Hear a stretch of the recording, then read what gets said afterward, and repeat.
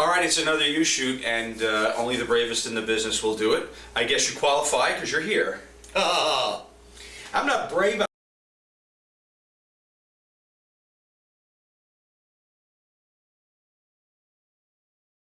I'm stupid. Provocative, brave, what are the other adjectives? Stupid people will go where brave people fear to tread, and I am here, back with kayfabe commentaries. Valor and stupidity, is that a fine line? Another big deal here. All right, we're here with the deaf-mute Jim Cornette. Let's get started right away. We had about 3 or 4 times the amount. You didn't tell me we were going to watch porn on this, by the way. Oh, is that what's up there? Is that virtual? You don't recognize that? Is that virtual? The early days is where we will start. And Matt Farmer, courtesy of Kayfabe Memories, says, I really enjoyed Jim's commentary on the Wrestling Gold series. Few remember, but Jim was a huge fan of wrestling as a kid, worked on his newsletters, took pictures, traveled tons of shows. I would like to hear about this period in his life. What were some of his favorite towns to attend as a fan? Some of his favorite wrestlers to watch. Also talk about the involvement in the tape trading newsletter scene, rating the matches with the star system, his work with Norm Dooley on the newsletter, etc. Take it all. He misspelled etc. But we won't worry about that. Well, obviously, when I was a wrestling fan, it was the 70s, you know, and there was no internet, there was no national television. It was all territories, wrestling magazines, how you heard about people. And when I started taking pictures in 76 or whatever, it was a real, communication was very primitive. And I remember that in the Memphis territory, just to give an example, the same matches in Louisville, at the Louisville Gardens on Tuesday night, with the same results would be presented in Evansville, Indiana, 130 miles down the road, on Wednesday night, and nobody knew. You could change the title in every town in the territory every night, and nobody would know, except the people that saw the, you know, every once in a while somebody would go on summer vacation and go to the matches in Memphis, and then those people were scarred for life. But I love going to the Louisville Gardens. I was there every Tuesday night of my life from 1974 to the time I got into business in 1982, and then I started getting booked there. Lexington, Rupp Arena. I got to go to the Omni in Atlanta. Went to the Mid-South Coliseum starting in 77 when Jerry Jarrett took over the promotion from Nick Goulas, and his first big super card, double main event, Jack Briscoe versus Jerry Lawler for the Southern title, and Harley Race and Rocky Johnson for the NWA title. And I went down and shot pictures, which I still have. You know, just all of the Southern wrestling. My one disheartening thing was I always wanted to go to Cincinnati Gardens, because from the time I was like 9 or 10, see, I would plan my family vacations around the wrestling shows. If I went to see my Aunt Lola and Uncle Tommy in Covington, Kentucky, that's right across the river from Cincinnati, so I got to see the Sheik's show. So we're talking the Sheik and Bobo and Mighty Igor, and you know, they always plug Cincinnati Gardens. Cincinnati Gardens, you got to be there. Well, Cincinnati Gardens was 25 miles away, even in a bad neighborhood even then, so I couldn't get my mom and my aunt and everybody to go, and finally my mom said, well, I'll take you. And it's 1975 by this point. Well, I didn't know that the peak of the Sheik's territory was 71, 72, 73. It's Abdullah the Butcher versus the Sheik, as a matter of fact, and there's 300 people in the Cincinnati Gardens, and I was just disheartened. But then also got to go to the Expo Center in Indianapolis, because Bruiser's territory, right, which constituted the state of Indiana, once again, Indianapolis was on fire in the early 70s when I first started watching the TV on Channel 4 from Bloomington. When Channel 3 in Louisville would go off the air, you know, you could get Channel 4 in, right? And so then later on, when I've jacked up the big antenna on top of the house, the story has been written everywhere, I could get Bruiser's TV from Indianapolis, Sheik's TV from Cincinnati, the Jarrett show, obviously the Memphis show from Louisville, and Nick Goulas from Bowling Green, etc., etc.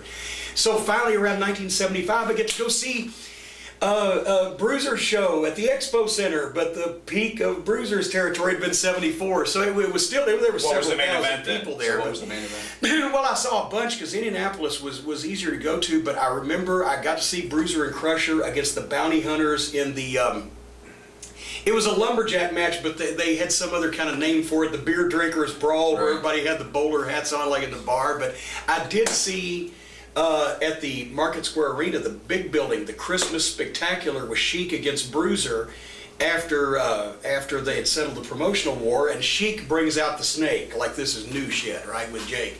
Sheik brings this snake out, it's going to be a 10-foot snake, And he cleared the entire section of ringside out because everybody was convinced that this guy was a madman. And I mean, there were grown men leaping over chairs. But it was even more panic than in Louisville Gardens when we took my Aunt Lola, bless her, to see the show one night, and the Wrestling Bear was there, Gentleman Ben, the Wrestling Bear. So here comes Nick Adams leading Gentleman Ben, the Wrestling Bear, down the aisle, and we looked around, and there was Aunt Lola as far down the other aisle. She jumped up and run off, and a guy sitting next to her took off with her. Anyway, I loved going to all those towns when I was a fan because you got to see different wrestlers, different territories, different promotions, different styles. Back up now, there were more newsletters. The newsletters. The newsletters started out as fan club bulletins because every wrestler that stayed in a particular territory for a period of time, had their own fan clubs. And Georgianne Macropolis had the Bruno Sammartino and Buddy Rogers fan club. So I joined all of them. Not necessarily that I joined the Pedro Morales fan club, not necessarily that I was a fan. That was you then. Exactly, of all these people, but I wanted all the newsletters because the newsletters had results and from all over the world and had pictures and blah, blah, blah. So I joined all that, and then where they got with Norm Dooley, my friend Norman Dooley, and I haven't seen him in years, don't know where we lost touch as I moved away, but he was a big fan in Louisville. And he lived across the river in southern Indiana, so he got TBS before we ever even had cable available to us, because it was a different state, different deal. So I would go over on Saturday nights to his house and watch Georgia Championship Wrestling, the Freebirds, the pile driver angle, and with DiBiase, and then he got Madison Square Garden cable network. So, and then we found out that the Madison Square Garden shows are going to be available on cable. We can watch them in our own home, and we're thinking, oh my God, because we've read the magazines, right? But this was before videotape. You had never seen these people. So boy, I got over there early that Monday night, and we sit down, and my God, it's going to be Bob Backlund versus I can't even remember who in this whole Madison Square Garden card. And we got the bowl of potato chips, we got the popcorn, we got the soft drinks, and we're watching, and we're watching, and we're watching. And at the end of the night, we turned and looked at each other.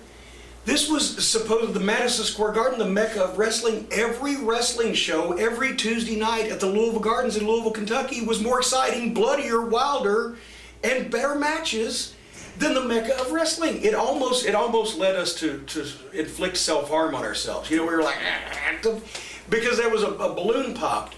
But Norman Dooley started sending out the results of the Louisville matches and the spot shows up around the Louisville area. Because remember, we were going to 3 shows a week and didn't have to drive more than 100 miles to go 3 shows a week live. He would do a newsletter, and not even a newsletter, he just mimeograph. That's, well, it was back then. Xerox, that's outdated too, ditto machine, whatever. A big legal size piece of paper, and he'd type up, and he started giving his opinions on the matches. And he was a witty, funny guy. And he kind of knocked things here and there. He put this over. Terry Funk and Jerry Lawler was great, and Chief Jay Strongbow not so much, whatever. And one day I'm talking to him on the phone, and this probably will give me tons of heat, but you know what? I'm old. I'm almost retired. I don't give a shit who likes it. I said to Norman, because he sent this out to like 35 or 40 people, because you would trade programs, you would trade results, you would trade clippings from the news, newspapers. All the wrestling fans, because there was no internet and there was no organized society and no wrestling stores, they do it themselves. I said, Norman, get to the point of this story, too late. I said, you ought to, I'm reading the TV Guide while I'm talking to him, and he said, yeah, and I went to, because he used to go to St. Louis a lot. His mom would take him to St. Louis. Back, nobody had a driver's license back then, by the way. I said, Norman, I'm reading the TV Guide. I said, what you ought to do is you ought to rate these matches like the TV Guide does the movies, right? Give it 1 star, instead of saying, oh, crummy match or great match or good match or whatever, just give it stars. I'm jacking off. I don't think he's going to do this. So with the next letter, he rated them stars.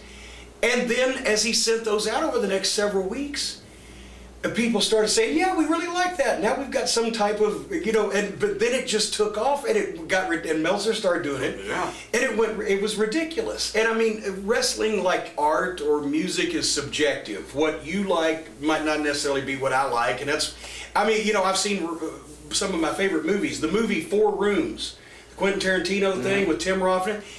On the Cable Guide, he gets 1 star. I happen to think it's the funniest movie ever made. So, but still now, And then who among you have the right, you think you have the right and the knowledge to rate these matches by stars? Only Norman Dooley had that knowledge and that right. He made me watch You are usurpers to the Norman, I called him Weasel Dooley. His newsletter was Weasel's World of Wrestling, because he had the glasses and he looked a little bit like John Denver, but we made, you know. Okay. Anyway. So that was the first question. I guess now we're out of time. Yeah, Jim, if we're doing 10 minutes, you're going to be here for a couple of weeks. You better call Karen. Nico, courtesy of WrestlingClassics.com. How was Memphis during the photography days? Were the guys cool to you? How well was kayfabe kept in the more gimmicky style that they used at the time? Okay, the guys were all great. Well, there's a few exceptions. There's always an SOB in every crowd. But no, the guys were great. They were making money off my pictures because we sold them at the souvenir stand. They got publicity. So naturally, you know, plus Christine Jarrett had given me the blessing to be at ringside, so that was all you needed.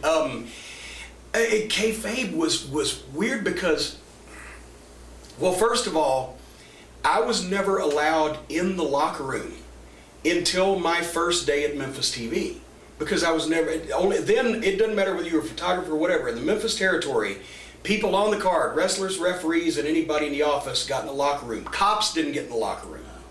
And Pat Malone was sitting in Louisville and Memphis. Pat Malone, the Green Shadow, the toughest old timer in the world, was sitting at the locker room to make sure that a door to make sure nobody, you know, snuck back there.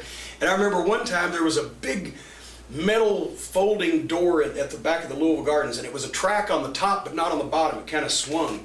And as I'm walking back after the show, suddenly I see a guy fly into that thing, bam, and knock it out, and there's a huge noise, and he rolled all the way to the wall, and Pat Malone flings the thing open and says, "I told you to stay out of the locker room." The guys could not, like Troy Graham, the Dream Machine, and Bobby Fulton, who were close friends of mine that before I got into business, because they used to ride with us, and you know, I would, then when I got in the business, I'd bring Troy up to Louisville with me because he lived in Memphis. We were making the trip. Before I got in the business, they would acknowledge that I was smart, but most of the guys, and of course Lawler would tell me things that I needed to know or places I needed to be to get pictures or whatever, but no, they didn't say anything to me, and I didn't tell them I was smart. As a matter of fact, the first day that Jerry Jarrett asked me, "Do you want to be a manager?" he said, "My mother tells," and I'd never told Christine Jarrett I was smart, but she knew. Yeah. Because, I mean, you know, saw her 3 days a week. She stayed at the house and was friends with my mom.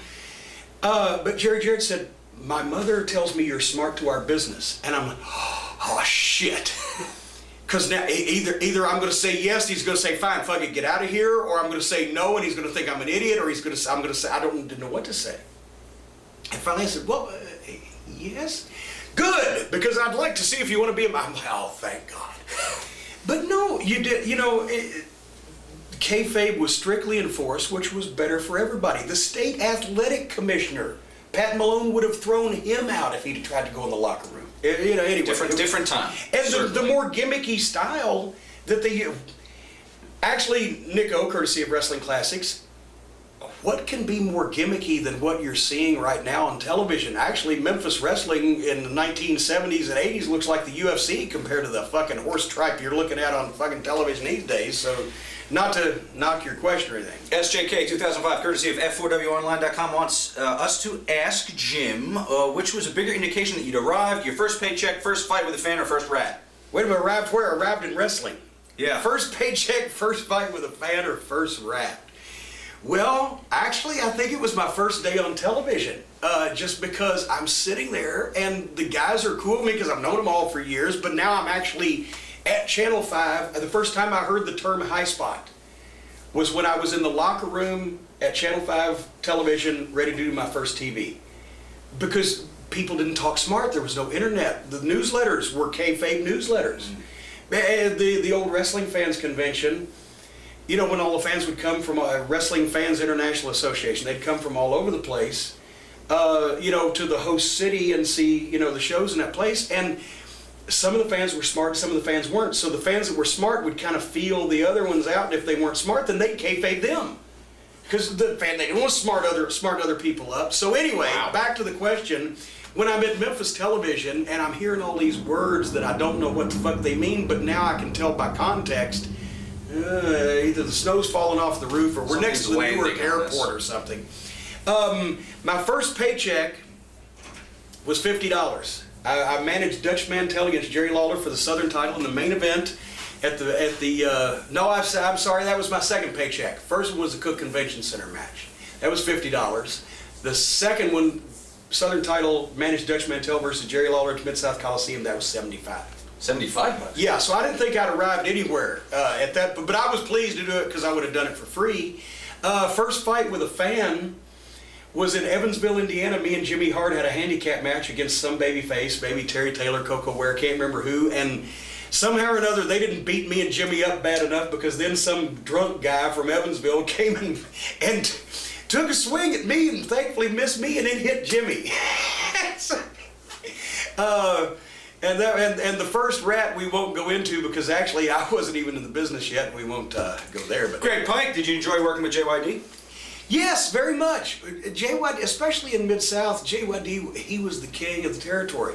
It was like Lawler in Memphis or like Vernon in Minneapolis or Crusher in Milwaukee. He was the guy, and he was a great promo at the time. His work was never the best, but at the same time people believed in him, and this was when he was really in shape. And also he was a great guy, you know, and we never had a lick of trouble, and I always liked JYD. Personally, professionally, whatever. Brad Dykins from OnlineWorldWrestling.com. Do you have any specific memories of Hercules Hernandez when he was your bodyguard protecting you from Hacksaw Duggan? Hercules Hernandez was a great guy, and what's the funniest? I can tell he saved my life in Houston. We'd done a deal where I got my head shaved, right? And so I was wearing a mask. And at the end of every match that I would manage Herc against Hacksaw Duggan, Duggan would somehow pop my mask off so people would see me with bald hair, and then we'd grab the mask back and run off. Well, as I grabbed the mask and we're running down the aisle, some fan snatches it and takes off down like the fourth row ringside. And I lost my head because I'm thinking, it's my only mask. And I've run and I catch the guy and grab him, I kick him in the balls and snatch the mask back, and I look around, I am in the middle of ringside. And I see knives coming out and people are tying hangman's nooses and pulling out, you know, it looked that way. Actually, they were going to beat the shit out of me. All of a sudden, here comes a guy over my head, and here's Hercules, and grabbed me up under his arm, and with one hand was carrying me, and with the other hand was pie-facing fans till we got out of ringside. Or another time, he and Dr. Death were a heel tag team in Houma, Louisiana. They beat up ringside, everybody.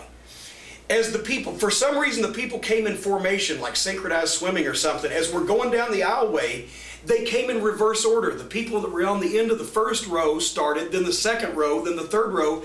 So I've got Doc's football helmet, and I'm backing up behind Dr. Death and Hercules. And people are flying. And I'm just, every time somebody kind of peeks through, beep, with the football helmet, and we get back to the locker room. They've threw 15 people out of the way. Doc and Herc beat up a bar in Alexandria one night. Pee Wee Anderson, the referee, jumps up on the bar and rips his shirt off, starts doing the Hulk Hogan pose while Doc and Herc beat up 12 guys. But my favorite Hercules Hernandez story, coming back from Jackson, Mississippi. It was probably, I guess it was November, so it got down to like freezing at night down there. So it's cold, and I'm driving by myself because I'd come from interviews that Midnight Express had come from somewhere else. So we're all headed back to Alexandria. And Herc lived in Alexandria too, and at the time his girlfriend, I can't remember her name, but she traveled with him, and also they had like 2 or 3 cats that traveled in the back seat. He had one of those old big, you know, Lincoln or Cadillac, what big long car, you know, you had to pay 2 parking meters. So anyway, I'm driving down the road, and all of a sudden I look up and there's this big long car, and the door, the driver door is open, and it's driving down it wasn't even an emergency lane. This wasn't an interstate. It was just a fucking pull-off lane. And the door's not open like normal. It's open at a complete perpendicular 90-degree angle. And I was, what the fuck? And as I pull up, I roll down my window on that side. It's Herc and his girlfriend and the cats. Herc, is there a problem? What's going on? He says, oh, Jimmy pulls over. He says, Jimmy, he says, I needed to take a piss, so I stopped and started to get out, and a truck came along and whacked the door. He said, if I hadn't been holding on to it, it might have taken the whole thing off. So he just continued to drive? He just drove that way, yeah. Well, it was 1 o'clock in the morning in the middle of Mississippi. What are you going to do? But just the fact that he was holding onto the door and that's the best the truck could do, to me indicate that was Herc. Well, another story. Did I tell this story on the last one? Maybe not. Herc's doing a run-in in Baton Rouge at Centraplex. And me and Crusher Darso, Khrushchev, Barry Darso, Demolition, whichever name, are standing back watching. It's Butch reading somebody. Herc's going to run in and attack the babyface. And as he gets down the aisleway, it's always happened at the ringside aisleway. He gets almost to the barricade to jump over, and some guy comes out and tackles him around the waist to keep him from going in and hurting the babyface. So he just went like that, into the ring.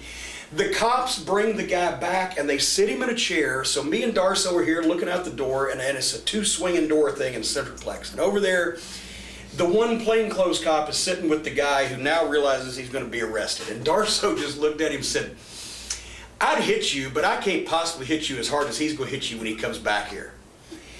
And sure enough, as soon as Herc was done, he comes in, he busts through those swinging doors like John Wayne going into the saloon. And the guy stood up about to say, "I'm sure sorry," or whatever the fuck he was going to say. And Herc, open-handed slap. Came around like this, caught him right up under there. I saw the guy's feet leave the ground. He was this far from the wall, his head flies into the concrete wall, smack, and then he dropped, smack. So it was like smack, smack, smack, boom, and he's laying there like that, and he's done. One slap. So now the bell's ringing, me and the Midnight Express got to go wrestle. So we step over the fucking guy, go to the ring, have a 20-minute match, come back. The guy's laying in the exact same position. The cops are standing around him, and you hear the ambulance siren. Right? They're coming to pick him up and cart him out. I go to Herc, I said, "Herc, why did you just slap him if you were that mad?" He said, "Oh, Jimmy, hit somebody with your fist, you could hurt him." Hercules Hernandez. Hercules Hernandez. Guitar Dude, Figure 4 Wrestling Online. Your favorite, almost got killed in Louisiana. Oh, Christ. Well, there were a bunch of different riots and things going on where the cops were fighting with us on our side. Well, a couple times they weren't exactly on our side, but even though it's a big fight and people are hitting you and you're whacking people with shit, and I tried mace, but that didn't work because it was never one person coming at you. It was a mob coming at you, and you couldn't direct it. So then I started carrying a chain in my pocket that I could whip out, and it was taped up, one of those dog chains, but heavy enough that I could whack somebody and get them off of you. Then I started loading the racket. But in the buildings, you always had cops, and they were fighting too, whether it be with the sticks or whatever. We got the Tulsa police force kicked out of doing, Tulsa City Police kicked out of doing security for wrestling matches because the internal affairs investigated, because one time we had a riot so bad when they nightsticked a bunch of the people and took them to jail. One of the guy was a son of a highway patrolman and caused a problem. But in the building, even though all this shit was going on, you had cops with you, so you're thinking, like, maybe I'm not going to get killed. I mean, I had the bulletproof vest that I got from the cops in Little Rock for Tulsa and Little Rock sometimes and shit, because I didn't think they'd shoot me, but they said it would help with knives. You couldn't get cut, which that was a real comfort. The cop came up to me and said, "We just got new vests, it's so if you'd like, to buy my used one, because, we don't think they're going to shoot you." But these were his words. "But knifing is a concern here." Great, okay. But probably, even though we had more physical damage in some of these other fucking deals, the time where we probably could have got killed the quickest was Houma, Louisiana, which is so far down. Our Cajun girls selling merchandise couldn't understand what the people were saying, right? And it's just a horrible place. South of New Orleans, you got to go north to get south. So anyway, me and Dennis Condrey are leaving. Bobby Eaton was riding with Bill Dundee that night. So we're leaving, and we're in my car. And as we're putting our stuff in the trunk out back of the building, here was 12 Cajuns that had had a few cocktails and decided they didn't like the Midnight Express. And this shit started happening real quick. We're trying to get I got the boom box. We had to carry our own boom box because we were the only people that had music back then, us and dogs, so we had to carry our own shit with us. So I'm putting the boom box, I got the tennis racket, I got my suit bag. Dennis got his wrestling bags, we're throwing it in the trunk. This guy comes up and says something to Dennis. He's got all his buddies with him, and so he wants to prove a point. He's gonna fuck with the big time wrestler, blah, blah, blah, and show off from his buddies. And Dennis, being the personable guy, he said something like, "Fuck you, motherfucker." So the guy had an unopened beer can, and he chucked it at Dennis, and Dennis ducked it, grabbed his wrist, barred his arm, put him down in the concrete, kicked him in the face. His friends didn't like that. Here they come. I'm standing there with a tennis racket. And Dennis, there's 12 of them. I got Dennis Condrey. I figure if there was 6, I'd be fine, but there's fucking 12. Here we go. We're dead. The Rock and Roll Express down the parking lot fucking turned their car on, saw this, hit the bright lights, and drove into the crowd of fans where they all went, ah! And we jumped in the car and fucking took off. So that, who knows? I have no idea how we did not get serious. Robert Gibson to the rescue again. I think Ricky was driving. No, I'm sorry. He usually sells. Alex Goff, courtesy of 54 Online. Why do you think the Midnights weren't given a run with the Von Erichs? We have thought about that. Dennis at one point had heard that Fritz said, "Oh, those guys are too small to work with my boys." But Bobby and Dennis physically looked as impressive or more so than Gino Hernandez and Chris Adams. I don't know whether we gave our notice first night in to World Class because we had been scheduled to go to work for Crockett, and because when they told us we were finishing up in Mid-South, we didn't really, they didn't say we're going to book you anywhere else. So Dusty and Flair had both asked us if we wanted to come to work for Crockett. So I called Crockett, made the deal. We got a start date. This is explained in the book Midnight Express and Jim Cornette 25th Anniversary Scrapbook, available at jimcornette.com. But anyway, so we went over there and we looked at it and we said, well, it's not as big a talent roster. They don't have, even though they have the syndicated television, they don't have the, TBS, etc., like Crockett does. So we gave our notice, and then Dundee calls it, "Oh, Watts really wants you to go to Dallas because then you can come back for the Superdome, you can come back for Oklahoma City and Tulsa." Okay, so then we rescinded our notice and told Crockett we'd come later, which we did. Maybe they were upset about that. Maybe it was the fact, and I think this was probably the majority of it, that Gino and Chris had homesteaded. And you know what homesteading is. Okay. When you homesteaded a territory, basically, you either went into a territory and you liked it so much, or they liked you so much, or you did such great business, or you just kissed so much ass, all of those apply, that you moved there, that became your home. You homesteaded the territory. You did not leave. You did everything you could to keep your spot right there because it was more convenient or more money or more satisfying or whatever. So Gino and Chris had homesteaded the Von Erichs. I mean, they shadowed them. It was Kerry versus Gino and Kevin versus Chris, or vice versa, or in tag matches. And then One Man Gang was there with Gary Hart. And Gary was even, he could not understand. I talked to him a couple of years ago at the Charlotte convention. Me and Dennis both were like, "Why didn't you guys ever get a run with the Von Erichs?" Don't know, Gary, because he was not in the booking office at that point. But he was managing One Man Gang, with Kerry.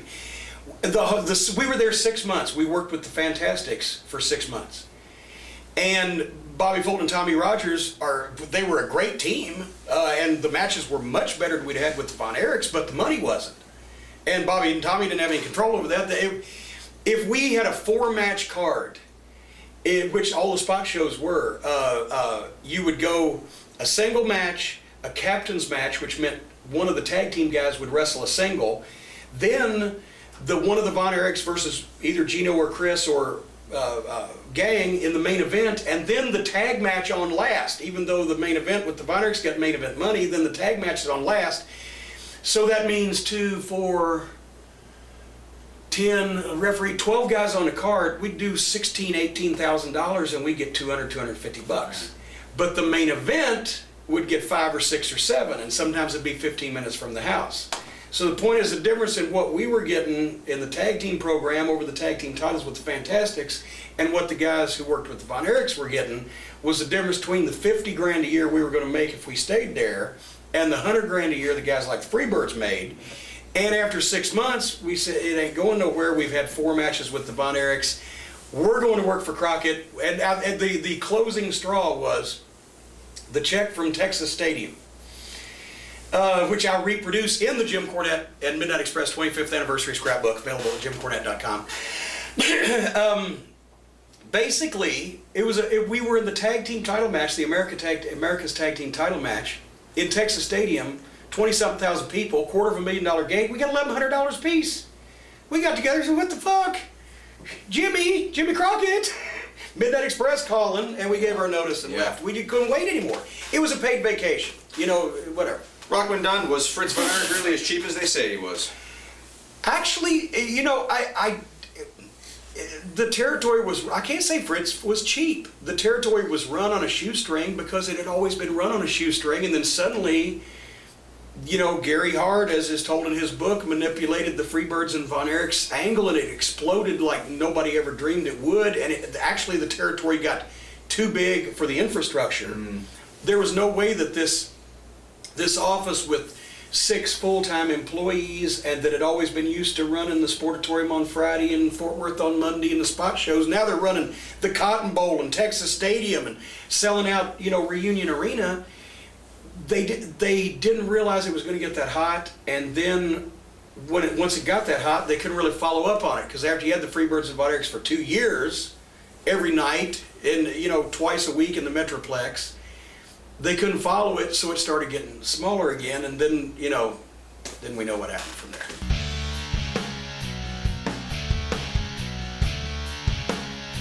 Okay, WCW, Unmistakable Jimmy. Was Big Mama from Starrcade 85 really Jimmy Valiant's wife/girlfriend? Are they still together? Yes and no. Felicia. Big Mama was Felicia, and they are not still together. Jimmy has been married, I guess, about 20 years now or so, to a very nice woman named Angel.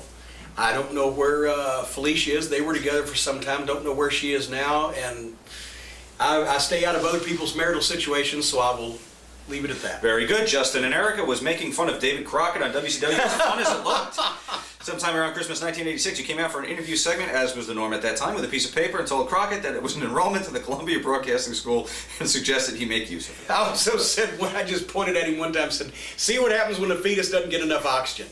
It was so, I liked David, and David was just, he was so, I don't want to use the word pompous with his honor. He had to be a baby face. And David, I'd say that David had to be a baby face to the point of not wanting to back up or even act like he was offended by the heels and everything. And I used to blister him because he'd just stand there and you could tell he's kind of burning, and some of his commentary, like when it was the Superstars on the first TBS special, Superstars on the Superstation. I think was it Ronnie Garvin and Ric Flair on that one? And Garvin grabs Flair, he does the old deal where he twists his nose like that and slaps it in. David's like, he's got him by the hunker. Or when Riggy Morton had the belt and was about to whip me, whip him like a dog. He had to be so baby-faced. It was just so easy to stick David. One time, we're at TBS and he got really hot at me because this was right when, it was either when Madonna and Sean Penn had broken up or when Joan Collins and her husband Peter Holm had broken up. Because I used to try to push it a little bit, see what I could say on TBS back when you couldn't cuss or say anything out of the way on wrestling. I said, Sweet Stan Lane, the gangster of love, he's the women's pet, the men's regret. I said, for example, Madonna and Sean Penn broke up, Sweet Stan could be Madonna's next Sean. Joan Collins and Peter Holm broke up, Sweet Stan could be Joan Collins' next Peter. You never know what David's, oh, you can't say that. I said, they're Christian names, David, Christian names. And I used to say this edgy shit, and he'd come back and he'd be like, you can't say that, they're going to kick us off the air. I'm totally innocent. Excellent. Brad Dykens, Online World of Wrestling. What are your thoughts on Lex Luger when he started out in the business, then at the height of his success? Lastly, what do you think of Lex now? I always got along with Package. He was... Lex was never a wrestling fan. I was sat next to him one time on a plane. We were in first class. He got a first class ticket, and I used my frequent flyer $30 upgrade. And we're sitting next to each other, and just for conversation, I said, Package, I said, you used to play football in Memphis. Did you ever watch the Memphis Wrestling Show? And he said, well, it used to be on, when we'd come back from practice on Saturday morning or whatever, but I never watched wrestling. He didn't realize how he came off sometimes to some people. He was a very educated guy, and the total package. He was educated, he had the body and the genetics and everything.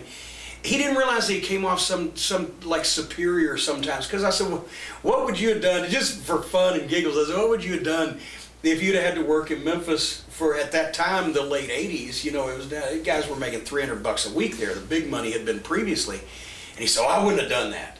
Well, I understood, and I didn't have a problem with it, but a lot of times he would say, well, I wouldn't have done that. Well, it's to a guy who was doing that. Well, why are you fucking better than me? So I think the thing that hurt Lex in the business was that he was so intelligent and so good looking and had a big contract, the first big contract that Crockett ever gave out.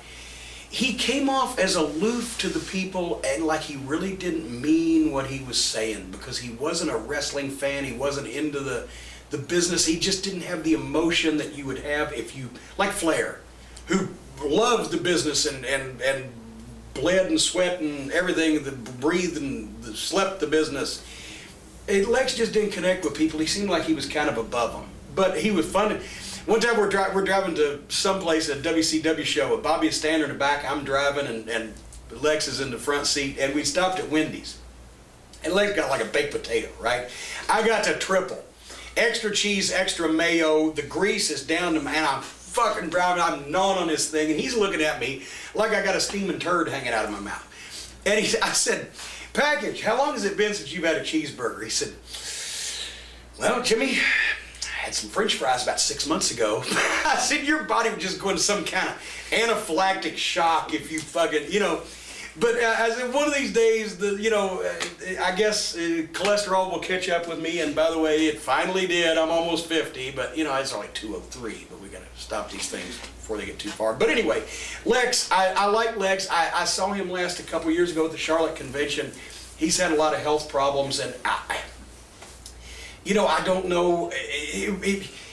He had so many health problems. You couldn't connect it to steroids or any one thing. Like he didn't take a ton of bumps, but he did take bumps over the years. But not to that extent. But he had the paralyzation from the compressed thing or what, I don't know. I'm not his doctor, but it's sad to see a guy who was so physically impressive be sidelined like that. But I understand he's a happier guy personally now. Okay. So Joano Barros. Boy, he's really trying to hurry me up. I gotta get you. We got good stuff coming, buddy. It takes me an hour and a half to watch 60 Minutes. How do you make a watch again? Who is a better partner for Bobby Eaton, Dennis Condrey or Stan Lane? Oh, you fucking troublemaker. That's got to be there. It's got to be there. See, I'm not trying to pick my favorite children, and I'll try to make this as brief as possible so I can drone on about the fucking rest of the questions. I think that Dennis Condrey was a better heel. I think that Stan Lane was a flashier worker. I think that Bob Eaton and Dennis Condrey were better for Mid-South Wrestling and for the early time that we were working with the NWA, but when we were positioned as the top tag team that had to get heat and had to draw money. Dennis Condrey's work, there's never been anybody work anything like him. He was so precise, no wasted motion, everything crisp. He was in the right place at the right time. He never made a false step. But at the same time, when Stan came along, that's when pay-per-view came along, and the national television and the main event matches on TV.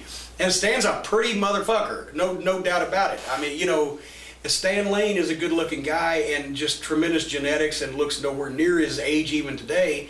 So he was flashier for when we didn't need to get so much heat. When it was about having Dennis and Bobby had great matches too, but they concentrated on getting heat and selling tickets. With Stan, we were put in a position where we were to have the great match of the show. And with the other great tag teams, whether it be the Rock and Roll or the Fantastics or Tully and Arn or, whatever, Stan and Bobby got a chance to develop more teamwork, and plus there's more evidence of them on tape, because in the early days with Dennis, the house shows weren't taped. So anyway, for the time, each one were best for their... You did that well. It's true. You did it's well. True. I'm not trying to weasel out of anything. Read the next Scott Crone. Why on earth was Starrcade 87 moved from Georgia to fucking Chicago? And why was the entire show a flop given the talent booked? The entire show was horrible and had such great talent. It's one of those so bad it's good shows, but seriously, what the fuck? Well, Starrcade 87 was moved from Greensboro and Georgia. 85 and 86 had been half in Atlanta, Omni, half in Greensboro Coliseum. Originally it was a Greensboro show entirely. But then they did the closed circuit thing, boom, boom, boom.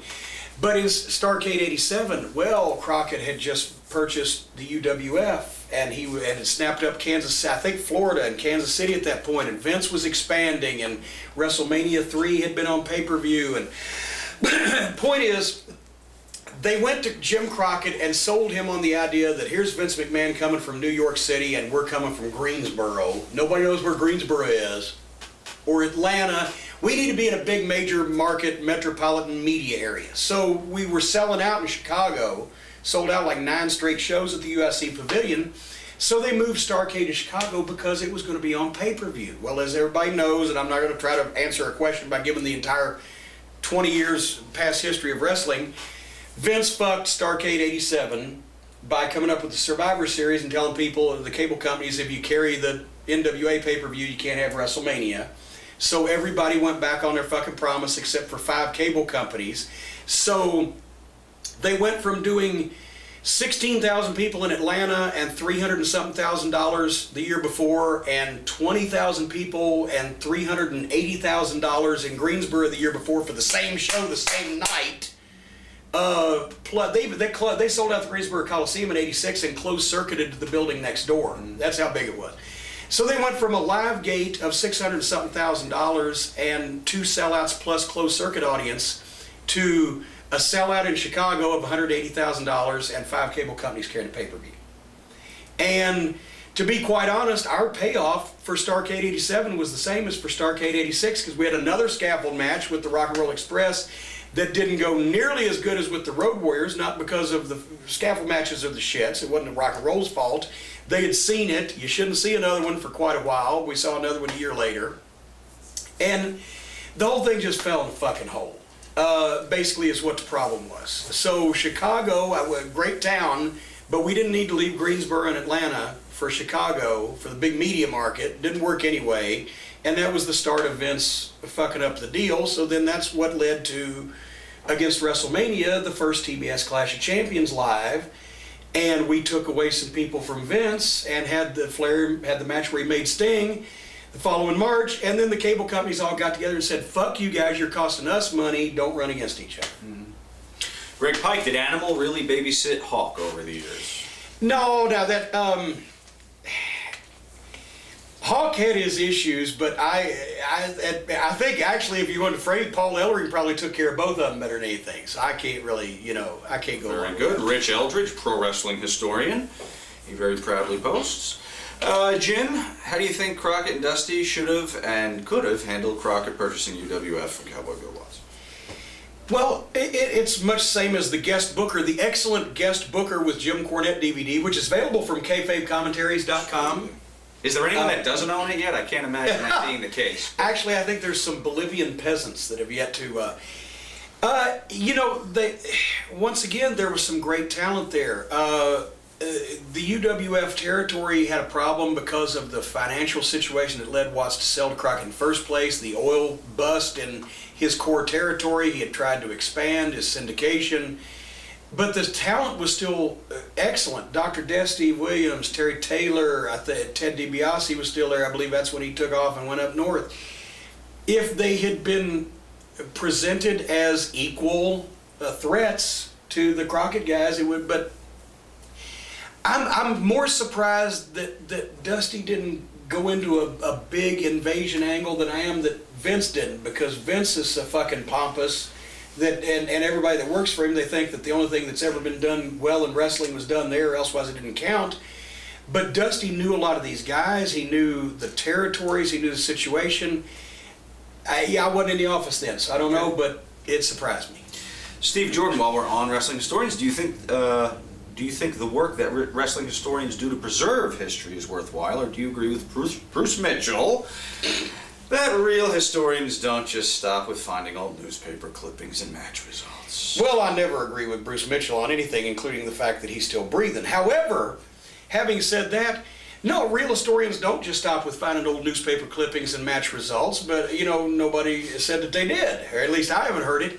I think that, the book on the National Wrestling Alliance by Tim Hornbacher, yes, is one of my favorite books, because here's a guy from outside the business who did his homework and did his research, and drew a compelling picture of the way that organized wrestling was formed, and the way that the NWA was formed, and I think there are books like that out there, just like there are shitty books. So, you know, you got to find a guy that did his homework and got down and got the stories, and then other times people are, oh, here's a clipping from Oshkosh in 1956. Look, Crusher's in the main event. Well, you know.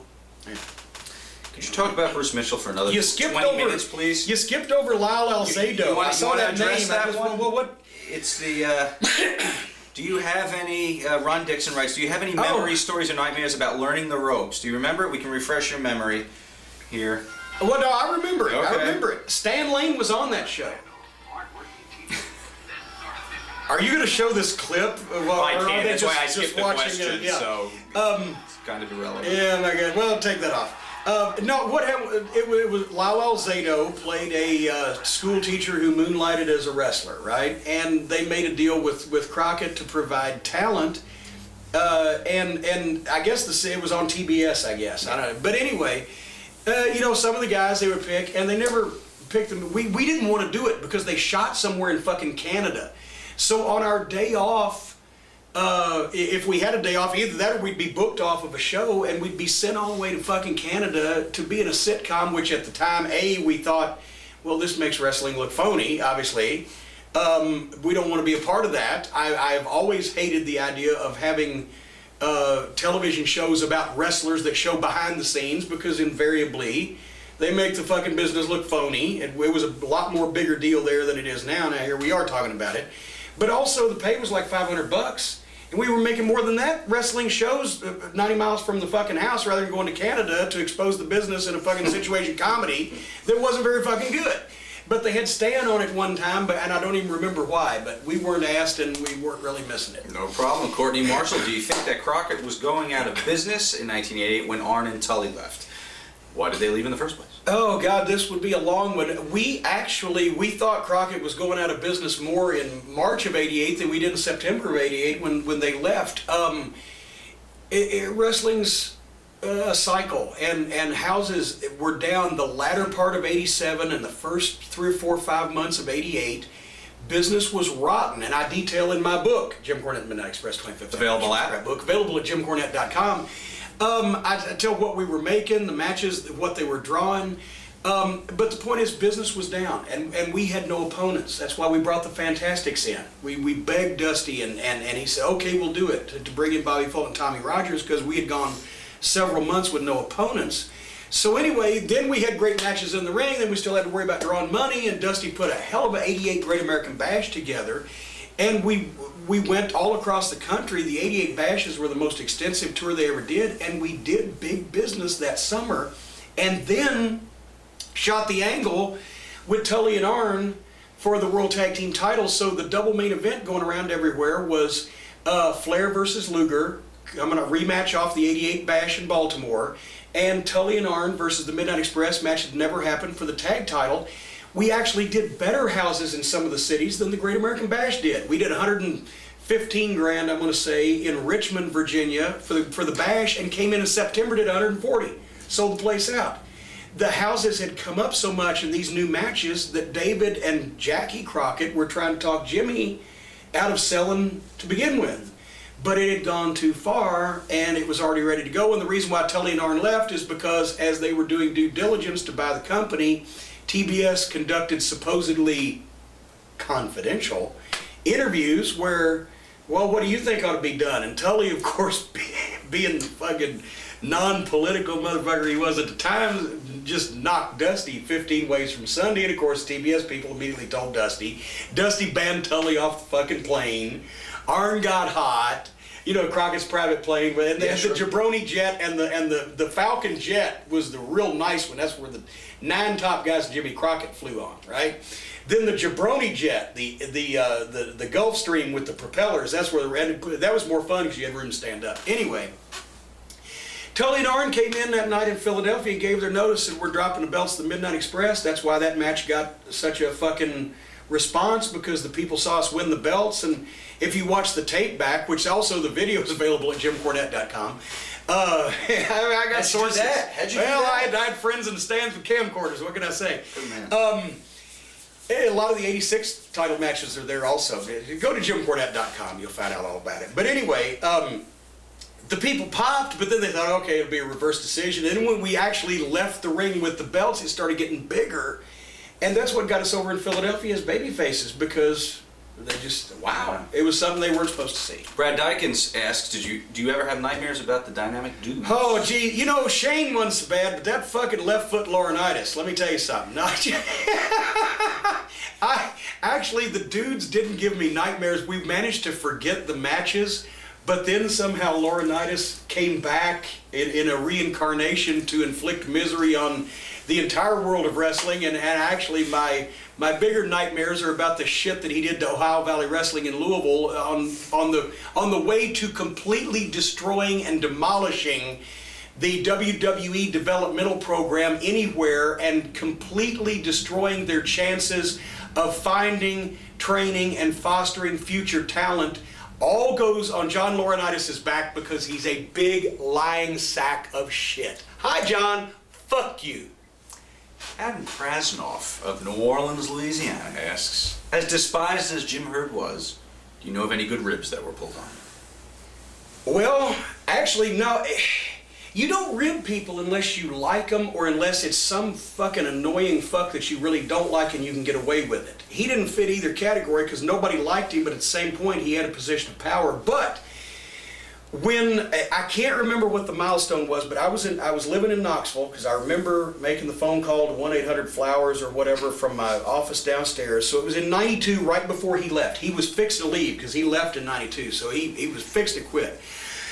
And they reached some milestone where some house was so rotten, or some pay-per-view was nobody watched, or some rating was so minuscule that I just called up 1-800-Flowers and sent him a bouquet at the CNN Center in Atlanta, a bouquet of dead black roses with a card that said, "Our deepest sympathies on the death of your wrestling promotion, Jim Cornette and Stan Lane."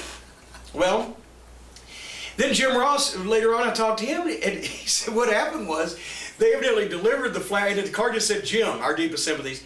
They delivered the flowers to fucking Herd, right? He came in, got hot, picked him up, carried him down the fucking hallway, and put him on Jim Ross's desk.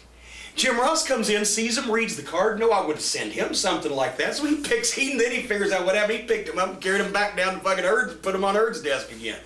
No, there were no good ribs with Herd. He wasn't, he had no sense of humor. He had no sense.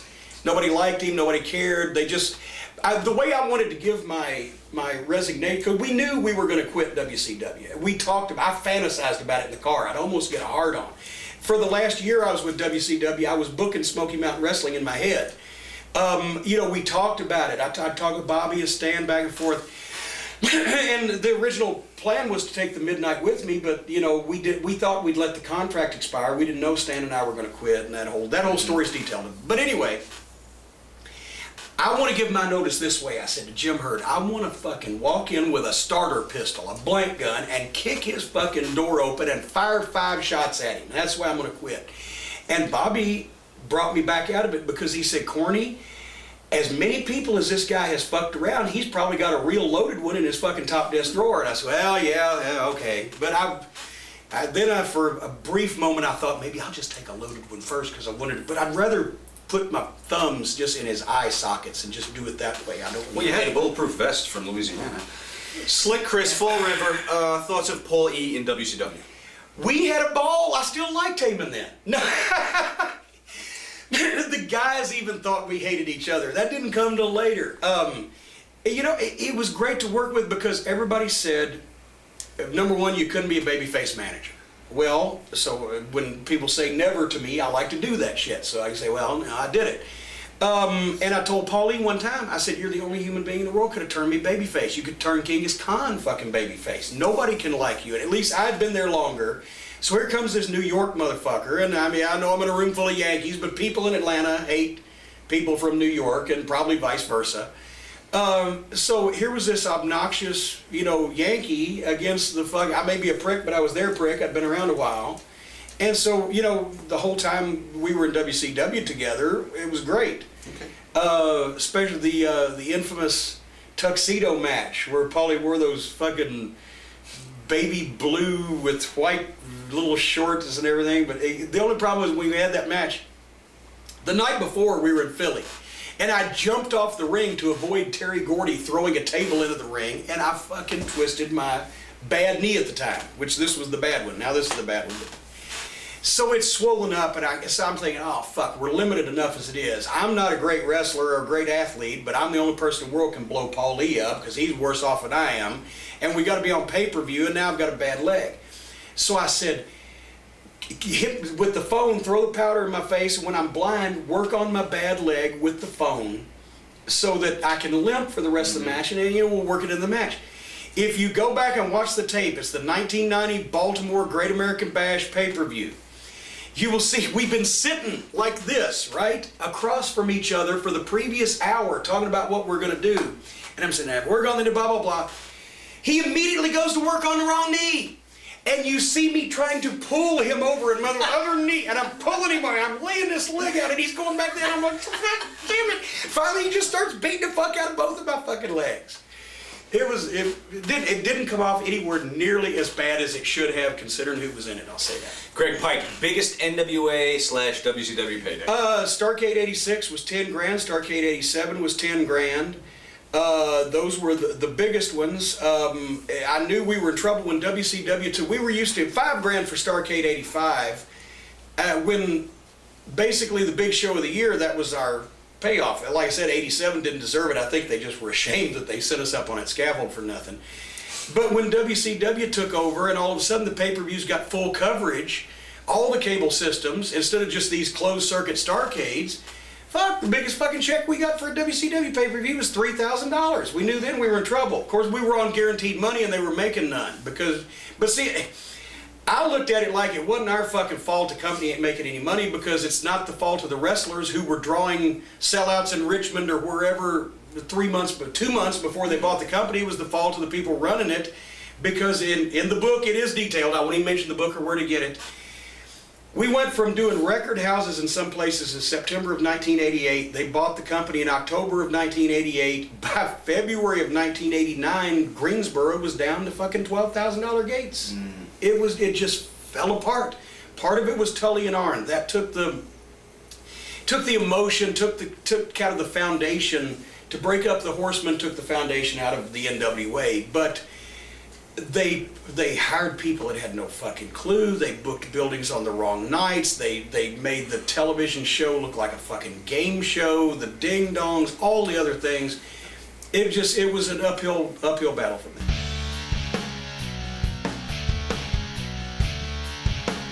Smoky Mountain, Tojo Boy, courtesy of Wrestling Classics. I bet that's David. Years. I know David. He's never answered this question for me. Back in '92, when Smoky Mountain was on Chattanooga TV, they never ran in Chattanooga, even though they did promos saying they were going to run a card there. I think Chattanooga would have given them another good, bigger city to hold semi-regular cards in Tennessee. Hey, Jim Williamson wants to know, why the hell didn't Smoky come to Chattanooga? We tried, and actually I didn't even know I'd never answered this question for David. We wanted to clear television, and there was boy, this is going to be that long. Between 1987 and 88, when the territory started going out of business, and 1992 when we were doing this, those 4 years saw the influx of the infomercial, and also at the same time television was deregulated in large part by the FCC, because there used to be a limit on how much commercial time you can have on television and all this other thing, and it just bah. So whereas wrestling programs were great ratings getters, and that's what stations wanted in the 70s and 80s, by the early 90s the television stations didn't care about the ratings, because they had people, here's a tape and here's a check, just run it for a fucking hour. They didn't even need a sales force except to sell their 6 o'clock news fucking commercials. So that made it hard to clear television stations without paying for them, which Vince had set the precedent. We'll pay you, here's our tape. We went into the television station, the Fox station in Chattanooga, and said, if you will give us a time slot, we will run shows in Chattanooga, and we will buy schedules of advertising, and we will figure there's a variety of ways you can do it. If the TV station wants to be a partner, you're great. If not, and you're fucked. And the station said, well, the only time we have right now is 1 a.m. Friday night, Saturday morning after whatever the fuck Fox had on until 1 a.m. in the morning. But if we get good feedback, we'll find you a better time slot. So we're on there cutting promos. Hey, we're coming to Chattanooga. We're coming to Chattanooga. If you write in, tell the TV station you love us. No, they never came through. Then all of a sudden they would air us at 1 o'clock in the morning, but they wouldn't talk about, even for a little bit of money, putting something on in the daytime. And we're not going to try to run a city the size of Chattanooga with a TV show us on at 1 o'clock in the morning on a Fox station. And it just didn't work out. Gotcha. Mike Campbell, 411mania.com. During the early stages of Smoky Mountain heavyweight title tournament, there was a spot in the tournament for Scott Anthony. Was this supposed to be the same Scott Anthony who was working in Global and eventually became Raven? If so, do you recall why he never wound up coming into Smoky Mountain? Yes, it was supposed to be, and no, I don't.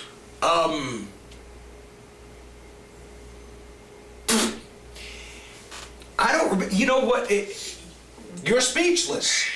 Was it? You know what? I think it was. God damn! I remember him calling me and saying I can't do something. Was it he was starting with ECW and going to do the Raven thing? What was the timing on that? Anybody help me? 95. Okay, then it wasn't that. Where did he go in 92? He's still in WCW.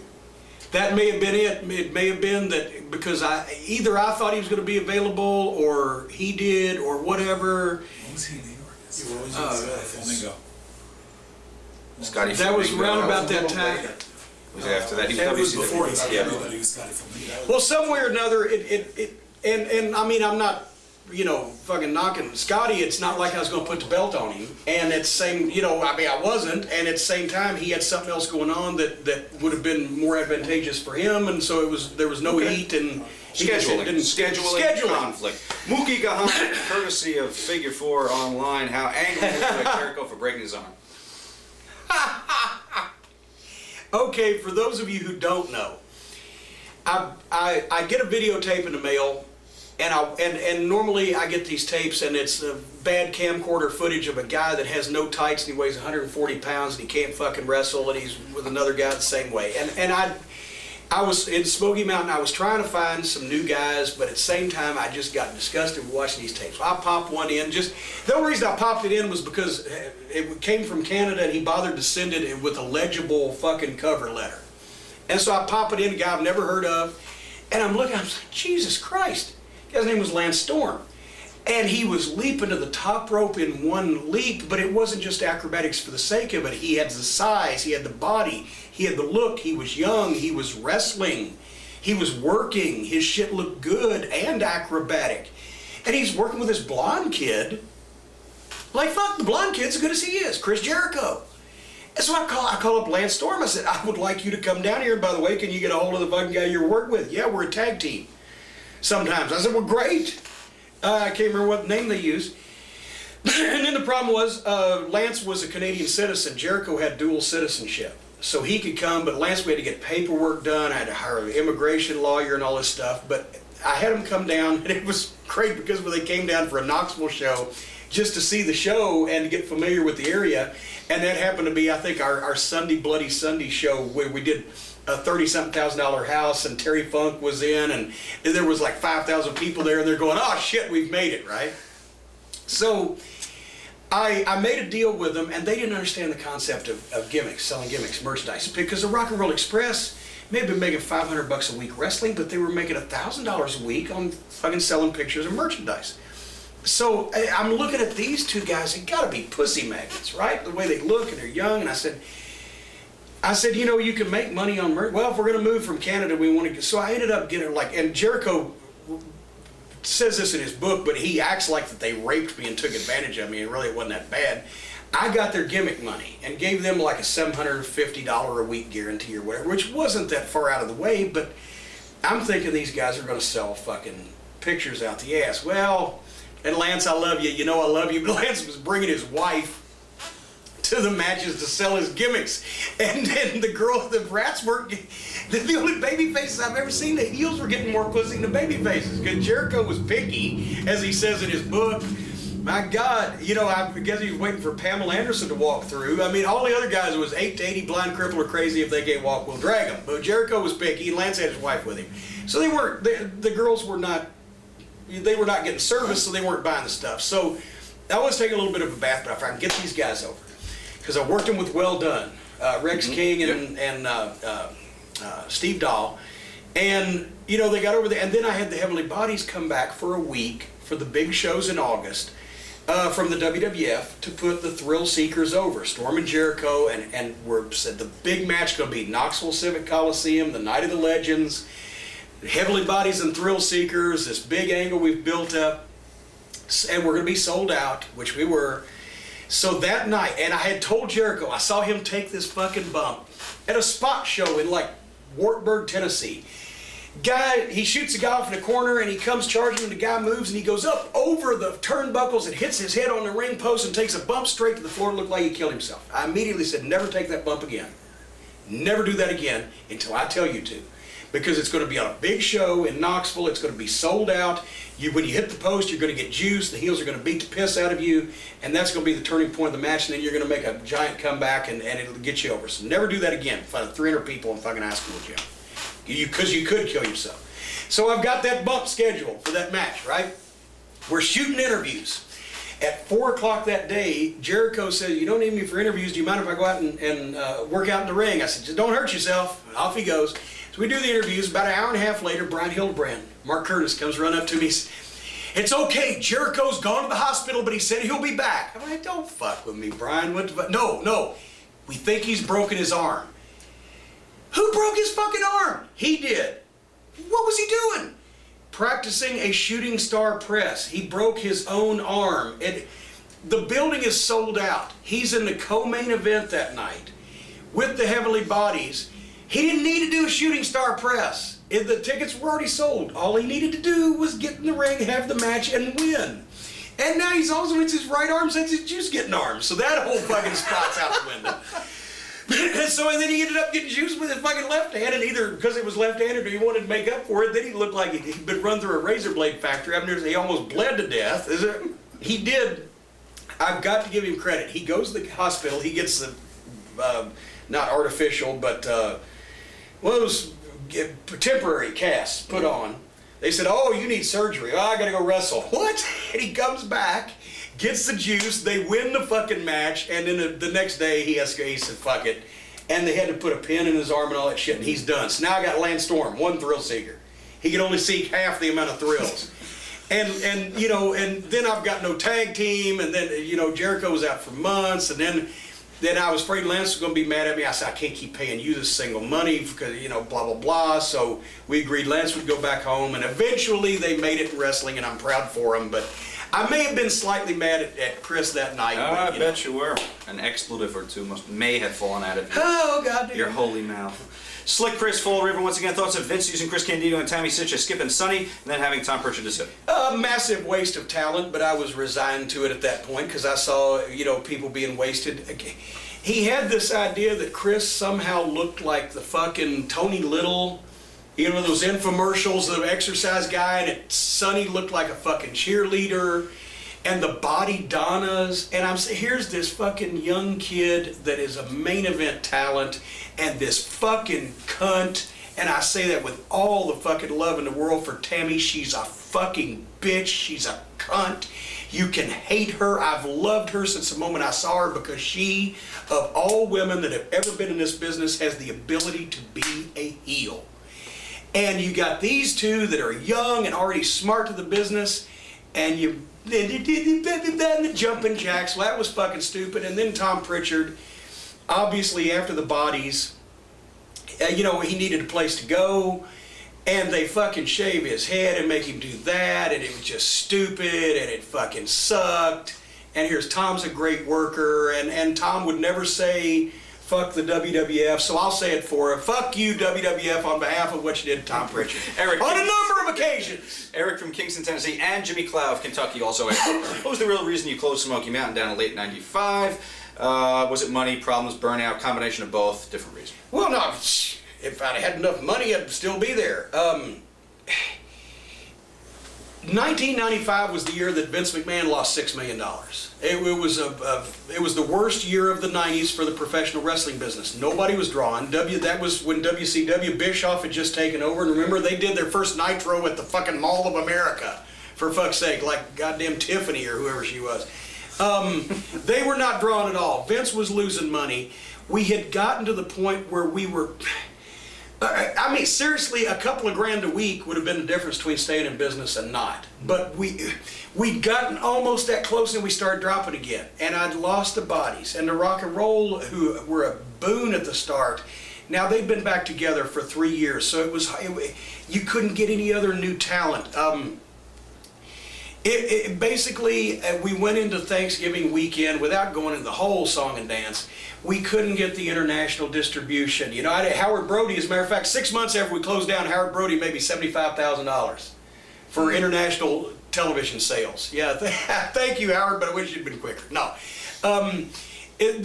We went into Thanksgiving weekend, and I said, if we can do what we did last year, no better, no worse, then we can pay off our current fucking bills and et cetera, and then I'll go to Christmas and see what the fuck.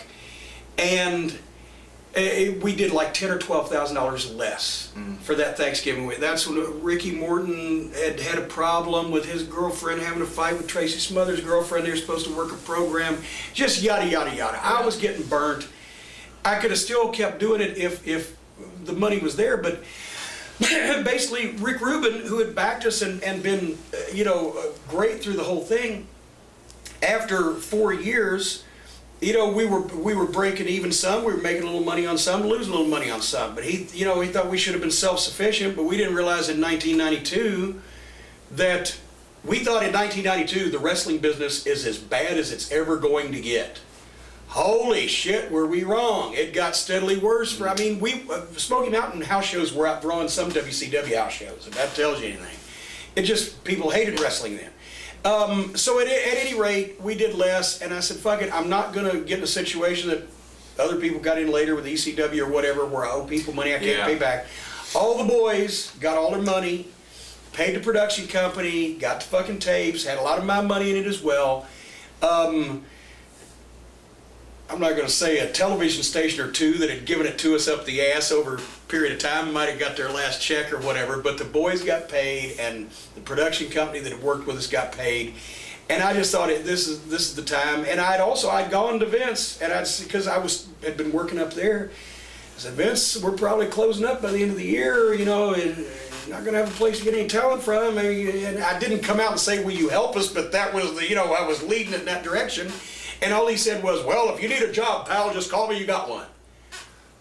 All right, thanks a lot. He didn't realize for about the next 2 or 3 years, oh fuck, now I got no place to get talent. That's why he started going to Memphis with Lawler, and then when I came up with the developmental program for OVW, but that was 5 years later or 4 years later, and he didn't realize how bad it was going to get yet with not being able to get any talent. So, blah, blah, blah. Ponyplayer19, courtesy WrestlingClassics.com. I always thought that Smoky Mountain might have worked at least a little better or for a little longer if you had a better lead baby face. Brian Lee, Tracy Smothers didn't cut it. Bob Armstrong didn't either. The high-quality tag team matches should have been the added attraction, not the main attraction. What they always lacked was a real star with real charisma that fit the old kayfabe territory theme of the promotion. So my question would be, who, in retrospect, do you think you could have gotten to fill that role? Who was out there that you could have afforded, that could have anchored the promotion and given you a chance? I asked this because I thought about it myself and can't think of anyone. I'm sure he's pondered it a lot more. Well, what about you, Ponyplay? Where were you at the time? Well, dumb shit. If you've thought about it and I've thought about it and we neither one came up with anybody, chances are that means there wasn't anybody. No, Brian Lee didn't cut it. And my original choice was Brad Armstrong. Because I thought Brad Armstrong looked like an athlete, could talk, could work, was a tremendous worker, was the smoothest worker of all the Armstrongs. And had never gotten a chance. But he wasn't available when we started in '92, and he was the one that I had thought when I'd book Smoky Mountain Wrestling in the backseat with the Midnight Express on those WCW trips, he was going to win the tournament. Couldn't get him. In the tournament was Brian Lee, Dirty White Boy was a heel then, Paul Orndorff, Ronnie Garvin, Dixie Dynamite was Scott Armstrong. There was 8 guys in the tournament. It was a one-night tournament. Anyway, Brad was going to win, couldn't get him. Brian Lee had been wrestling in Memphis, big tall kid, cut an okay promo, okay work.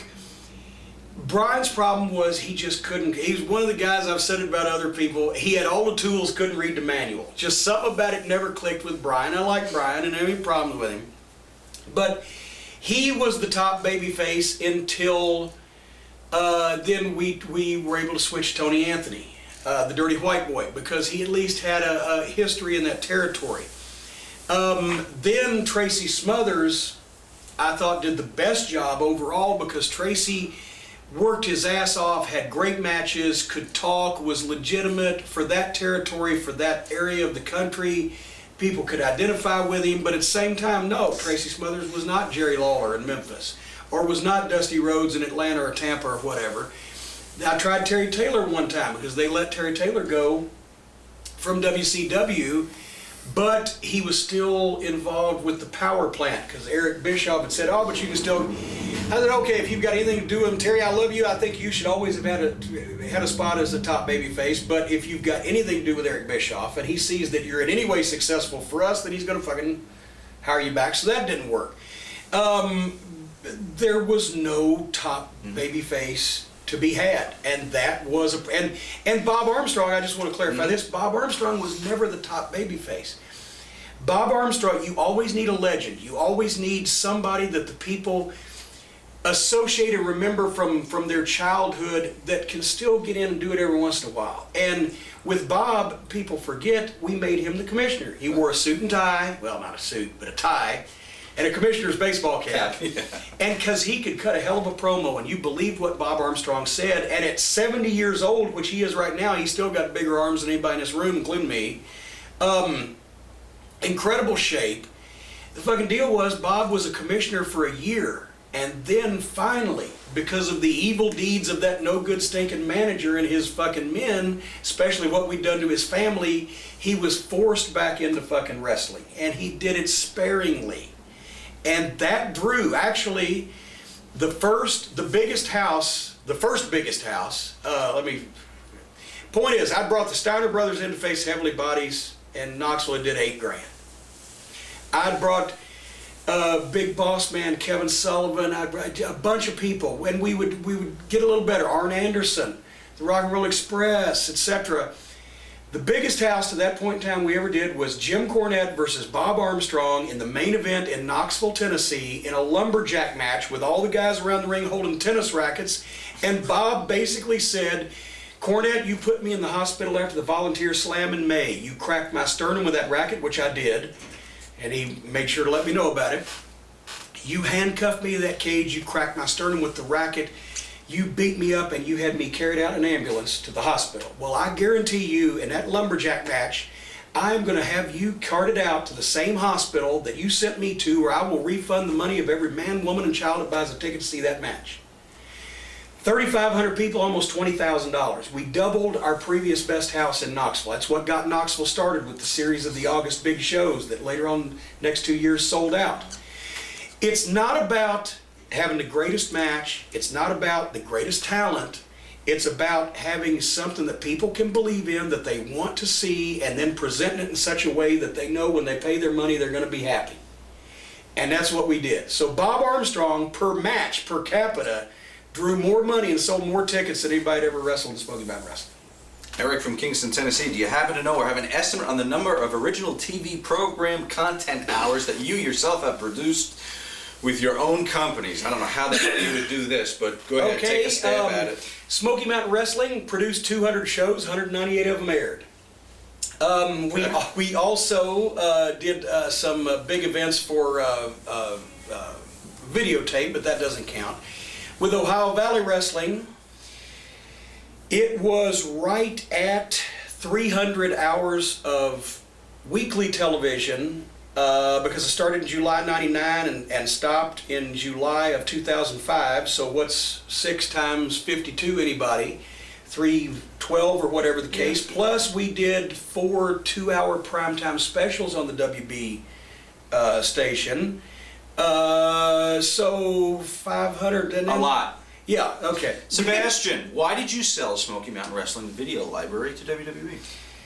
For 6 figures, that's why. To get my money back that I'd put into it. You know, it wasn't, I didn't consider if I owned the classic Florida library, and I know Mike Graham had issues with this, or if I owned the Mid-South library, and that's still up in the air, or if I owned a library of classic wrestling that I knew that they would butcher and it would never be seen and they would fucking hide it and just show it and rewrite history, I don't know that I would have done it, but I didn't consider SMW, you know, the hardcore fans' dream treasure trove. It was, you know, it was a good show, but at the same time, I had 6 figures in it. I want to get 6 figures back out of it.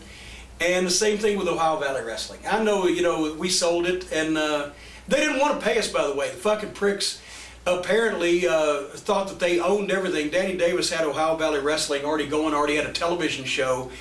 And they thought from the time that they first sent down 6 trainees, 3 of whom could wrestle in front of people and 3 of whom had never even graduated class yet and couldn't even wrestle in front of people, they just assumed that they owned our television program because they're fucking obnoxious pricks. And by the way, if you ever think about doing business with the WWE and you're in the wrestling business, they will fuck you because they think that they're better than you are. So we finally had to argue with them because they would stop us from selling our show. No, you can't sell the show overseas for money because we own it. Show me where you own it. We had the fucking, well, it's our talent. Well, what about the non-contract referees, the non-contract wrestlers, the non-contract announcers, and the fact that we pay to produce and pay to air the fucking program? Fuck you. So they bought it from us. And you'll never see that either because, you know. That leads to the next question. Yeah. Video from Jimmy James. Yes. They own it, so why does the WWE hardly use any of the SMW footage? Is it to get back at you? Do they just not see the value in it or what? I don't think they're getting back. I don't think they see value in it because it was great, you know, heated wrestling matches with Tracy Smothers, the Dirty White Boy, and the Heavenly Bodies, and the Rock and Roll Express. They use clips of people like Al Snow or Kane. Maybe they use Kane, I don't even know, because he was Unabomb, but a few of the people, and I think Jim Ross also did a lot to get them. They were buying libraries at that point, and JR said, hey, a lot of the guys started here. And I think, you know, so he was probably helpful in that, but I don't think it's anything. They would rather show the best of Chief J. Strongbow from 1973. All those classic fucking matches. Have I said fuck you WWE in the past 15 seconds? Because I'd like to again. It just feels so good running off my tongue. Fuck you WWE. Mr. James E. Cornette, oh, golly. James here from OffTheMarkShow.com. Take us back to Smoky Mountain Wrestling. It was a great promotion, and the blood, the guts, the old school. It was kind of like the ECW of the South. Well, Why did it fold? I mean, it was immensely popular, and WWE owns the footage. They advertise it for it on 24/7 or Classics on Demand, whatever the fuck they call it now. Why don't they use that footage? Is there, you know, was there an argument with you when you left, or do they just not see the value in it? we just answered this. Yeah, I was waiting for the video to come up, and you read ahead. Oh. Most guys I have on the show can't read, Shit, so I I'm have sorry. the I'm advantage sorry. of. Well, you know. Eric from Kingston, Tennessee. Over the last couple of years, I've been able to get all the old Smoky Mountain Wrestling TV shows on tape, as well as a lot of the house shows. Are there any plans for these shows to be remastered and made to the public on DVD? Well, no, because I sold them to the WWF and I don't want them to sue me. But at the same time, I encourage and admire all tape traders. Keep this stuff alive. That's why I have a huge collection of wrestling on video, and that's why I think that everybody, and that's the tape traders before the internet and before commercial releases. I would tape the show in Louisville and I'd send it to the guy in Atlanta who taped the Georgia show, or the guy in Detroit who taped the, you know, whatever, from 79 through the early mid-80s there. That's the way that all this stuff was kept alive. That's why so much wrestling is available from 79 on, but so little because that was the VCR, you know. And I know it's hard for people now, young people, to understand. When we, who had 4 television stations in our town, suddenly had a box that we could actually pick up and carry that would videotape television so that we could watch it later, and it only cost $1,000. My God, that was revolutionary. And then you had a wireless pause control, or a wired pause control, where you stuck the fucking thing in, and you could go pause, unpause. Fucking brilliant.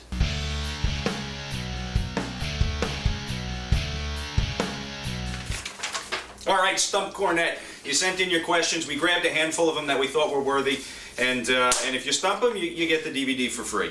All right, firstly from Mike Campbell, 411 Mania.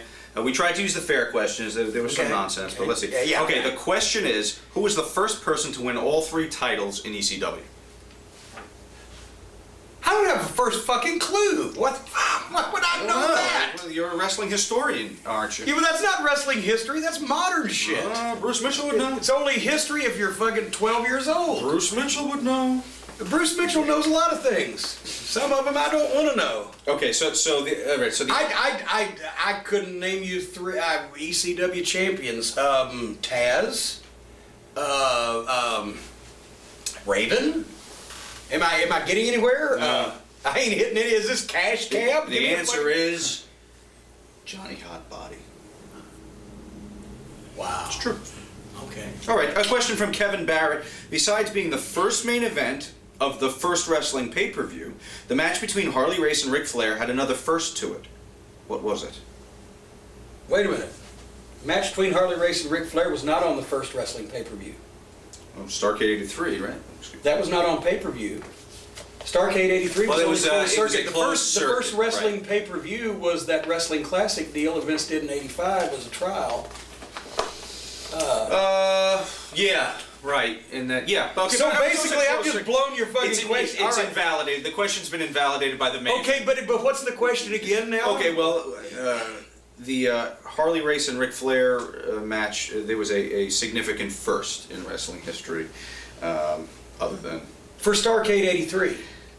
Yeah. Flair for the gold. That was the significant first. A hint for you, you would have seen it happen 3 other times. Well, then how could it be a fucking first? That was the first, but it has happened 3 times since. Oh, I don't know. I have no idea. And the NWA World Title changed hands in a steel cage. Oh, well, for fuck's sake. Don't get all Russo on me. It's not his fault. He got you. All right. Well, that question's invalidated anyway. Jorge. When Tatanka debuted, he went on to his Goldberg... Can somebody give me a question from the 70s that I'd know the answer to? All right, no, go ahead with Tatanka. When Tatanka debuted, he went on his Goldberg-esque winning streak. Who handed him his first loss? When did Tatanka, what year anybody did Tatanka debut? 93? Okay, I'm in fucking Knoxville working 20 hours a fucking day booking wrestling. I didn't have time to watch the fucking WWF. I didn't even watch the shows I appeared on. Ludwig Borga. Oh, jeez, there you go. Jay Zaretsky from Ontario, Who wouldn't have Canada. known that? You're breaking me. I had to give away 3 discs already. Jay Zaretsky, Ontario, Canada. Which wrestler tried to work an angle tastelessly recreating the Bruiser Brody murder, but was given so much Onita. negative... Okay, very good. Jesus. Very good. Jorge asked another one. Jorge again. Well, you got him the first time. Let's see. Only 2 masked wrestlers have ever held the AWA heavyweight title. Who are they? Was he Dr. X Yes, at that sir. time? And the Destroyer. No, Destroyer was WWA. Wait a minute, masked wrestlers holding the title. Is that the masked Mr. M? Yes, Bill Miller? sir. Yes, Both of okay. them. See, and the older stuff, I started to say antique, but older stuff, you know, I can... Okay, and prior to Rocky Maivia, what 2 American non-indie wrestlers used The Rock as a prefix to their name? Well, Ole Anderson's Yes, nickname sir, was that's one. The Rock, although he actually didn't use that professionally. But you're also talking about Rock Riddle, or just a prefix instead of a... Yeah, not part of the name, I So think. I like Rock Riddle. I just wanted to mention his name. Don Morocco. Correct. Yeah. You got them both. Yeah. Okay, you want to do the And shit? Rock Riddle extra credit for not knowing fucking Tatanka's fucking business. She asked me goddamn Cowboy Lang's social security number. Set up the board Why for are me you real quick. rushing through these? Wait, he's just leaving. I'm He's just- nervous. He's going to get divorced. I got to get him to his dinner. During the segment.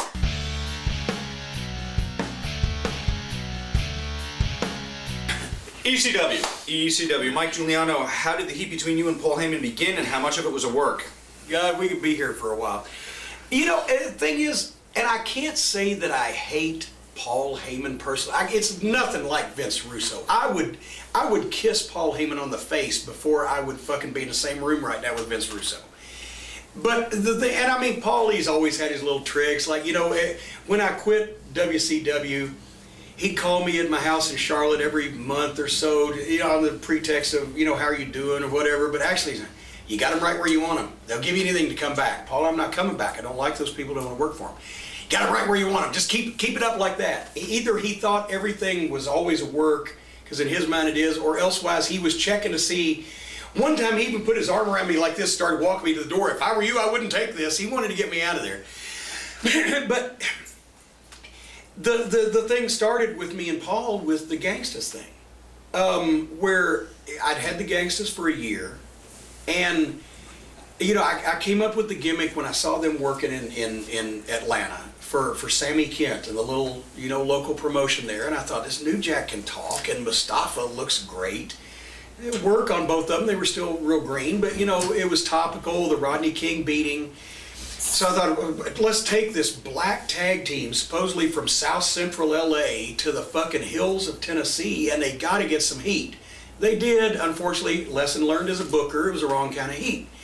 But in the process, I mean, and plus, they once, one of our local ring announcers once announced them from South Central Louisiana. They didn't even, you know, they weren't even watching the news, right? They didn't, and Mustafa Saeed became Mustaf Said, you know. But anyway, and I've told this story before, but I'll try to make it brief.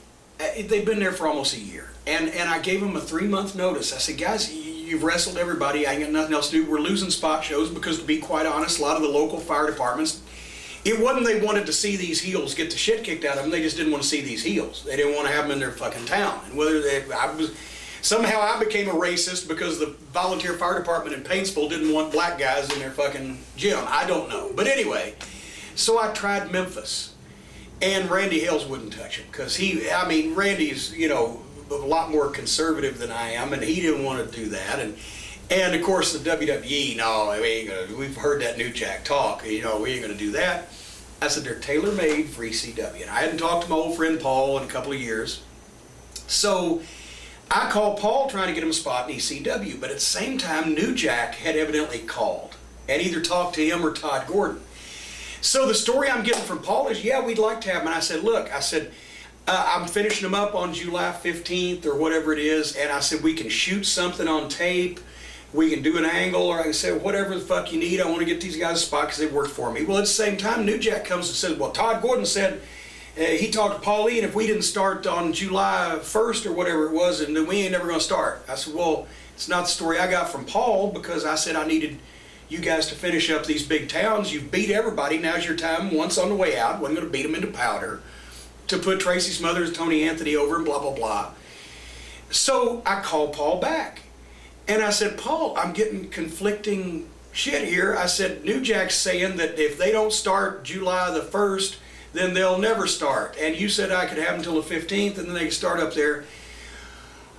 They must honor your dates. They must honor your commitments. I won't use them. I will not use them one time if they don't make all the dates that you book them for. I said, well, that's all I need to know, Paul. Right as I'm hanging up, he says, let me know if you fire them.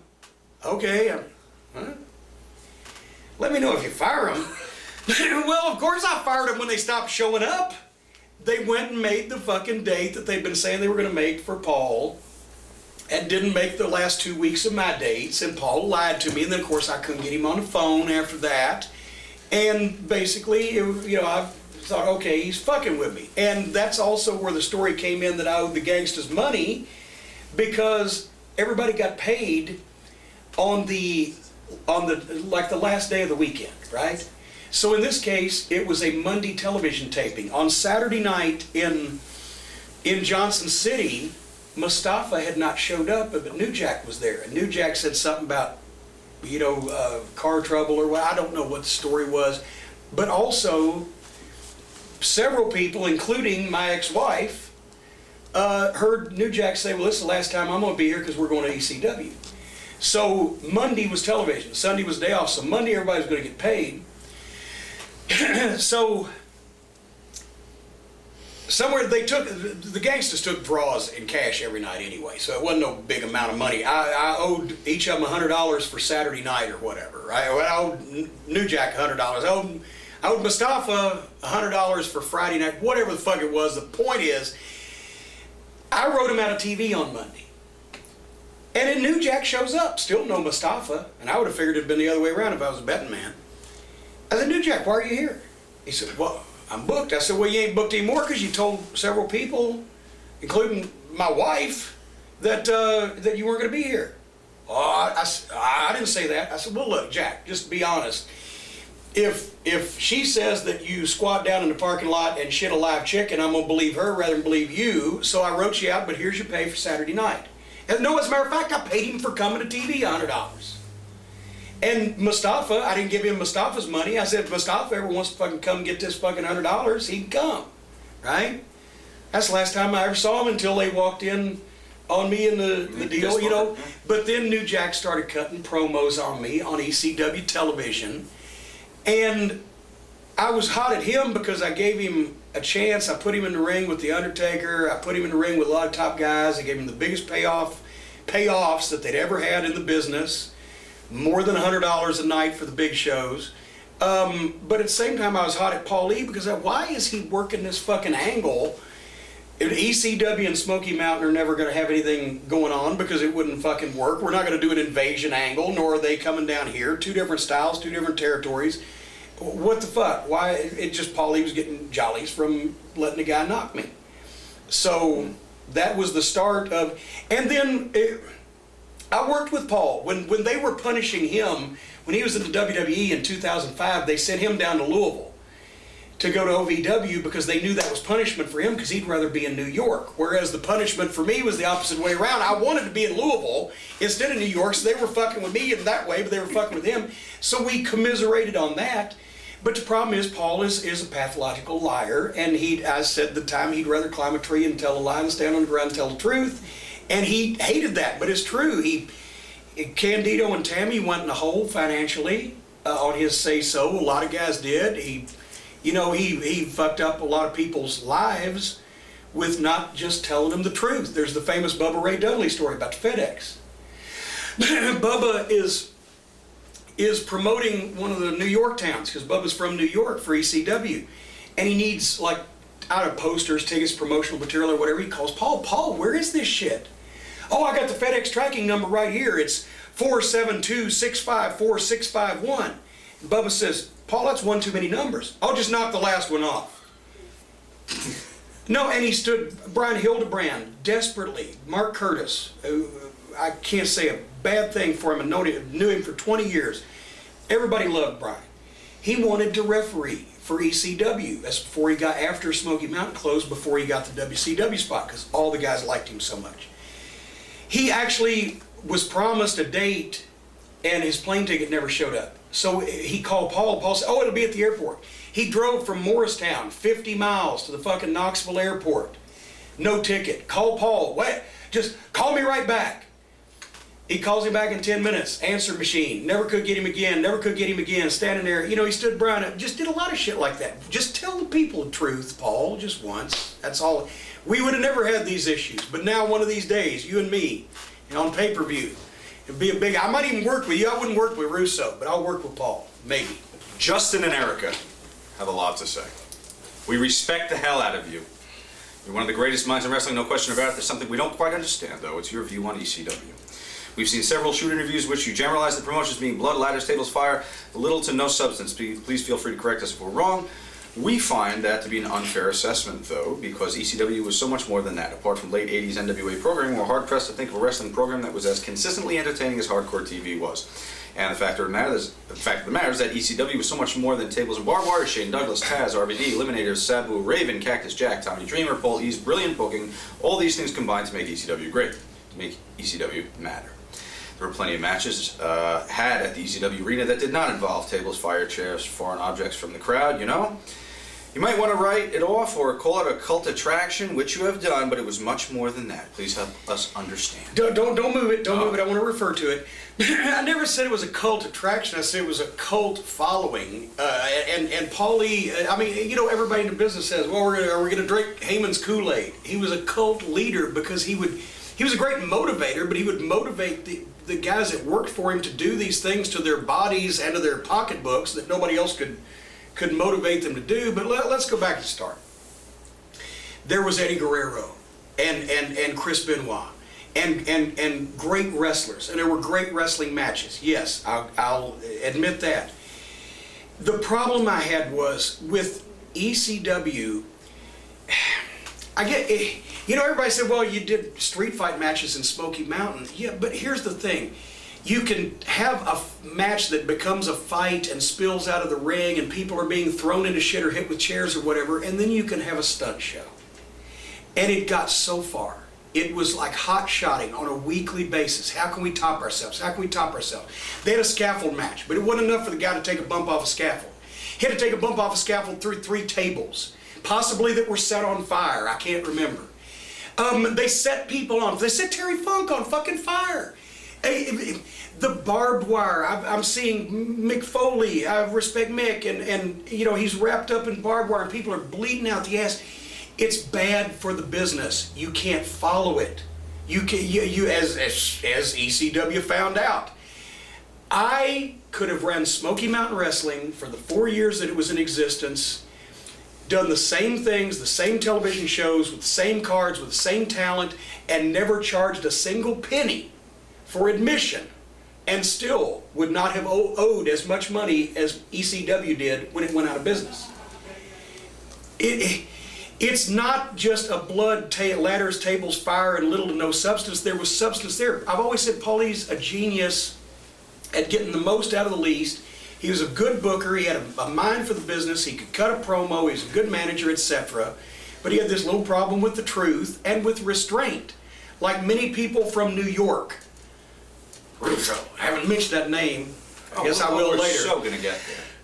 But the problem is, it becomes a stunt show, and it becomes something. It was contrived. It was choreographed. I'll never forget. I didn't watch a lot of ECW TV. I was up there in Connecticut for a lot of it. I didn't want to watch the WWF TV.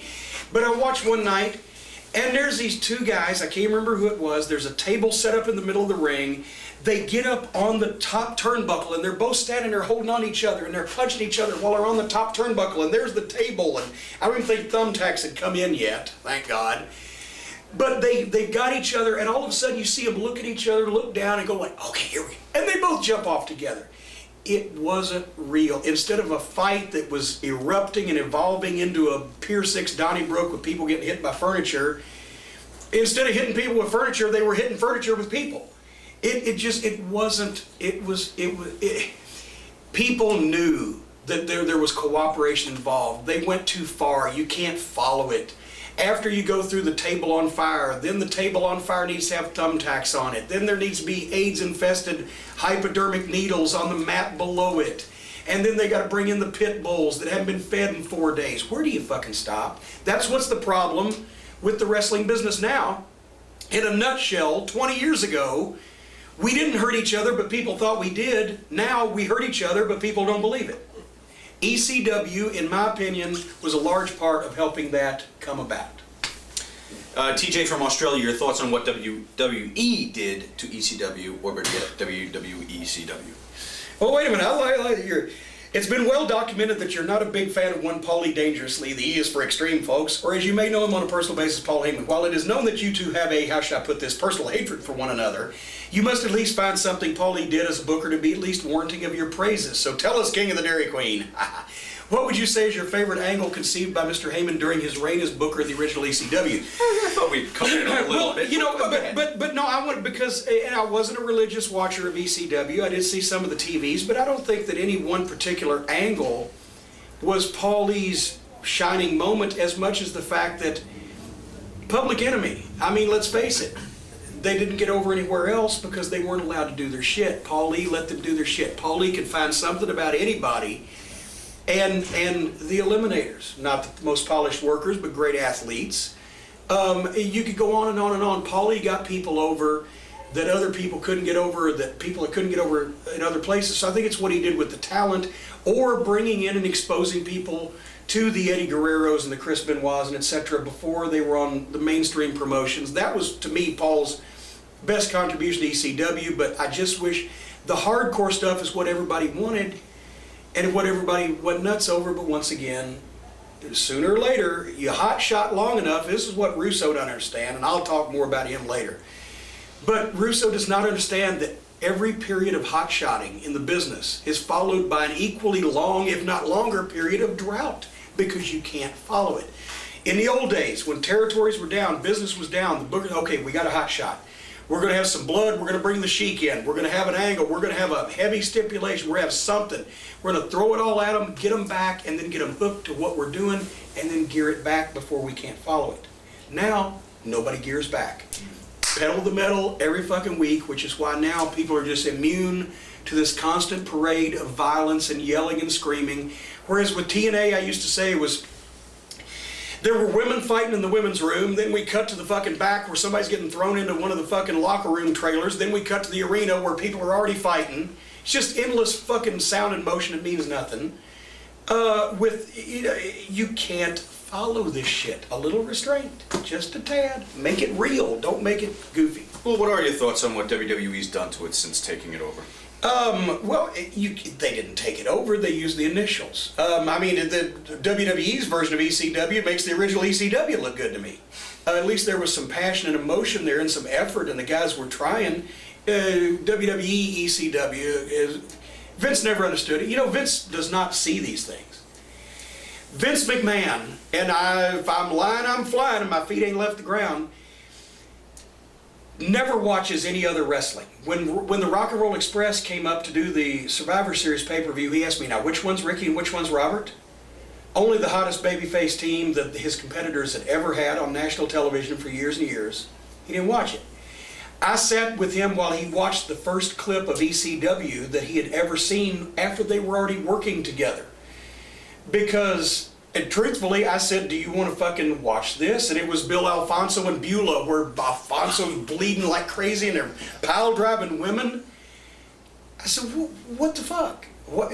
Oh, didn't know they did things like that. He never watched WCW. He never watched Nitro. His Stooges and various people. But no, Vince McMahon to this day, I would imagine he hadn't seen as much wrestling non-WWE as we've seen in the last 2 days.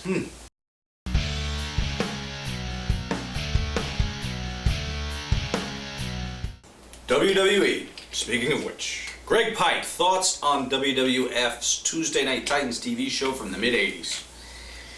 Well, I've seen clips and I have a little bit on tape. We were always working on Tuesday nights in the mid-'80s, but we laughed at it.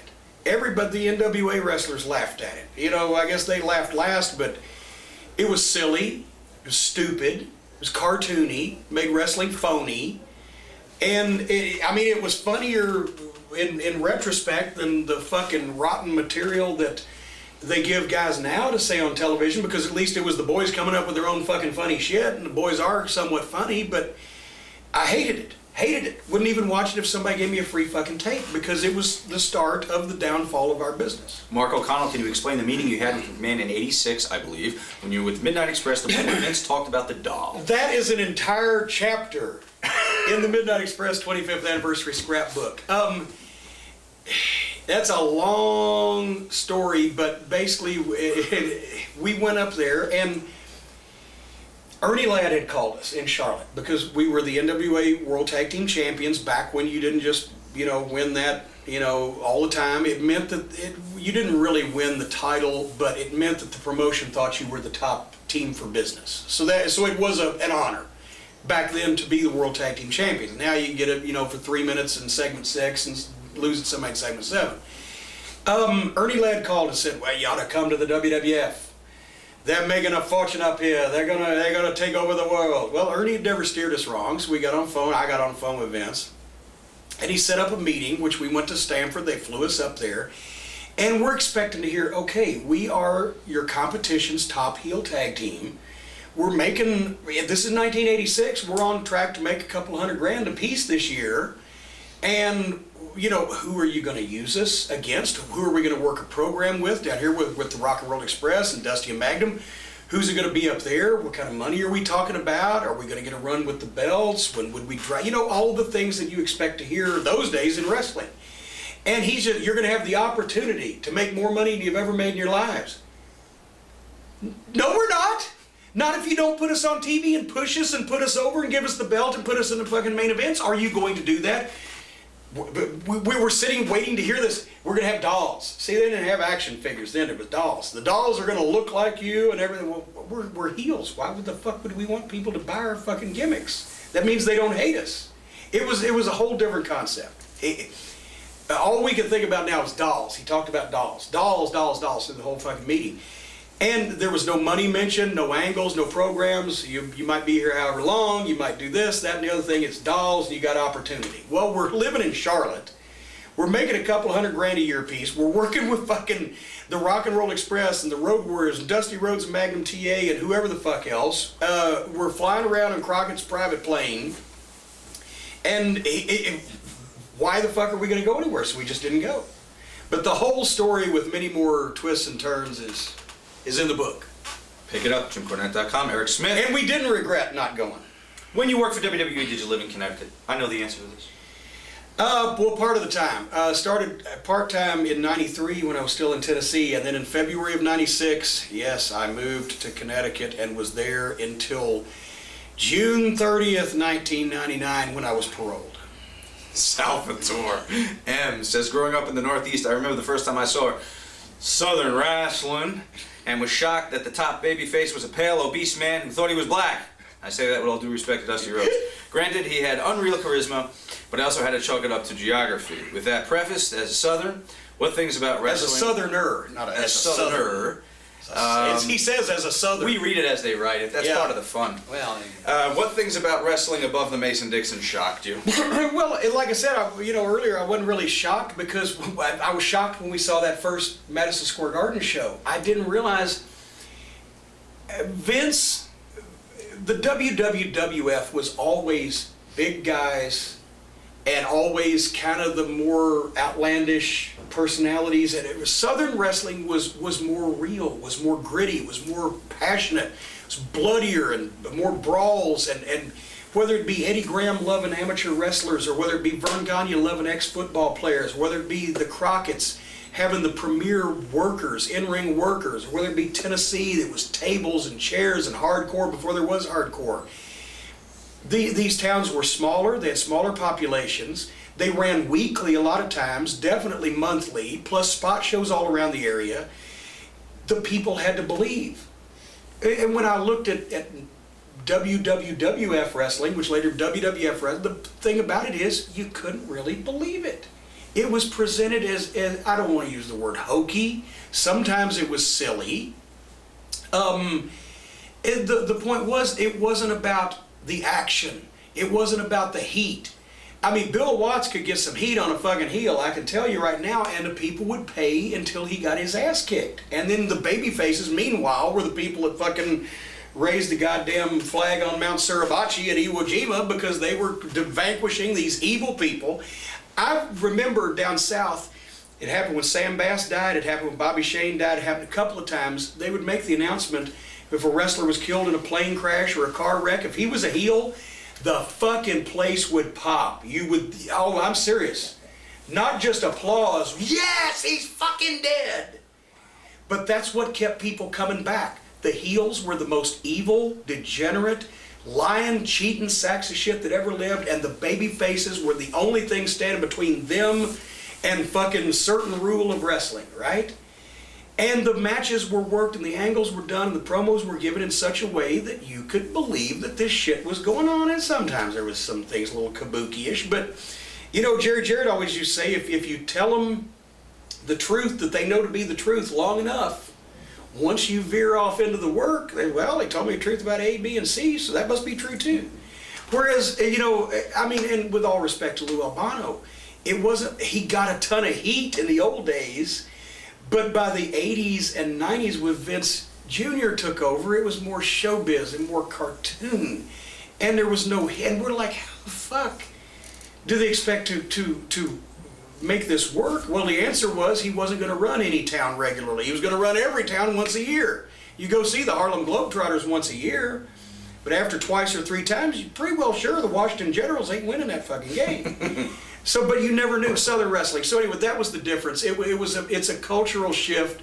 And it wasn't the fact that one wrestling style, in my mind, won out over the other. It's the fact that a bunch of fucking blithering morons bought the company and took over the one wrestling style, and they couldn't compete with Vince. The wrestling style was superior. The people running the wrestling, such as TBS, where if it was raining soup, they'd be out in the yard with a fork. So there you have it. Greg Pike, were you close to Howard Finkel? Love me some Fink. I love the Fink. Fink is never down. He's always happy. He's always he loves being in that office. He loves everything he does, and I like the Fink. Anthony Militek, why was Bill Watts' tenure as a booker in WWE so short? Because he was not allowed to be the booker. Vince was still going to take over. He was there about 6 or 8 weeks, and then he wrote a TV, and Vince saw it as it was shot and decided, well, we're going to put the last match first, the first match last, and Watts went in and said, Vince, there's only room for one Titan in Titan Sports, and you're it. I'm going home to Bixby. That's actually a quote. He did say Yes. that. Slick Chris from Fall River, thoughts of Sweet Stan Lane as an announcer at WWF? Well, Stan, I thought, did a very good job. As a matter of fact, it was good training for his boat racing commentary and producing that he does to this day. Jerry Jarrett had brought him up because they needed some more announcers. See, Vince had hired Jerry Jarrett to come up in '92 or '3 when the steroid trial got hot, because Vince thought he was going to jail.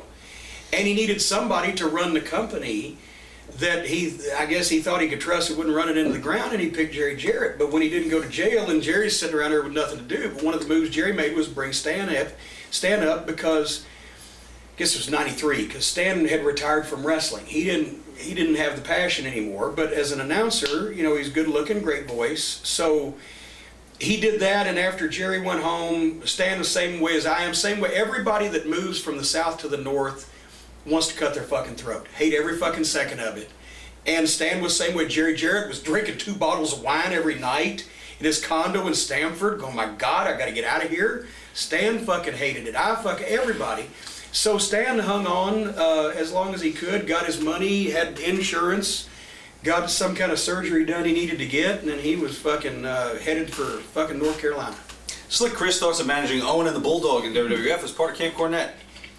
They were great. I loved, I liked Yokozuna and I liked Mr. Fuji, but when I first went up there and started managing, those matches were just so bloody fucking awful.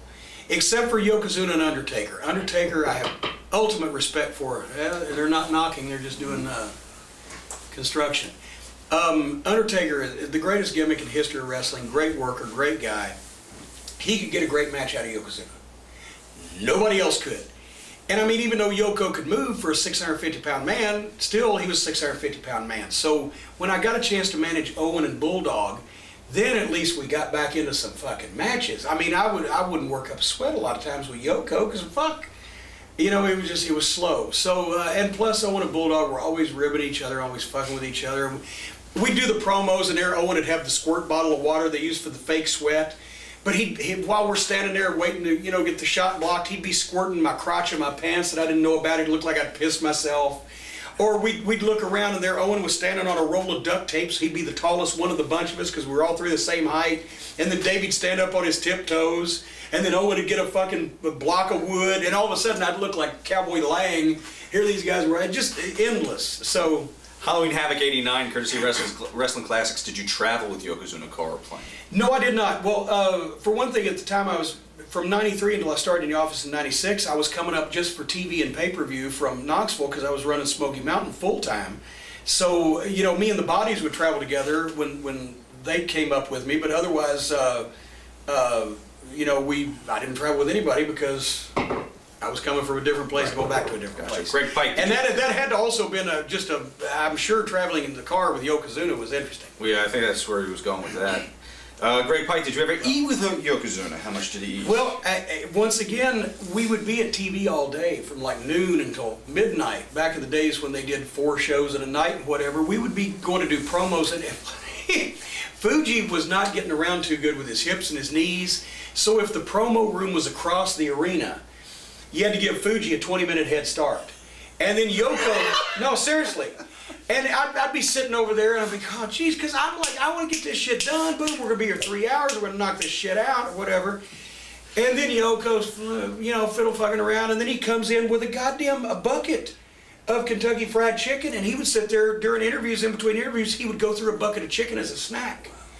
And it just, I can't imagine how, Adam Krasnoff of New Orleans asked Jim Cornette, is there any truth to the rumor that Lex Luger was originally booked to win the world title at WrestleMania 10? Rumor is that Lex leaked the original finish of WrestleMania to a news reporter in a bar the night before. DXD asked this as well. Okay, well, yeah, Lex originally months out was going to win the world title at WrestleMania 10, and then Vince changed his mind well before that, and I don't know if Luger took a leak in a bar the night before or leaked to a reporter or whatever. If he'd leaked the finish, he would have, leaked the original finish. He might have said, yeah, I was supposed to win it. I don't know. I've never heard this rumor, but point is, it wasn't like it was changed overnight. Gotcha.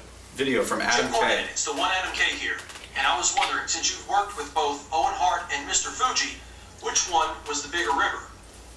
And also, did they ever get together to try and pull ribs on other people, or maybe Owen Hart or Mr. Fuji would try to pull ribs on each other? Okay, well, I think number one, Owen and Fuji were both smart enough not to rib each other.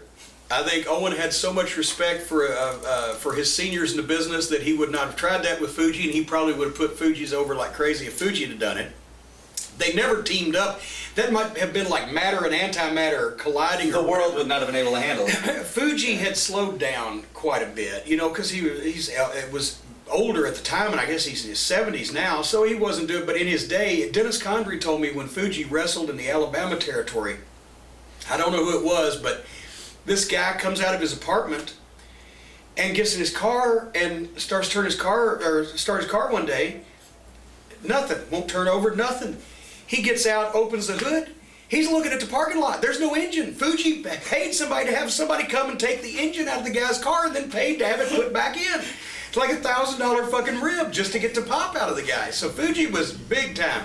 Owen's shit was funny and was more, comedic, but Fuji's was sharp. I mean, I've heard a few.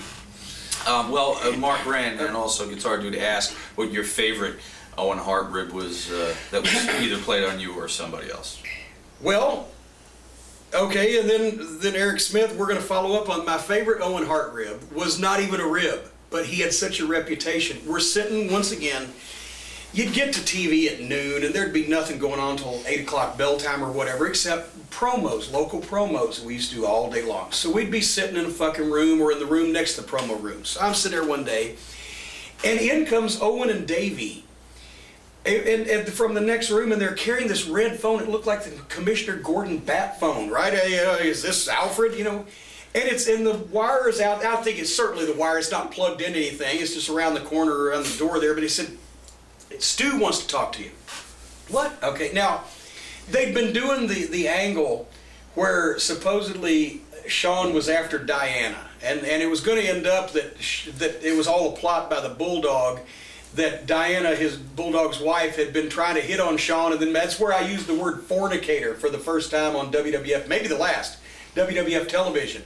Shawn Michaels, you tried to make this woman break her sacred marital bounds. You tried to touch her in her most private of places. You have defiled her with your evil words and deeds. You, Shawn Michaels, you are a fornicator. Well, actually, what happened was they get started where supposedly Shawn is after Diana or whatever.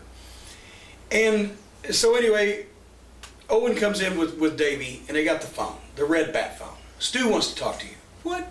Stu Hart. I said, hello? Is this Jim Cornette? Yeah, no, of course, Bruce Pritchard does one of the better Stu Hart. I mean, everybody did Stu Hart, right? But Bruce does one of the better Stu Harts. I'm thinking it's fucking Bruce. He's going to be around the fucking corner. So I'm like, yeah, Stu, what are you doing? I'm just wondering why that you're doing this thing with Diana, making her look like a whore. She's making it's rough on the kids, and it makes her look like a whore. And she's got, I said, well, you know who it is, don't you? No, it's that Vince had control of, oh no, it's that Bruce Pritchard.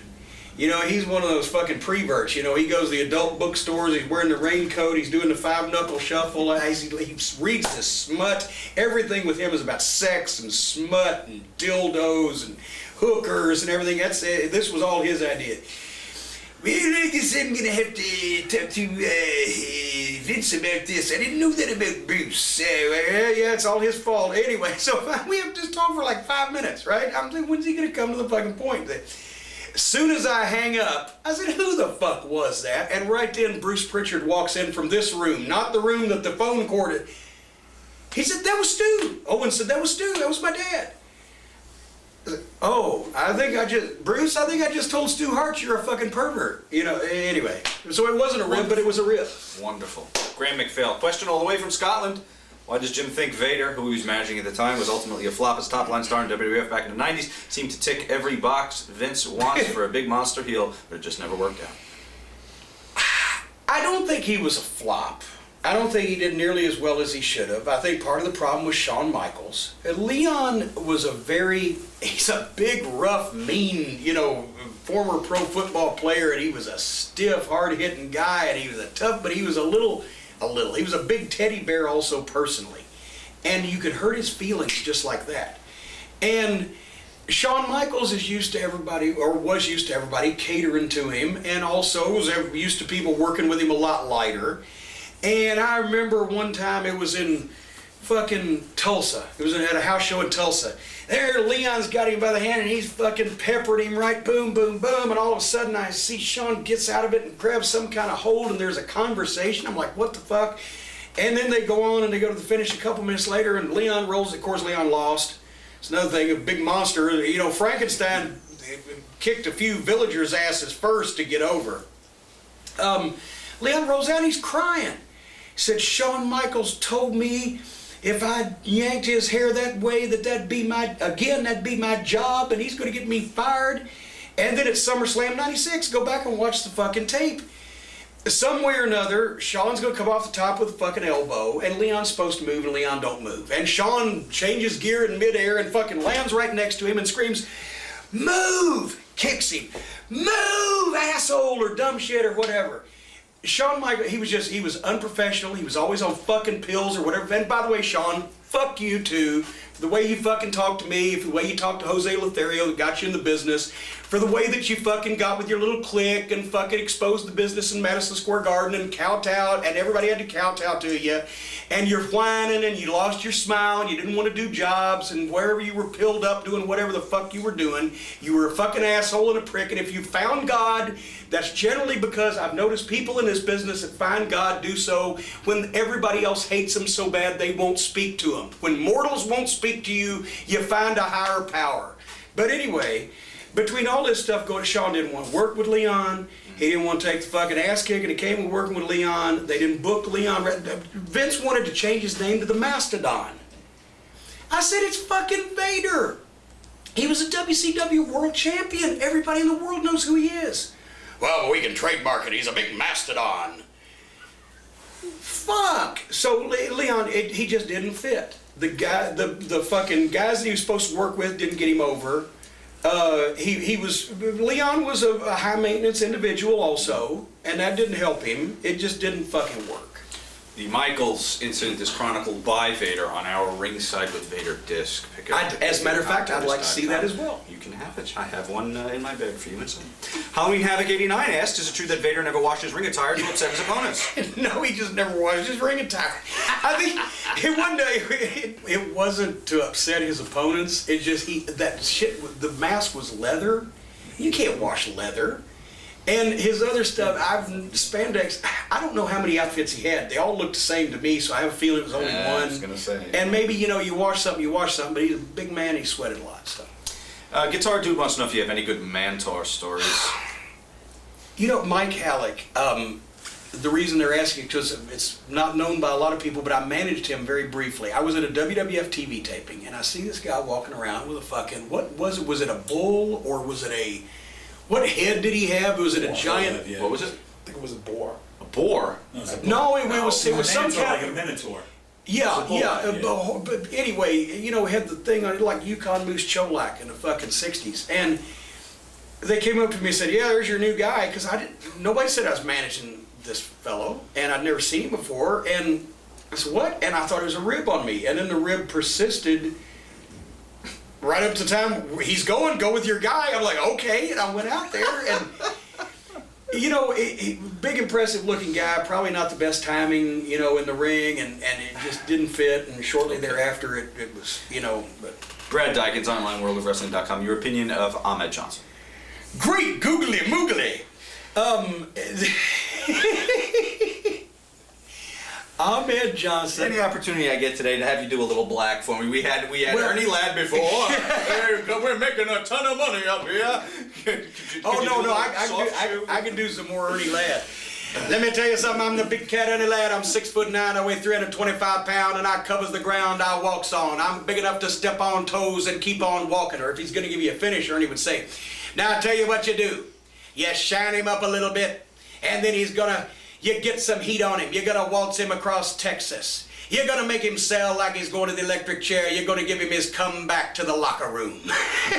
Or he told Darso one time, "Fat Darso, come over here, sit under the learning tree." Ernie was fucking great.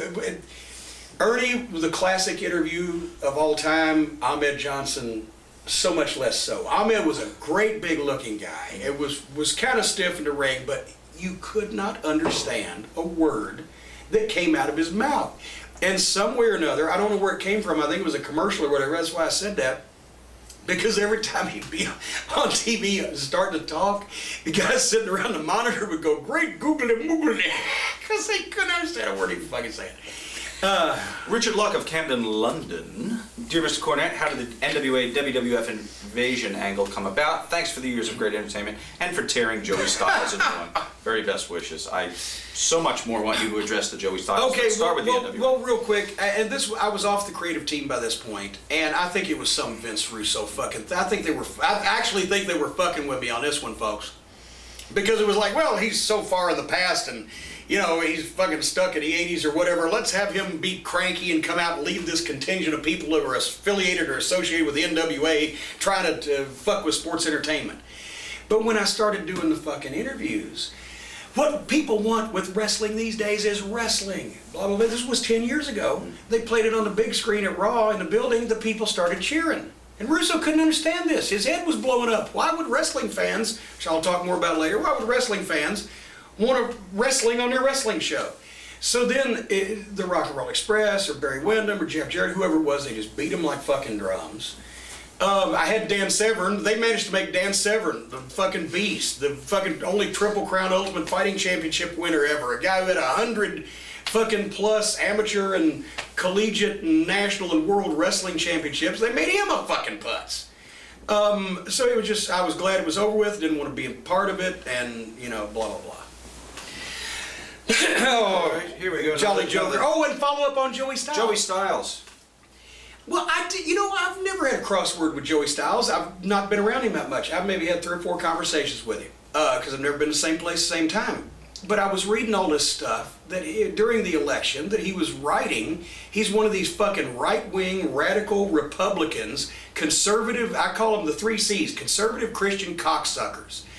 Just because they're miserable in life doesn't mean everybody else has to be. And he's writing all this stuff at Barack Hussein Obama, and he's a guy, he's born in Kenya, and he's a fucking Muslim and all this stuff. And I did my modest little podcast called Who's Slamming Who with Tommy Fierro, where I just blistered fucking Joey Styles, and immediately my downloads doubled, and everybody started saying, "Hey, wait. I got a few letters from Republicans, but, you know, they couldn't really spell all the curse words correctly." And then evidently it got back to the office, and they made Joey Styles quit twittering or twattering or tittering or whatever the fuck it is that he was doing. But, can I just ask my own question? I know that a lot of people are just mad the black guy won, right? And I know that a lot of people are just fucking miserable. But here you've got a choice. Okay, let's say you get sick in the United States of America, supposedly the greatest country in the world. You get sick. Here's the choices you've got. You get sick, but you got insurance, so it pays your doctor bills. Or you get sick, and you got insurance, but you got a pre-existing condition, or they find a loophole and they don't pay your doctor bills and you go bankrupt. Or you get sick and you're self-employed or you're not insured or whatever and you go bankrupt. Or you get sick and you go to the doctor and the government pays for it. Some way or another, the Republicans have managed to prey upon people that are so mad that the black guy won that they would rather go bankrupt to preserve the glory of the United States of America than to fucking have the government pay for their fucking health care. I've paid approximately, probably $1.5 million in income tax over the last 25 years. If I get sick, they ought to have a nurse come to my house and blow me for free. Fuck you Republicans, you're fucking old, rich, white, crooked assholes. They don't like, if you're gay, you ain't in the fucking club. Oh, gay people can't get married and be miserable like the rest of us. No, because that's a sin against God. If you're black, they don't want you. Hispanic, they don't want you. Fucking not religious, they really don't want you because George Carlin or fucking Bill Maher or somebody might smarten up your fucking suckers. What the fuck's going on that you're fucking doing to them? So if you're not in the club, which is basically rich, white, crooked, Republican, and generally old, they don't want you. Guess what? We would like to have something for our taxes. We would like to have people talking to us instead of at us. George Bush bungled the goddamn war. We have still, almost 10 years later, have still not even begun to fucking find the guy that did it, but we bought it. We, broke it. You broke it, you bought it. We broke a fucking country, now we bought that. They didn't have anything to fucking do with it. Sure, they were fucking cave people with automatic weapons.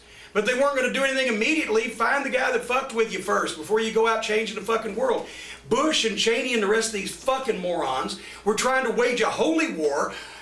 My God's dick is bigger than your God. No wonder the Muslims want to blow us up and fuck with us because they think that we're trying to take their God away from them.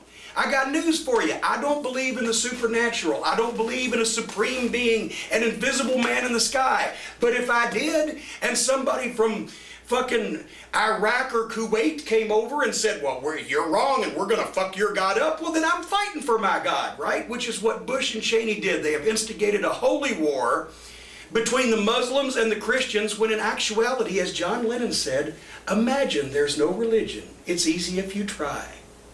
No hell below us, above us only sky. Let's work on not fucking blowing each other up first, morons. Maybe that would be a fucking thought for the elected officials of the various countries of the world. Just don't blow each other up.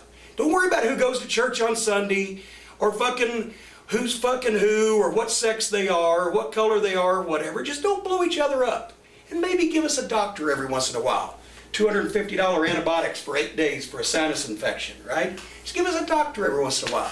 Don't let the pharmaceutical companies fuck us in the ass. Don't let the politicians fuck us in the ass. And don't blow us up. We'll take care of the other shit. I've noticed that the Democrats are more, the ones I see on television are more like people I'd like to sit in the same room with, and the Republicans are more like people that I would like to set fire to. He's down about 10 pounds, too. We were talking about that before, too. Get me off the sugar, you see, I'm not very fucking... He's calm. Yeah. Okay, let's see what Jimmy James has to say for us today. Okay, all right. Mr. Cornette, it's an honor to speak with you. Jimmy James here from OffTheMarkShow.com. And I just want to give your book about the Midnight Express a cheap plug here. I haven't picked it up yet. Before I do, I just want to ask you, how many chapters do you have devoted to the new Midnight Express with bombastic Bob Holly and bodacious Bart Gunn? I really hope they didn't make the cut because they kind of suck dick. Was it Bombastic Bob and Bodacious Bart or Bodacious Bob and Bombastic? No, it was Bombastic Bob. Whatever. Okay, this is going to be a real quick story. I'm at home. I'm off the creative team at this point, the WWF. I'm at home in Stamford. I'm working in the office with other shit. And it had to get to Vince that the entire time that I worked for Vince McMahon, when I was managing Yokozuna, his world champion, managing Owen and Davey, whatever, when I would travel with Vince, because at the time, when I was first on the creative team, it was me, Bruce Pritchard, Jim Ross, and Vince McMahon in the car and the TVs.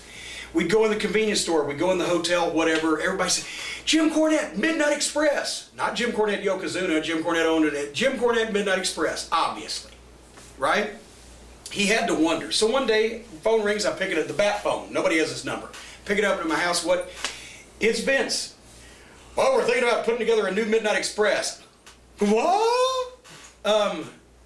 Why? Well, Bob Holly and Bart Gunn. We don't have anything for them to do. We think they'll be a good tag team. I'm thinking, and there's him and Russo over there sitting around. And Russo's trying to figure out some way to fuck with me. Either that, or he's just wondering why everybody recognizes me for the Midnight Express. Cause he'd never seen the Midnight Express because he never watched any wrestling. So anyway, I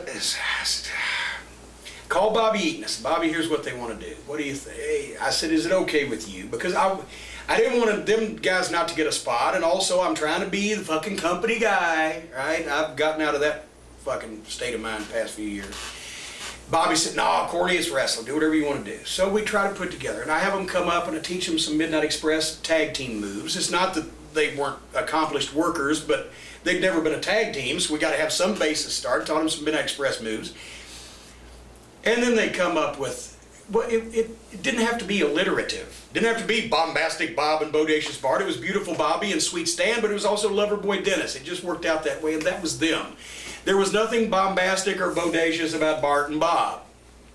And so at any rate, then they start using them as a team, and then finally I was on the road going to the shows with them for about a month, and then a combination of two things happened. One, Russo came up with that ridiculous brawl for all that not only destroyed Steve Williams' career, but cost the WWF between $5 and $10 million in one night, which I actually brought up to him. I said, hey, well, what do you think now, Russo? You fucking cost the company $10 million in one night with your fucking stupid idea. And got everybody hurt, because, you know, if as Watts used to say, if Vince Russo was walking through a men's locker room, he'd be whistling Stranger in Paradise. He's never been in a fight or an athletic contest. He's a piece of fucking shit that blames the boys for his shortcomings. But anyway, he booked Bob Holly against Bart Gunn in the Brawl for All, thinking, well, that'll be intriguing, because now these two partners that have been together for 5 fucking weeks are going to have a real fight amongst each other. And secondly, we were in Atlantic City, New Jersey, at the old, where they used to have the Miss America pageant, right? First match of the night, the new Midnight Express loses. I can't remember, it might have been to the Headbangers. And I loved the Headbangers, gave them that gimmick, and love Glenn and Chaz this day. But I went back, and there's Jim Ross working on his book. No, I didn't go back. I went Monday at TV. That was Saturday night in Atlantic City. Monday I went up and said, guess what? Jim Cornette officially retires as a manager again. I don't need the money this bad. My Midnight Express team is doing a job in the first match in Atlantic City, and they're not even the Midnight Express, and now they're going to be fighting each other on television, which means that the team is out the fucking window. Oh no, we're not going to break them up. They're just, because this is real. They want the money. No, fuck you. For any amount of money, tag team partners don't fight each other if they're a great tag team. So anyway, I retired as a manager, and they had the fight, and they never had another tag team match. Eric Smith, during the Monday Night Wars, did WWF air Nitro in the back for the boys to watch? No. They were keeping an eye on it in the truck, but no, they were hoping the boys were watching what they were actually doing. Anthony Militek, how long were you a booker in WWE, and what ideas that you came up with did WWE use other than Hell in a Cell? Well, I was on a creative team from February of '96 until I believe December of '97. Yeah, I mean, I threw finishes in or tweaked things. The thing is, you had to pass everything by Vince. And there was a problem with, first, when it was me and Bruce Pritchard, Bruce would always tell me, oh, Vince ain't gonna like that. Well, let's ask him. Oh, no. Bruce thought he knew, and I love Bruce, I don't have a problem with it, but Bruce thought he knew what Vince wasn't gonna like, and chances are he's probably right. And I love Pat Patterson, and Pat was a great talent, a great worker, and was the mastermind behind the Royal Rumble and could do great battle royals. But when Bruce and Pat would get together, it all had to be funny. And it had to cross over from funny to silly. And they were just entertaining themselves, and I was tearing my fucking hair out. And then, then you couldn't do anything without Vince McMahon blessing it. And then when Russo came on, because the way that Russo got his fucking spot on the creative team, he had sucked up, and he was a magazine editor and can't even spell. He's a magazine editor, can't fucking spell, can't fucking write. But he was constantly pitching these ideas. And finally they did a Raw, and I believe it was probably like February or March, early of '97. overseas, they just taped a show with lousy equipment and lousy lighting. It was just a cold-ass fucking house show with no angle matches and no interviews. And they taped it and brought it over, and we voiced it. And I knew it sucked when I voiced it, because I was doing a commentary. I played with Jim Ross that night. I knew when I heard what they were going to do that it was going to be the shits, because why go overseas and fucking shoot a Raw house show and bring it back and air it as Raw? It was just bad. But that was the what's the opposite of apex? The low point. The lowest rating ever for a Raw, while the other guys were kicking ass. And instead of saying, okay, we shouldn't have shot an overseas show and put a bunch of cold matches with bad lighting and commentary done in the studio over the top of the tape on television and shot it as Raw, Vince McMahon decided, oh goddamn, now we got to do something. Fuck all this shit. Vince Russo, you've been standing over here saying we have dogs fucking each other and transvestites and all this other shit, so come on over here. And Vince Russo, he would sit outside Vince McMahon's fucking office till 9 o'clock at night. He would blow off his kids' fucking softball games with these stacks of paper, and Vince McMahon was desperate because all of a sudden he's getting beat, and he never gets beat. And Nitro's beating him in the ratings instead of just having some good fucking wrestling with some good fucking wrestlers. Now he's got to reinvent the wheel. So the two of those fucking heads get together, talk about matter and antimatter. And then I was having to sit there in a room with the one guy who's the boss, who you can talk to when you get a chance, but he's listening, whoever he's listening to at the time, he hears better. And I got this guy who I'm trying to explain what a fucking hammerlock is to, because Vince Russo, I was there the first night he was inside the rail. He was doing commentary for fucking WWF New York, because with that New York accent he's got, the people on Channel 9 were the only ones who could understand what the fuck he was saying. My ex one time was like, I don't understand a goddamn word he said. What the fuck's he saying? Anyway, to do it on camera, he sits inside the rail, and he's already on the creative team. And we're coming, he's at the desk right inside the rail, and he come back, he said, that was cool. I said, what? He said, being inside the rail for a match.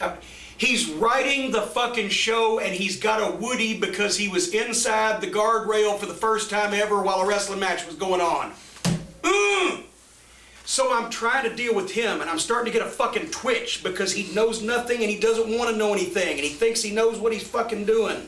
And yes, okay, when we shoot an angle in November between The Undertaker and Kane, but they're not going to have a match until fucking March. Naturally, when Kane gets heat on The Undertaker the next week has to choke slam Kane through a fucking announcer's table. I said, okay, that's the middle of November. What are we going to do till the end of March? You fucking idiot. Anyway, so what was the question? I don't even remember. I don't even know. What ideas did I come up with? I threw in finishes. I'm sure some of you would have seen some of them. I had ideas about guys. They left me alone with Kane for quite a bit. Of his first introduction. I was real proud of that, and to be quite honest, my original thought of Kane was Michael Myers in Halloween, my favorite horror movie. I thought that maybe the vignettes you would see through the eye holes, and you would hear the muffled breathing, and you would see pictures of the Undertaker, all over, like the serial killer thing, like the Omen with the Bible pages all over the walls, and just hear and you know, that type of thing. Of course, they superheroed him all out. But the way that he debuted at Hell in a Cell St. Louis, Bad Blood, was a combination of Kevin Sullivan's ideas that he had already used and things that I'd seen. The Hell in a Cell cage was the old Memphis cage, where it encompassed the entire ringside area. And it was the War Games cage because it had a top on it. Mm-hmm. And how did Kevin Sullivan as Booker in Knoxville introduce Doug Furnas, the world's strongest man, as a babyface on Christmas night of '87 in Knoxville? When the heels were kicking the shit out of the babyface, here comes Doug Furnas, University of Tennessee football hero, and rips the door off the cage. Never been done since. I said, motherfucker. How about The Undertaker's brother, who we've heard about but haven't seen yet, makes his debut? But Shawn Michaels, The Undertaker, in Hell in a Cell, and here comes Kane, rips the door off, confronts his fucking brother, tombstones his fucking brother. Shawn Michaels wins. We get out of that fucking deal, because Shawn Michaels has always got to win, or else he won't show up. And then Undertaker and Kane have this big program, and that worked. And then we started having, and Kane couldn't be just a wrestler, because then he's not fucking a monster. He's one of the boys. So instead of booking him in matches, a match is going on, and the fucking boom, the music hits and the red lighting, and here comes fucking Kane and goddamn choke slams people and does all this stuff and says, it's gonna be on your head, Undertaker. Undertaker won't fight his brother. But Kane says, I'm gonna fucking demolish everybody until I force you to fight me. This is what takes us to WrestleMania. Of course, Russo, Mr. fucking Wrestling, is gonna have the choke slam through the announcer's table 2 weeks after the fucking Angle, and we got 3 months to go, 4 months to go, and all that shit. But it was great, and actually the highlight, and this was gaga, but it was funny, it was funny gaga. Every week on TV, Kane appears by the red lights going on and the music going, and he comes down and destroys everybody that's in the ring, right? Heel, babyface, referee, he don't give a fuck. The apex of that was when we had the fucking Mexican minis and the 6-man mini match with Sonny as referee. And by the way, I'm trying to lay that match out in a basement of a small building that we were in where there's water pipes like this, and I'm trying to show Sonny how to leapfrog the fucking midget. But anyway, when those midgets are running around doing their spots and Sonny's in her referee shorts with her Snavensis, and all of a sudden the music hits and that red light, here comes Kane and the pyro blows, people just shit themselves. That's humor in and then the fucking midgets run everywhere, and of course he didn't hurt any of them. But that's funny, entertaining wrestling stuff. It doesn't have to be silly. It doesn't have to expose the business as phony. It's just when we're in 12 feet of snow, right? When somebody's walking across the street and you're sitting in a fucking restaurant at a table or whatever, you're watching them, and they fucking slip and they fall and their fucking grocery bag goes up in the air and the canned peas come down and hit them in the head, you laugh, right? You laugh. It's like, oh, look at the guy fucking slipped and fell. But not if the guy with the grocery bag walking across the street walks and all of a sudden stops and looks to make sure people are watching him and then takes a big fucking bump on purpose. That ain't fucking funny, because he's just doing it to fucking tickle you. It's the shit that you just strikes you as funny that should be funny in wrestling. Anyway, I got off the Very good. Decca Durabalin of F4W Online. How often did you talk to Dave Meltzer when you were on the booking crew for WWF? Actually, not as much as I usually have before or since, because he knocked my fucking pay-per-view match with Jose Lothario and also my fucking weight at that point in time. I was pissed at him, but I was aggravation eating. I got up to 278 pounds at my height in the WWF. I would eat 3-4 fucking dinners. I was just eating like, I'm gonna kill fucking Russo. I hate this fucking shit. I hate fucking Connecticut. I want to go home. Blah, blah, blah. Guitar Dude, courtesy of Figure 4 Online. What was your part/knowledge of the Bret Hart screw job? Oh, and I/hate/Russo, I like you, adds that the Observer listed Jim as one of the few in that meeting days before, along with JR and Shawn Michaels. Whoa, no, Shawn Michaels wasn't even in the meeting. See, here's the thing. There's no way we can even begin to cover this. Dave Meltzer did several wrestling observers in its entirety on this, but Shawn didn't want to put Bret over. Bret didn't want to put Shawn over because Shawn had always told Bret that he would never put him over. Vince was trying to get the fucking match of the ring. Vince signed Bret to a contract that he couldn't fucking fulfill, and then gave Bret the option to fucking negotiate with WCW, but forgot to take the belt off of him. So Bret's going to take a job with WCW, but he still got the fucking belt. Shawn and is acting like a fucking 2-year-old kid. I don't blame Bret, to be quite honest, for not wanting to put the fucking prick over, because he always told Bret, I'll never put you over. But by the same token, here's Shawn making a fucking $1 million a year, or whatever the fuck he was making. Okay, maybe it was only $750. I'm sorry, Mr. Christian. And there's Bret leaving a job where he's making $1.5 million, going to get a job where he's making $2.5 million. Meanwhile, I am sitting at Vince McMahon's fucking kitchen table every goddamn Wednesday for 12 hours with Vince McMahon and Vince Russo, wanting to blow my fucking brains out for $125 or whatever. So there was no babyface. It was a heel program as far as I was concerned. And Shawn was always on the phone with Vince, and then Bret would be on it. Vince was trying to work everything out. Russo was sitting there, as he usually does, with deer caught in the headlights, fucking pie plate eyes, not knowing what to fucking do. And I was fucking fed up with the whole thing, and basically they ran 18 finishes by, and the night before Montreal, I had suggested a bunch. Everybody suggested no finish was good enough for anybody involved in this fucking thing, and McMahon had told story after story to each person that he was going to go with them, and then they were mad when he wasn't. So basically, I asked him the night before in the production meeting, I said, have you got it finished? He said, yes. I said, good. That's all I needed to fucking know. And I watched, and as soon as I saw it, I'm sitting at the monitor, and I knew what a fucking double cross was. My God, Russo didn't. Russo didn't even know the fucking phrase until I said, well, there's a double cross. What? But I said, well, there we go. That's how he got out of it. And I grabbed my bag and hit the fucking car. I was out before they even got back from the ring. I beat Hebner out of the building. Not because I was afraid anybody was going to punch me out, because I didn't want to be involved in the whole goddamn thing. It was fucking stupid. Here's a bunch of fucking millionaires arguing about a goddamn finish of a fucking wrestling match. And... Well, to follow up on that, Mark O'Connell asks, how would you have resolved the Montreal situation? Had you been in McMahon's shoes and the night Owen died, would you have continued the show if the buck stopped? So two different questions. Take Montreal first. Montreal first. Before I told Brett I can't pay you the amount of money I promised to pay you on this contract, I would have said, Brett, I need you to drop the belt. Fucking, I even suggested, I said, put Ken Shamrock in the fucking ring with him if he don't want to drop the fucking belt. Because he'll beat the piss out of Shawn Michaels. Bret Hart could beat Shawn Michaels so fucking silly that he wouldn't even know what fucking hit him. I said, if you're afraid he ain't gonna drop it, book him with Shamrock, for fuck's sake. But I would have taken the belt off of Bret, and then I would have said, Bret, I'm a fucking idiot, and I promise you I can pay you this money, and I can't pay you. So let's you and me work together and see if we can get some of fucking Bischoff's money for you, take care of you, and thank you very much. That would have been easy. But then the belt and the Shawn Michaels thing, there was no way Bret Hart was going to put Shawn Michaels over, and there's no way Shawn Michaels was going to put Bret Hart over. That's what the whole fucking deal was. But as a company and in the owner, old days, if the fans had sensed that, then they would have got together and done the biggest business ever. But no, they really just didn't like each other and didn't give a fuck. But as a former company owner and a booker yourself, a boss, was that at the last straw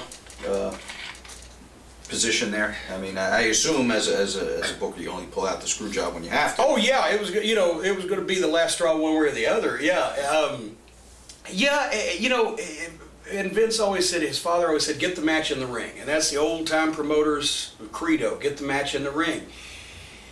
But you're the one who booked the fucking match. You should have known there was going to be troubles. How did we get there? I was in the fucking meetings, and when everybody was writing those names down, nobody had said, oh, but goddamn, there's going to be trouble. And then all of a sudden, as soon as they make the match, nobody wants to fucking do it. And plus, Vince McMahon has always catered to fucking people. I don't know why. He gives them the opinion that they're superstars. Even the fucking guys the last 10 years, he's ruined their fucking head because now they're comedians and character actors and entertainers and movie stars and all this. No, they're wrestlers. I was a wrestling manager, then I became a wrestling booker. You're fucking wrestlers. That's what we do. We're in the wrestling business. I'm proud of it. Don't know why everybody else ain't. But I haven't seen a lot of goddamn great thespians. Maybe a few of the divas are thespians. We just don't know it yet. And Owen, yes, boom, stopped on the spot. Tell you what, if Buck had stopped with me, Owen wouldn't have been up there. It's nothing Vince Russo, but maybe that's why he found God, because he killed Owen Hart. Fuck you, Vince Russo. Owen Hart would have not been up. One of the best wrestlers on the fucking roster, had done everything. He didn't want to be up there. It was Vince Russo's silly ass idea that a great wrestler like Owen Hart needs something to get over, and gonna do the blue blazer because it was funny, because he did it before 10 years ago, so we're gonna do it again because everybody remembers. See, here's the thing with Vince Russo. Everybody remembers Chief Jay Strongbow's social security number. If it happened at the Nassau Coliseum in 1974, everybody remembers that. But if it's NWA history from fucking 10 years ago, why, who would ever remember something like that? You fucking moron. But he put Owen in the blue blazer outfit and he fucking hung him up there. And Owen didn't want to fucking do it. He didn't want to do the run through. He didn't want to do the whole goddamn thing. He thought it was stupid, but he was trying to be a company guy. And Vince McMahon, I'm sorry, but you tolerated Vince Russo doing shit like that and fucking your company up and then fucking you and then going down and putting WCW out of business. Everybody who tolerates Vince Russo, in my opinion, gets what they deserve. And I admit some culpability in letting Jeff and Dutch tell, and I still like Dutch. I ain't too warm on Jeff right now. I love you, Jeffrey, as a person, and I love your grandmother, and your father started me in the business. But Big Rib, Jeff, talking me into fucking coexisting with Vince Russo for 3 fucking years. I told you how it was going to turn out, and it turned out that way. It just took longer than I thought. And also, by the way, Dixie Carter, you employ Vince Russo. About $40 million of your father's money that he dug up out of the ground has been thrown back in a fucking oil well that fucking Vince Russo dug because you're too stupid to fucking figure out that everybody else in the business ain't wrong. You are. Vince Russo's a fucking idiot. But anyway, so yes, I would have stopped the fucking show. Eric Smith, did you get along with Triple H? Yeah, I did until when he first got there, you know, I mean, he was one of the guys, you know, fine, etc. I was in the fucking office, he was one of the boys. When they did that curtain call thing, and I mean, I wasn't the only one mad. I was throwing my fucking suit bag down the goddamn Madison Square Garden hallway. I assume everybody knows what the curtain call is. I don't need to go into it. Jerry Briscoe was kicking fucking walls. He wanted to fucking stretch all of them as soon as they came back. Everybody was fucking hot because it was, they took a shit on Vince McMahon's dining room table, the guy that was paying them. The Madison Square Garden show was to his father and to him at that time the yardstick measure of success in the business. And just because they had their little billionaire boys tree club, they had to go out and expose the business and have a big fucking circle jerk. And okay, who was Vince McMahon going to discipline? It was Kevin Nash's last night. It was Scott Hall's last night. Shawn Michaels was the champion. So Hunter Hearst Helmsley, who was supposed to win the King of the Ring, didn't win the King of the Ring. Cost him about $100,000 to $150,000 that year, probably, and what he would have made and what he did make. He was punished because he went along with the other three fucking guys. So I actually went up to him. I said, look, I said, you made a mistake. You let these other guys, I said, who got punished? You got punished. I told Helmsley this. I said, because he ain't gonna fucking discipline Shawn because he's a champion. What's he gonna do to Hall and Nash? So you got it. So you let these guys get you to a position you shouldn't have done it. You shit on the business. All the guys are hot at you. And he had been told to apologize. He went around and apologized to everybody, to all the boys, Helmsley did. And he apologized to me. Sorry, I shouldn't have done that. It was fucking bullshit, blah, blah, blah. Seemed very genuine. What happens? A couple years goes by. Well, meanwhile, also, Steve Austin wins the 96 King of the Ring. So thank you, because the curtain call, if nothing else, gave us one of the biggest stars in the, well, the biggest star in the history of the business. But then a couple years goes by, and now Russo's work shoot shit's in full mode. And there they play some fan's camcorder on Raw of the curtain call, and Helmsley said, I apologize, but I knew we were revolutionizing the business. He never meant it. He was a fucking kiss ass and a suck up then. He's apparently, well, now he doesn't need to kiss ass and suck up because he's licking the right crack. So therefore, he doesn't need to suck anybody. But the point is, he didn't mean it when he apologized to me. He didn't mean it when he apologized to the boys. He didn't mean it when he was saying he was sorry that he exposed the business. And so, you know, he's got, as his brow increases from steroid or HGH use, so does his ego from fucking being irreplaceable because he's got the keys to the kingdom. Because he's fucking married to the boss's daughter who took the job as head of creative straight out of college. I think Stephanie's a bright girl and I never had a crossword with her, but she needs to be the head of creative like I need to be the head of fucking NASA. Because I know as much about the fucking Hubble Space Telescope as she knows about fucking booking wrestling. It's fucking ridiculous. Nepotism and fucking corporations have what have led us to where we are in the wrestling business, which is why Dana White and the UFC are kicking all of our asses because they're doing pro wrestling from 30 years ago and they're doing it better than we are. Sebastian? Now, let me say one more thing about it. Go right ahead. I got to bring this up before we go into Volume 6. Vince Russo recently, this is another thing, Vince Russo recently gets on the fucking internet. And he's mad because somebody actually called him on his shit and said, by the way, one of those 2-hour TNA Impact shows only had 16 minutes of fucking wrestling in a 2-hour show. So he gets on he's promoting a book. I wasn't aware Vince Russo had ever read a book. I'm surprised he's written one. But he's promoting his fucking book, and he says, I have so many things I want to do with my life. I want to make my father laugh. I want to play baseball with my kids. I want to blah, blah, blah, blah, blah. I can't imagine how anybody could have such a miserable life that they would sit there with a stopwatch and time how many minutes of fake wrestling are in a fake wrestling show. That's an exact quote from Vince Russo. Puts this on the internet. Of course, immediately the shitstorm starts. And I guess people in the company, I know Taz, thank you Taz, a lot of people in the company, outside the company, fans, people in the business, So the very next week, he's back on his Twitter or his internet or whatever the fuck he is with this heartfelt apology about how he didn't realize what he was saying. He's just a New Yorker. He shot his mouth off. And it's not that he doesn't like wrestling. It's just that he doesn't like fake kind of wrestling. That's why he likes to try to write all his shows to be real. And he doesn't like the word booker. He's a TV writer. He hates the word booker. See, we couldn't be any more opposite. We are diametrically opposed. We are the bizarro component of each other. He's a northerner, I'm a southerner. He wants to be a writer, I wanted to be a booker. He's a Christian, I'm an atheist. He hates wrestling, I love wrestling. If one of us was a black lesbian nun, we'd have it all fucking covered. But anyway, I don't know what I'm more astonished by. That Vince Russo was completely, utterly gobsmacked to hear that what he wrote was offensive to everybody that's ever made a dime in the wrestling business, or everybody that's ever considered themselves a wrestling fan, or whether I'm more astonished that he genuinely, delusionally, literally believes that he has once in his life written a wrestling show that anybody could possibly believe was real.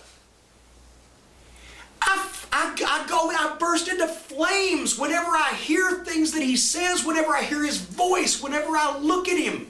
It's like a sudden itching powder thrown up my fucking crotch, because he is so utterly disrespectful and unsuited and unqualified and has been completely unsuccessful at this business, but it's always everybody else's fault.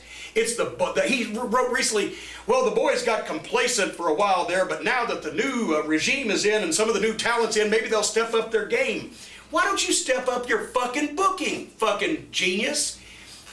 And he says, well, I'm a TV writer. I'm paid to produce ratings. I can't worry about, how much wrestling. Well, then you're not getting fucking paid. You're paid to produce ratings. When have you produced any ratings? He tries to take credit for Steve Austin and The Rock. But if something doesn't work out, it was somebody else's fault. Standards and practices in fucking TBS. Or blah, blah, blah, blah, blah. I could go on endlessly. It's just there's so much material. But I just wanted to get that in there. Once again, fuck you. Okay, Sebastian, Quebec City, Canada. Can you explain your theory or thoughts on why Shane McMahon left WWE? Is it because Vince doesn't listen to his opinions, or the advice that Shane brings to the company? I have no theory and no opinion and no first-hand knowledge otherwise than I believe that Shane McMahon, more than anything else, and I think Shane's a great guy, and more than anything else, he always wanted to be his father. And he believed in the McMahon name, the McMahon family, the McMahon dynasty, and he wanted to sit in that chair one day, and when he found out, I believe, that his little sister and the fucking wrestler that she married, and how that I would have bet my house and car and life 10 years ago that Vince McMahon's daughter would marry a wrestler you'd look up and see a donkey flying over, and it happened. I think Shane finally realized, well, fuck it. She's going to run the place. Fucking slope-headed caveman, as long as he keeps fucking pumping out the kids and everything, it's going to go that way. And so I'm going to go do my own shit. And I hope he does. And I hope he is a giant success at it. Greg Pike, biggest WWF/E payday. I'm embarrassed to say this as a performer. Now, I got 6 figures out of him for the Smoky Mountain Library, and I got 5 figures as my share of the OVW Library, and I got other. But as a talent, I'm ashamed to say $15,000 for WrestleMania 10. I'd heard all about the WrestleMania and the pay-per-view and these huge checks, right? And I managed the WWF champion twice, Yoko versus Luger and Yoko versus Bret Hart, on a sold-out Madison Square Garden, and I got $5,000 more than I got for Starrcade '86 when it was just down in little old Greensboro on closed circuit. So as far as I'm concerned, for WWF, big payoffs. Of course, they get them now. DXD wants to know what's the real story between Randy Savage and Vince McMahon? Why won't Vince acknowledge him? I don't know, because all I know is this. When I first went up there, Savage was doing commentary. When I first started working for WWE, it was this summer of '93, and this was, I guess, what he left anybody help me in the peanut gallery is sometime early in '94, I think it was, because I remember we were in Pennsylvania doing a television, and suddenly I got pressed into being the co-host of the show for 6 weeks. he left to, I guess, go down. Well, did he go down south right away? I think so. Yeah. So, yeah. So that would have been maybe 95. Whatever. I'm sure all you guys. Point is, Savage up and left with no notice. That's the only thing that I know that he ever did. I don't know the source of any other heat. I've heard rumor, and believe me, I would love to say that any rumor that you could possibly say about the McMahon family is true. After they screwed me in Louisville, I'll never fucking forgive them. And by the way, I'm the only person in wrestling. When I say never, I mean never. But I can't buy the rumor of anything that Savage did to anybody in the McMahon family. Peter from Melbourne, Australia. Do you think steroids are in the WWE today? Vince says they aren't.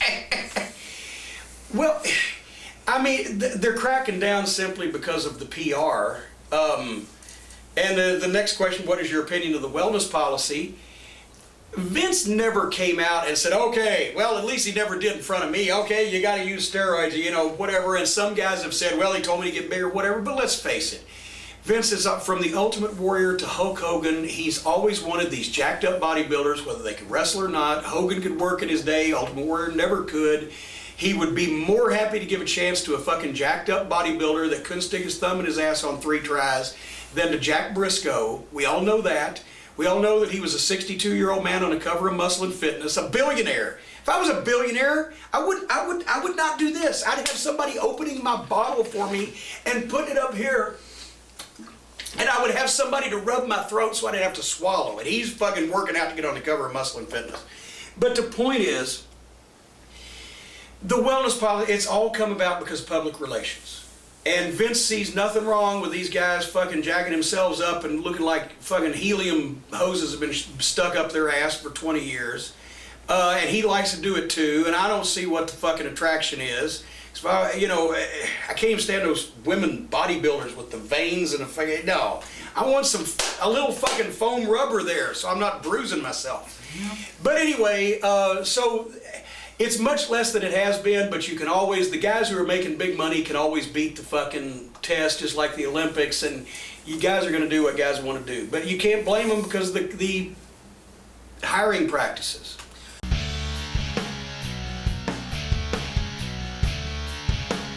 OVW.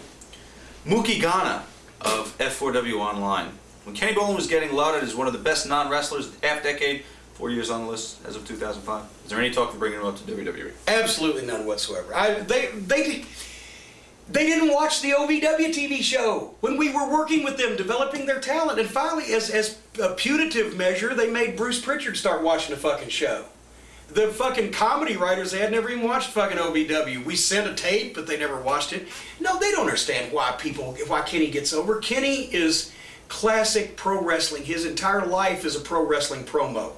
And he is he's a cross between Mr. Haney on Green Acres, Uncle Joe on Petticoat Junction, and fucking Chill Wills, Andy Devine, and the great wrestling stars of days gone by. And no, a manager that can cut a promo and fucking make people hate him instantly, or talk people into doing anything he wants, whether they've ever heard of him or not, they have no place for something like that. Got to hire more lingerie models. Mark O'Connell says, channeling Dusty Rhodes, cut a promo on Kenny. Oh my God. Kenny Bolin, you couldn't put me down with a steel-toed boot. Couldn't put me out with a steel-toed boot, but I promise you, unless you get me dinner for free at Applebee's, payback will be hell, Daddy. Mike Campbell from 411 how do you respond to the comments that Batista made in his book saying he wasn't taught anything in OVW? Well, I got news for you. You didn't learn anything in OVW, but it wasn't for lack of trying. We tried to beat it into your fucking head. Batista said that because he wanted to buddy. If you noticed, every time somebody buddies up to Helmsley, they get the title. We pushed Batista to the moon. The first time I saw Dave Batista, he could not sell a punch. Alpha had taught him how to write a check. He immediately in training tore his bicep because he was so fucking steroided up, and he was off on the sidelines for 3 months, and he got a chance to sit and watch class, and then he was better. And he had an amazing look. He was a good natural athlete. He was a very frail demon. He was always sitting there with his sweatshirt on, and he was always very cold and always very chilly. And you should have seen when we brought him up, rose him out of the Ohio River. Oh my God, he was down there going, oh my God, snakes and shit. And he did whatever his wife said for him to do, and he was just a pussy-whipped, fucking frail, fucking quiet demon.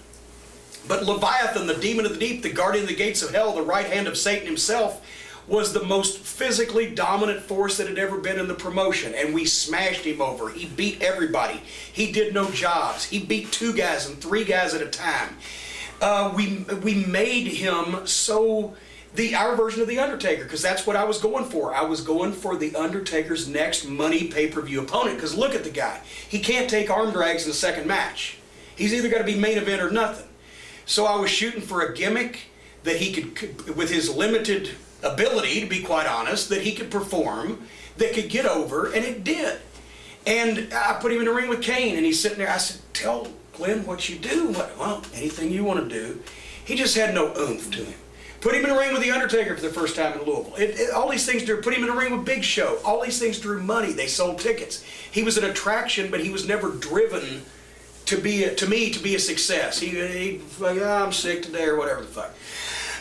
So anyway, finally, they take him up there. They put him in a suit and put the box around his neck for Devon, right? You remember that? And they're about ready to fire him, and somehow he starts working out with Hemsley, and all of a sudden he's a top guy. And then all of a sudden he writes a book. He didn't learn anything in OVW. Well, it wasn't for lack of trying. I called him on the phone. I said, Dave Bautista, left a message on his voicemail. I said, I'd like you to call me back and tell me why you say you didn't learn anything. When we took care of you, we liked you, we smashed you over, we did everything we could possibly do for you, and then you come and knock me and Danny Davis. I said, I'd like you to call me and tell me why. In the meantime, fuck you. And I've never heard a goddamn word from him since, and don't really give a fuck whether I ever do. Let's see with the one Adam K. Jim Cornette, it's the one Adam K here, and I'm representing the Who Dat Nation. And I want to get your thoughts on Nick Dinsmore. You trained Nick Dinsmore, and what was your impression on the Eugene character? Did you think it had a lot of longevity, or do you think that something like this was going to get a big backlash from a lot of activist groups? No, I didn't think it was going to get any backlash from activist groups. I thought it was going to end his career, and it pretty much did. I love Nick Dinsmore. When I first went to OVW, he was the standout guy there. He, Doug Basham, Rob Conway, and Danny Basham, Danny Holly, the Damage Up, were Danny Davis's 4 core original students, the guys that he had built his promotion around, and they were all talented, and I used them in various positions over 4 or 5 years, and Nick was great. He wasn't the greatest promo in the world, but he could get the job done after a while. He looked good, looked like an athlete, he could teach wrestling or perform wrestling. I brought Chris Benoit down. They went 20 minutes at the Louisville Gardens, tore the house down. They wouldn't look at him. I fucking put him in a program with Doug Basham. Here we're drawing money, and especially in the summer at the Six Flags shows, we're drawing money in a wrestling school with these guys on top. They wouldn't look at him. I said, why the fuck can we not get Nick Dinsmore up to the main roster and make him some money? He just doesn't have anything. He's too plain. One time I rated number 1 through number 20. Who should go to the main roster? Who is ready to graduate? And there's Dinsmore at number 1, and they took number 17, 18, and 19. I think it was Orlando Jordan, Mark Jindrak, and who the fuck else, who knows. So what else to fucking do? And then all of a sudden, he's up there as Eugene. I don't know if it's politically correct or not, but he's a retard. Roughhouse Fargo was my favorite wrestler when I was 9 years old, but he only came in at Christmas time. And then he went back and refereed to Sonny Fargo for the Crockett's, and you waited for 6 months or a year for Roughhouse Fargo to come back and sell out. You can't have a retard on television every week as a babyface, especially when he accidentally got over. They didn't want him to get over, but he got over because he started outsmarting the fucking heels, and people like a retard that outsmarts the heels because that makes them look even stupider. But then when they start fucking outsmarting him, what does that take? Because he can't even spell his own fucking name. Short-term shelf life, and now he's pigeonholed as Eugene. I'd love to have Nick in Ring of Honor, but I can't with a straight face bring that up because the stink of Eugene is still on Nick Dinsmore, who could have been the next version of a Chris Benoit or a great professional worker like that, and instead they gave him a career-killing gimmick like they've done so many other guys, and the Spirit Squad, half those guys quit the business. Johnny Jeter moved from San Diego to Louisville, 3,000 miles, everything he owned in the trunk of his car when he was 19 years old, waited tables at Chili's to pay for his wrestling school tuition, becomes way farther advanced than anybody should have been at his age. Becomes a Ricky Morton for the 21st century, in shape, with fire, and can sell. And by the time they finish with him, he's up there for a year and a half. He goes home, quits the business. They run more people out of the fucking business. And now, once again, the question, Nick Dinsmore, no. It finished his career. Everybody will look at him as Eugene, and nobody wants that in their promotion if they want to be serious. El Matador, Figure 4 Online, was there a specific point in the OVW-WWE relationship where you realized that everything was fucked and wasn't going to work? Well, where I should have realized, as soon as Jim Ross retired from the job as Vice President of Talent Relations and tagged off, handed it to John Laurinaitis. Talk about fucking going down the home stretch and fumbling the baton. I should have known then, but I didn't realize right then because I didn't know anybody could be as incompetent and as deceitful and as totally disregarding of anybody else's business as John Laurinaitis turned out to be. But once they started pulling people that were promised to us and firing people out from under us, we'd have champions, guys holding belts. They would fire them and then call us and tell us about it. And then they'd also have told those guys, don't go back to work for insurance reasons. Or, you know, call me on Tuesday, use this guy on TV. TV when? TV tomorrow. TV tomorrow's written. Well, use him anyway. Well, fuck you. I don't have 15 secretaries. I have to do this shit myself. We had TV written 3 days ago, like you ought to. It just lying about guys that were promised that weren't coming, not wanting us to do business. I could go on and on. That could be a whole nother videotape. But John Laurinaitis, the guy who signed the wrong one-legged man,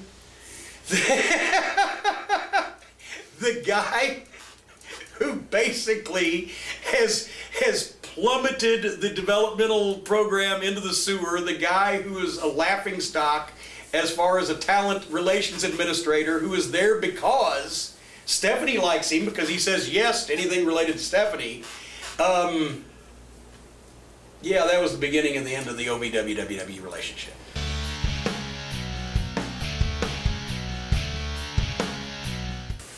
All right, it's time for a game. It's the shit list, the Jim Cornette shit list. I'm gonna go through names.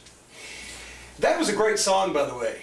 Pillman used the song "Shit List" in ECW. I do know that much. Was it a country song? No, you've never heard that? You made my shit list. Yeah, No. Yeah, it's all right anyway. Somebody knows it, I'm sure. You got it? Okay. So I'm going to present you with a name. If they're on the shit list, they go on the board. If not, I'll toss it aside if they're irrelevant. Then once we get the handful of names here, you can rank them 1 through 5. Okay. You have a very lengthy shit list. You claim last time we were together that it's gotten shorter. I doubt that after the last 4.5 hours Well, together. people might be shitty with me, but I don't really care about some people anymore. I just decided as I get older, I'm not going to tolerate bullshit, and I'm going to say what I fucking think, because fuck it. Certainly we can get 5 names, but let's fill this side here. Vince McMahon. Well, he'd be on it. He'd be on the shit list. Vince McMahon never did anything to me personally. It's just all the minions and stooges that he hired that did perpetrate shit, and he allowed them to get away with it. Well, that qualifies. Therefore, Eric Bischoff. I'm really ambivalent about Bischoff one way or the other. Very good. You know. Very good. Mark Madden. Well, we'll put him over here because I'm not sure if he's 2 or 3. Okay. That didn't take long. Wade Keller. Let's put him on standby. Because we're not sure if we're going to use him. I'm not even sure now if he makes the top 5. Okay. Hardcore wrestling. Well, now that's not really a person I didn't say or a people. place. It's more of a thing. Okay, Things. well, That's on the shit list, though, isn't let's it? stick it up there on standby. Stick it up there on standby. This thing's gonna fall over pretty soon. Spared no expense on this fucking set here. We're going to see our budget. New York. Oh, no, you know, no, with all these other competition, I still don't understand the traffic or the smog or the fact that the pedestrians won't get the fuck out of the way of a moving car, but nah. Really? Wow. That one is shocking to me. I thought that would have had the top spot. Dairy Queen. I love Dairy Queen. Now, if you made it Dairy Queen in Hyden, Kentucky after a really lousy spot show with a rude window person, but otherwise, I'm a Dairy Queen fan. Oh, you got to stick him over there. Yeah, you got to stick him over there. God, this You makes notice it I'm leaving a lot of room because I figure we're going to... Okay, Bubba the Love Sponge. Actually, no, I want to put him on my hit list because after he played part of my Who Slammin' Who podcast on his satellite radio show. Not only did he not refute any of the points I made about how shitty he and the TNA show was, but also I got 30,000 more hits and set a record downloads the following week. So actually, I need to send Bubba a Christmas card. Okay. Yeah, I went over 100,000 for the first time. Joey Styles. You know, once again, Styles' momentary fucking pain in the ass during the middle of the election when we're trying to take a step. Like, America was like wrestling. We were trying to take a step into the 21st century, but a bunch of fucking people who didn't really see that were trying to hold us back. Joey Styles was just proposing their point of view, but I don't have anything against the guy as a person. He was just such an easy target because, you know, when you get the conservative Christian crackpots going, you really don't have much trouble taking the piss out of them, as Adrian Street used to say. Paul Heyman. I don't know whether he can go on my shit list because this has to be reserved for people that I have no respect for in any way, shape, or form. And while Paul's and I's personal business dealings have been rather fucking checkered, at the same time, I can go ahead and say that he does know what he's doing, that he was a good booker, etc., etc. This is for pure shit. And I will live. By the way, I told Dutch Mantel to put this in his book. I don't know if he did or not, because Dutch, you haven't sent me the free one yet. I sent you my address. I will live. I'm making it a point. As a matter of fact, that's one of the reasons why I'm on my low-carb diet and trying to stay away from sugar, etc., because I want to live to stand over and piss upon Vince Russo's grave. For the fans that he's deprived of seeing fucking great wrestling, for the fucking wrestlers whose careers he's shortened, for the fucking people that make their living in the wrestling business who have had elevated blood pressure or fucking lowered fucking income because of his fucking foolishness. Vince, one of these days, I'm making it a mission now in my life. You're gonna go before me if I have to make it to 93 just so I can stand there and take a whiz on your fucking headstone, pal. Fuck you. Well, it's quite an accomplishment to get him off the Bob Evans turkey gravy. Exactly. You're pretty important. It's got chunks of sausage. Santino. I could go on in the whole story, but no, actually I should send him a Christmas card too, because they were pushing my buttons for a year looking for a fucking reason. And when I've smacked him 17 times, it gave him the reason. And immediately my blood pressure did get better, so no, I have no problems. Kevin Dunn. Wow. See who else we come up with. We're saving it over there. Do you have a quick Kevin Dunn impersonation you'd like to do? A few people have done it on Ken. Yes, sir. And we're not wrestling. And I don't know why you think we're wrestling. Just because we have wrestlers in wrestling boots and wrestling tights in a wrestling ring. Fuck you. Jim Herd. Oh boy, Jiminy Pete. I can tell you already, just because he's just, he's a fucking little slime, but just because he's more inoffensive, we gotta stick at it. God damn! Yeah, it's gonna fill up. ICP. You know what? That whole thing was blown up out of proportion. Bruce Pritchard showed me a video. I'd never heard of these fucking people. I only listen to music, so why should I have heard of these people?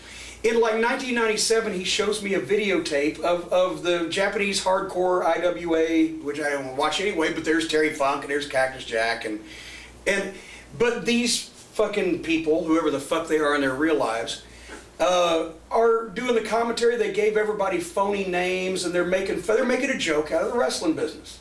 And Bruce just thought it was hilarious because he likes funny, silly shit.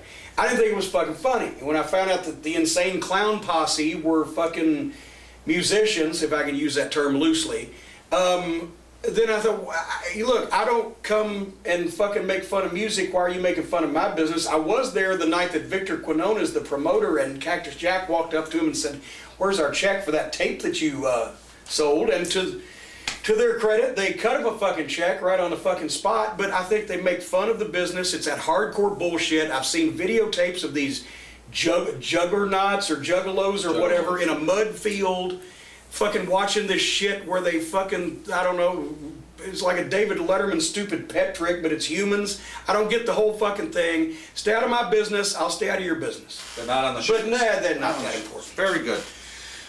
Hulk Hogan.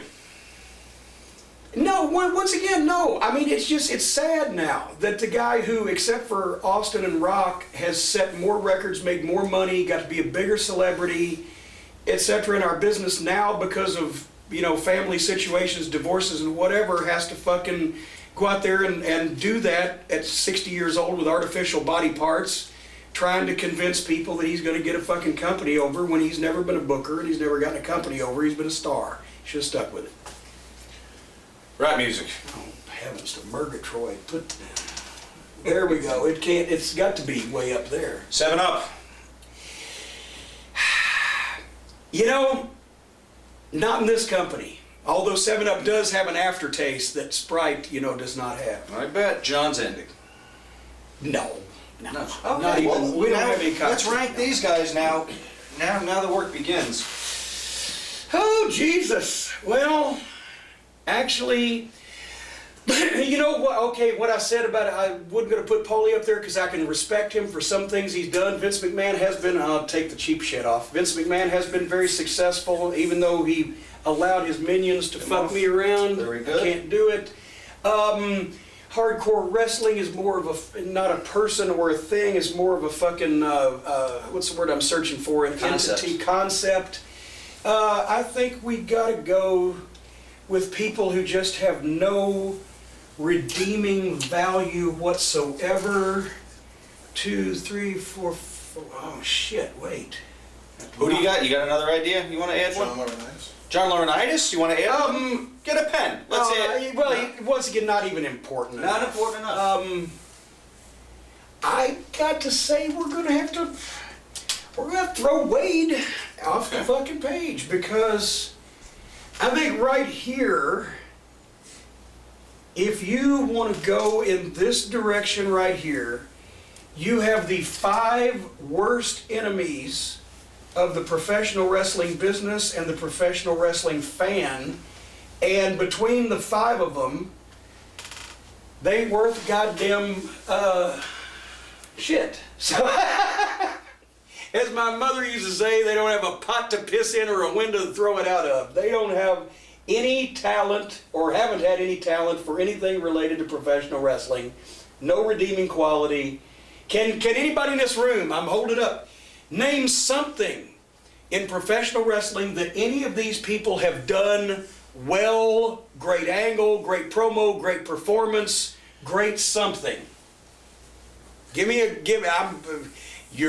camera's not on you. You're nameless, you're faceless. Give me anything that any of these people have done. Oklahoma. Great. I said great. Stay employed. Yeah. A lot of people without jobs. Stay employed. That's an art right there. Stay employed. Sold a lot of pizza. Made money. Heavyweight champion. Got hired. Initially made that transition from... Somebody said he had a heart attack. I find that hard to believe. He'd had to have found a heart.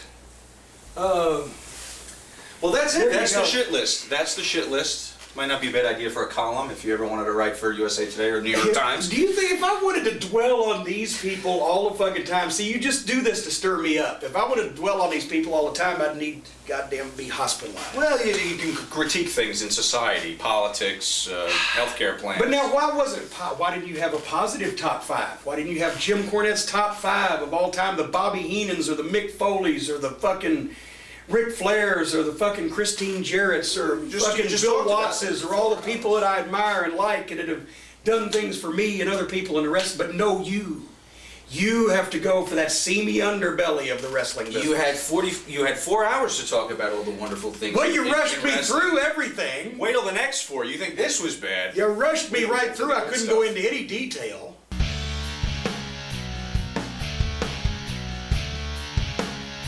TNA. We'll start it with... Wait a minute. Why would it be? With a video. Jimmy Cornette, the Bulldozer, coming at you live from the OffTheMarkShow.com studios, Daddy. What I want to know is, there was a point in time where you made your long-awaited, epic TNA debut, and it was one for the ages. Because I remember what happened. You got a little excited yourself, sir, and the king went the crowd. I want to know, how tough was it for you to walk back to the locker room? Because I know you just came back from surgery. And also, Was it a tad embarrassing for you, sir? Well, actually, it wasn't as tough for me to walk back as it was to walk down that ramp. Here's the deal. I just had the knee surgery, and I was still ACL re-tied up and everything. I was still walking with a cane, and I debuted in June of '06, and it was 150 degrees in the impact zone. And all day I'd been doing the Charlie Chaplin thing, spinning the cane around, you know. So I decided as I go out on the stage and I get a good pop, I'm gonna milk it, and I'm doing this, but my hand is covered with sweat. The foam thing on the cane is sweaty, and it just straight out. And I expected to look over and see some old woman, you know. Like, I said, okay, now I gotta go down the ramp, right? And everybody backstage is like, is he gonna go? Is he? And I just, whoops, okay. So very flat-footed. I don't need no stinging cane. Get down there, cut the promo, and fucking then get out of the ring and walk back flat. It was a good promo. I wasn't embarrassed. I was tickled by it, you know, more than anything. And actually, some people even thought that I meant to do it, and I let them believe that for a while. Kyle Sands, did you ever have a bowel movement at the TNA Impact Zone? What, in the bathroom, or you mean just? I take it that's what he wants to know. Yeah, as a matter of fact, I used to go to the bathroom as often as possible so that I fucking calm myself down from choking Russo or fucking walking out, getting the car and leaving. Greg Pike, do you think TNA will ever charge admission for fans to get into the TNA Impact Zone? No, but they are planning on charging for you to get out. So. Paul Miller, courtesy of F4W Online, with Jerry Jarrett having done so well as a booker in Memphis, why do you think that didn't translate into more success with TNA? Well, as I know, or as I'm aware, Jerry only wrote the first, 15, 20 shows. Yeah, it wasn't much. Jerry was not the booker there very long. And also, did you see anything wrong when Jerry Jarrett left the company? Could you sense something was wrong? I wasn't even there. And to be quite honest, did you ever see Dixie Carter get lost while she was wandering around backstage? No, but I hoped on several That's occasions. from Cornette fan, courtesy of Classics. But no, here's the thing with Jerry Jarrett and TNA, you know, he started the thing as the pay-per-view, Wednesday night pay-per-view, and then they got television, and then blah, blah, blah, but he was only in the first 6 months or so, and then the direction took a different turn. So I don't, what was the second part of that? I don't really, and I wasn't around at that point. To be honest, I never watched TNA Wrestling until, I'm going to say, 4 weeks before I debuted in June of '06, because I still, WWE and me got sideways in July of '05, but I still had an ownership interest in Ohio Valley Wrestling, and so I was still making money off of them.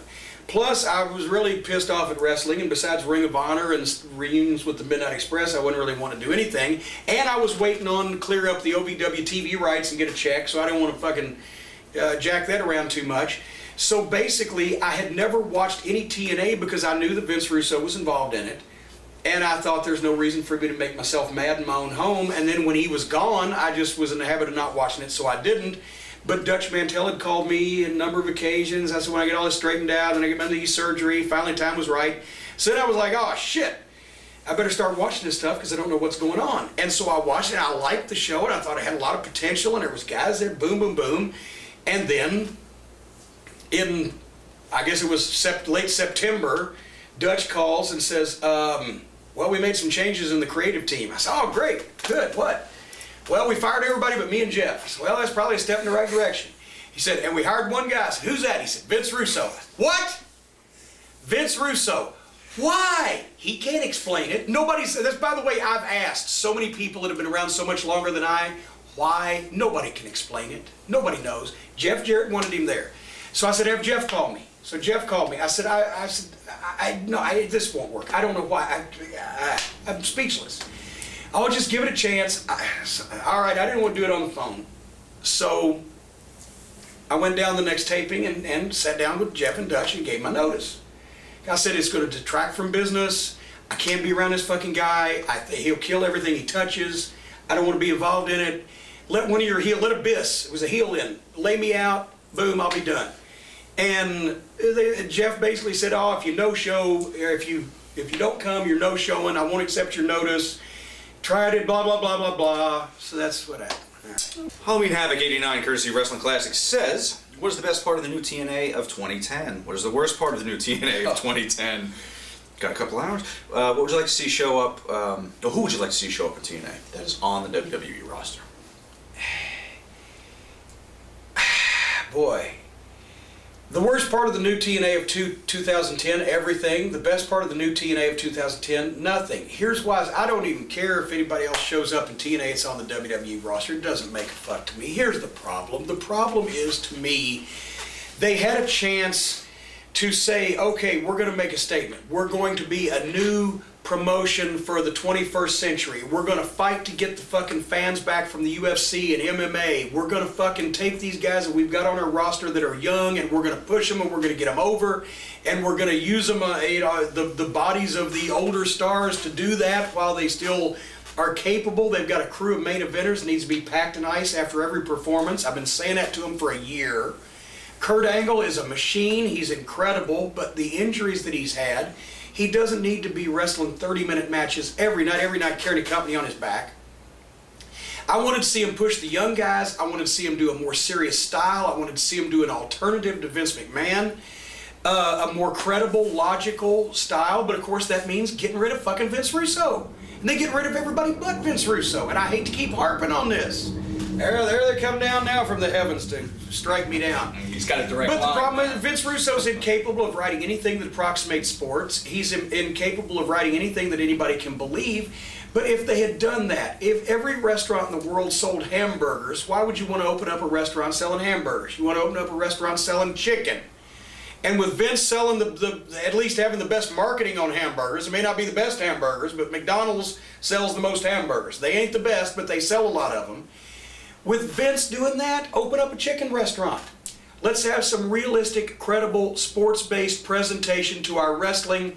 Let's not be so fucking WWE light and do shit with a less of a budget and less talented people involved in the writing of the thing and copy WWE. Let's do something completely different. So when I saw January 4th, it made me glad that I was gone, because let's face it, if I hadn't been fired or released or terminated or whatever you want to call it in September, I would have been gone in October of my own volition. As soon as I figured out that not only are we never getting rid of Russo, but now we're having these other guys come in and put another company out of business 10 years ago. And they're 10 years older. And it's more of the fucking same. Hogan and Bischoff on the January 4th show, when they're in the ring, it's going to be great. It's going to be, they look like they were trying to talk themselves into it. They look like two quasi-celebrities on a fucking fundraising telethon for a goddamn hurricane disaster. I expect to see Hogan say George Bush doesn't like black people. It was fucking embarrassing. And over on the other channel, you got Vince McMahon and Bret Hart. Bret Hart was a fucking legend. Vince McMahon is the boss, but it's a bunch of gray-haired guys yelling at each other about shit that happened 15 years ago. The TNA program made all of their young guys like Beer Money, Matt Morgan, Hernandez, etc. meaningless in favor of guys that have had their best years behind them. Maybe they've done a lot in the business before, but goddamn, it's time to move on. And so the answer is blah. No, TNA had a chance to do something and they fumbled the fucking ball and they ain't gonna get it back. Well, that answers Todd Packard's question. Thank you, Todd. The January 4th show. Clips courtesy of Figure 4. Ask him if the only reason he still slags TNA off is so he can fit the phrase "shine a turd." It's one of his sentences. Well, actually it's the phrase "you can't polish a turd." However, after watching TNA of late, I will say that they've increased. As a matter of fact, they bought a Times Square billboard. They hired Hulk Hogan for untold hundreds of thousands of millions of dollars, and Eric Bischoff and all these other guys. And they've gone all the way from a 1 to a 1.2 or 3. Imagine that. I said recently, if a lot of people are looking at a turd, does it still stink? Jay Zaretsky from Ontario asked, when TNA is out of business, maybe and hopefully by the time this DVD comes out, will you allow yourself to be interviewed for the inevitable rise and fall of TNA DVD? Now I have a feeling that there'll be enough video evidence out there. You know, here's the thing. I don't want TNA to fail. I wanted TNA to succeed. That's why I went to work there, because Vince McMahon cannot be allowed to have a monopoly on the professional wrestling business. And then he's embarrassed to admit he's even in the pro wrestling business, so he calls it a monopoly on the sports entertainment business. For the sake of the wrestlers, for the sake of the fans, for the sake of everybody who makes a living in this business, except the billionaire who don't need any more money, you can't be allowed to have a monopoly. There always has to be a place to go, another choice, an alternative.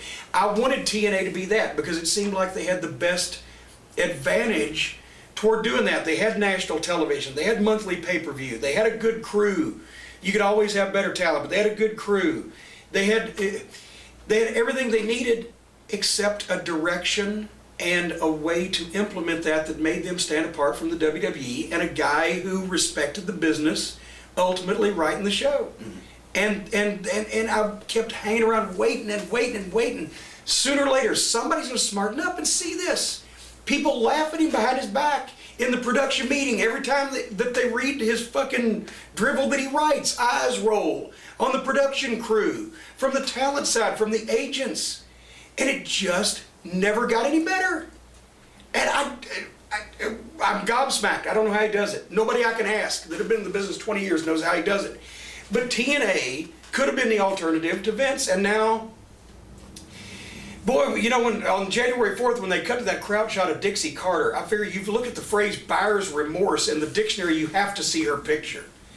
Because what the fuck is she, it's just, yeah. Dutch like this. I said one time, I told Dutch Mantel, I said, you know what? I said, the people that know how don't have the money, and the people that have the money don't have a fucking clue how. And unfortunately, I guess it's that way with everything.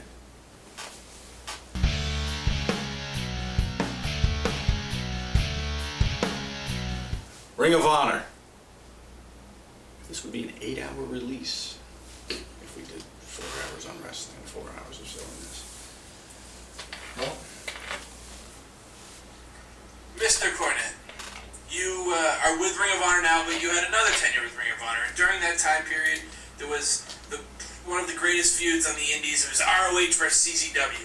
Take us behind the locker room. Take us to the booking meetings. How did that whole thing play out? Was there any heat between the boys? Was John Zandig the douche I always read that he is? Come on, tell us about that feud. The internet wants to know.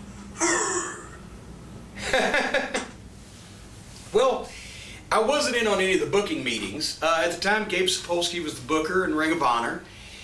And he said, well, we're thinking about doing this thing. And basically, I mean, I almost feel like I'm, you know, my God, everybody, you can't expose the wrestling business anymore. But there was such a great passion and emotion in the Ring of Honor and Combat Zone Wrestling thing that I almost feel like I'm, you know, telling kids there was no Santa Claus, say there wasn't really any unprofessional conduct.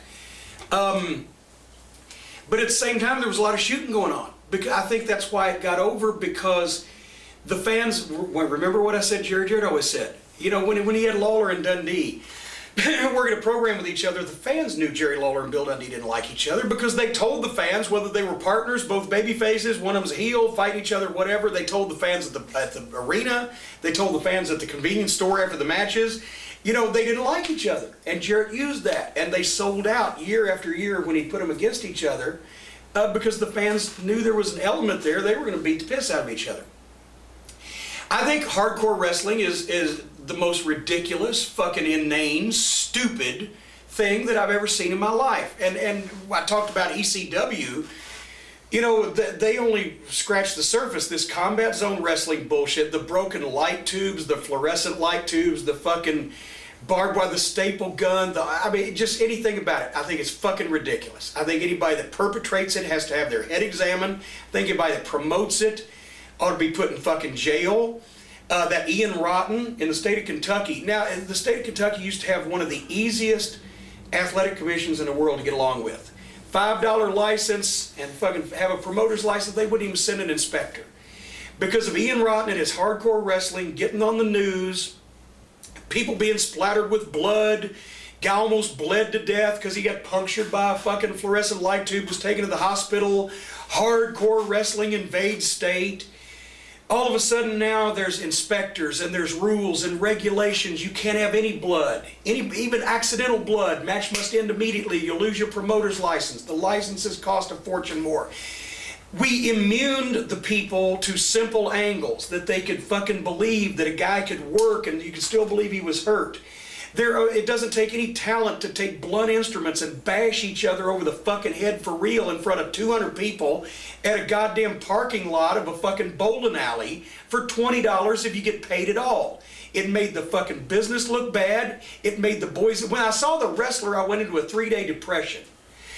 Because here are people who may not know anything about professional wrestling for the last 20 years since Hulk Hogan and Hulkamania, or I remember Ric Flair or whatever. And now they're thinking, oh my God, that's what happened to all those guys. And now professional wrestling is in a goddamn fucking VFW hall and all the people... I don't even take independent bookings. Because I'm afraid if I go to a fucking show that there's only 200 people at, and I've got my gimmick table out, people look at me and say, oh, now he needs the money too. Fuck, it's fucking embarrassing. It's embarrassing that the average person would say, oh, he would hear that somebody's being stapled with a fucking staple gun, or ripped up with broken glass, or doing this fucking foolishness. It takes no talent, it takes no art. The people that fucking go and pay to see it, I have serious doubts about their fucking mental capacity. That you would think that's fucking entertainment, which taxes the very definition of the word. And the whole thing is fucking ridiculous. And it's, what if you were a basketball fan and all your life you loved basketball? You got a tickle out of the Harlem Globetrotters, but I mean, at least it was still a fucking athletic fucking show. But mostly you like the Boston Celtics or the goddamn whatever the fuck. And all of a sudden they come up with new rules for basketball. Like I'm sure Vince Russo would like to write. Where you've got to make the inbounds pass through across a flaming table.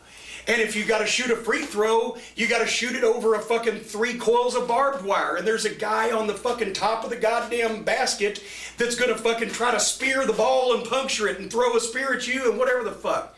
People, what the fuck is this? Why would anybody want to be involved in this?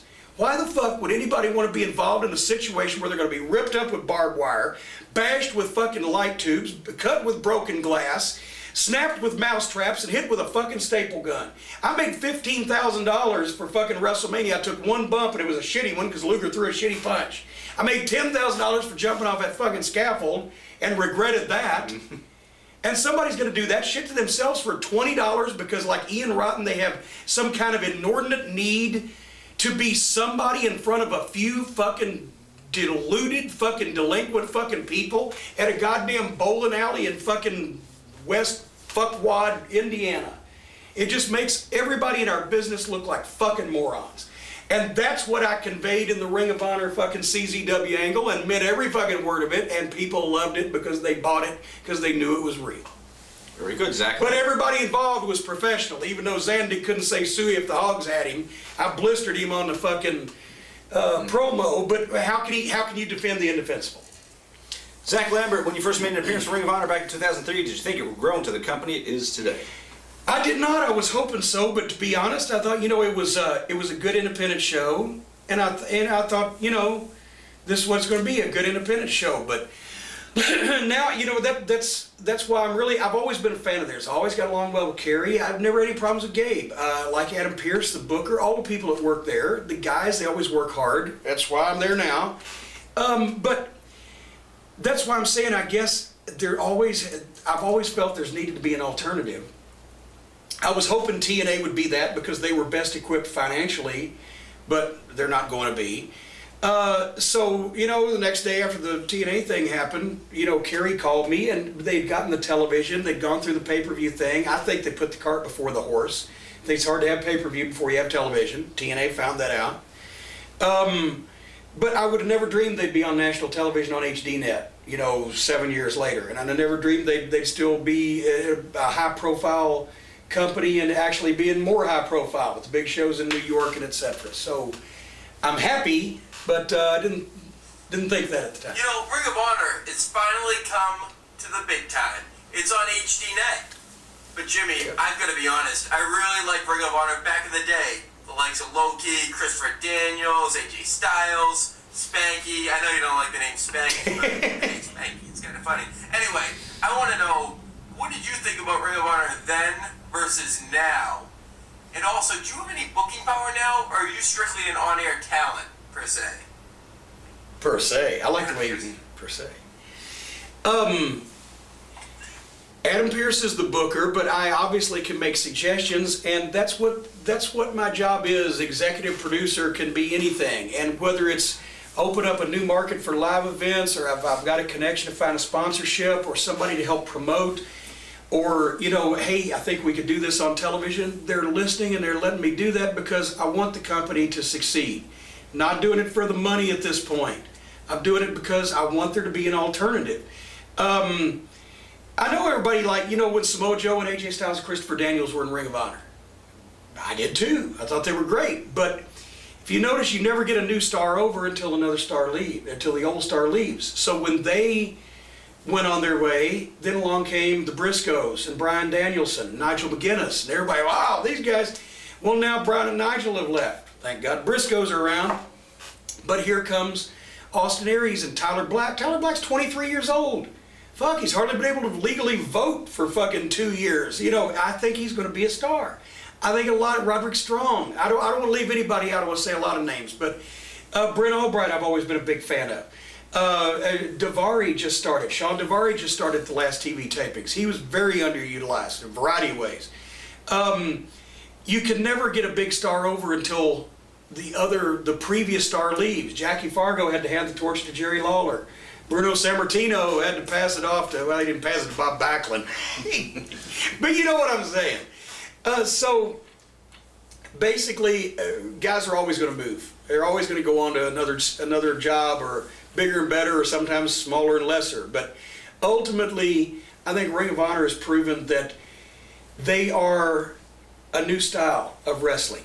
They let the wrestlers do their shit, and they let the fans decide who they like, and then we go from there. And I want to keep doing that. I want to steal some of the UFC fans. I want to steal some of the MMA fans.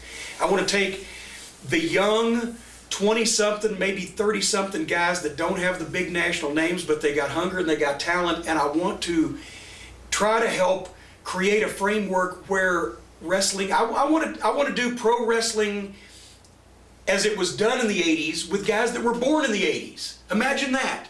Treat it seriously, be logical, let the guys go out and be themselves and get over, sell the guys based on their personalities and not a bunch of fucking hokey gimmicks, and don't insult people's attention or insult people's intelligence and just start slapping them in the face that we're phony, it's all a show, fucking cartoon. No. Why do you think they like UFC? It's real, yes, but it's also because we understand it. I know this guy, I know that guy, I know why they're going to fight, let's see who's going to win. That's the basis of pro wrestling. So anyway. All right, another video. Stephen M. This is going to take a long Jersey. fucking time, ain't it? Hello, Mr. Cornette, James E. Cornette, Jim Cornette, whichever you prefer to be called. I'm a big fan of you, and I'm glad that you have come back to the Ring of Honor crew. I actually have 2 questions for you. If you can't answer both, that's perfectly fine.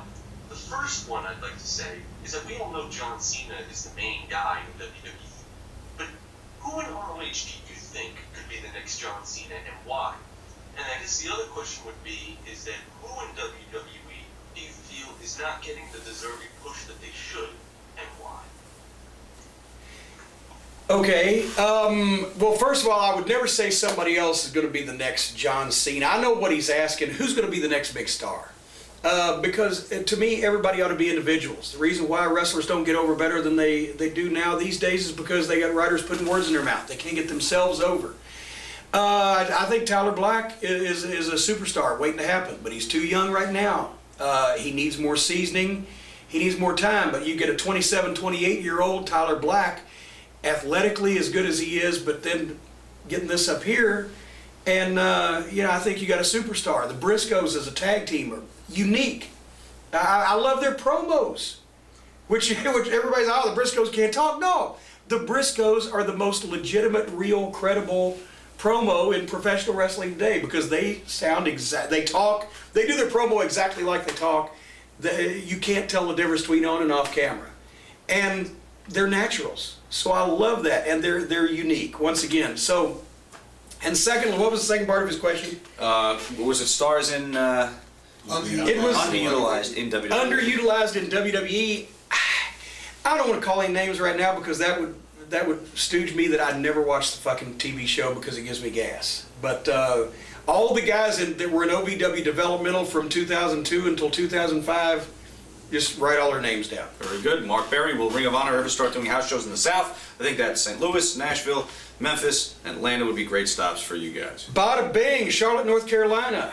April the 3rd, you may be watching this after that, but the Big Bang takes place April 3rd, and the reason why that we chose Charlotte, North Carolina, just an example, all the big-time independent shows in the Carolinas, which was a rich wrestling market over the past several years that have drawn big crowds, have been legends-based shows. We think that the fans that loved wrestling in the Carolinas, that we were predisposed to like wrestling, and the new fans that like wrestling and haven't seen anything that they like lately, all of them will like Ring of Honor.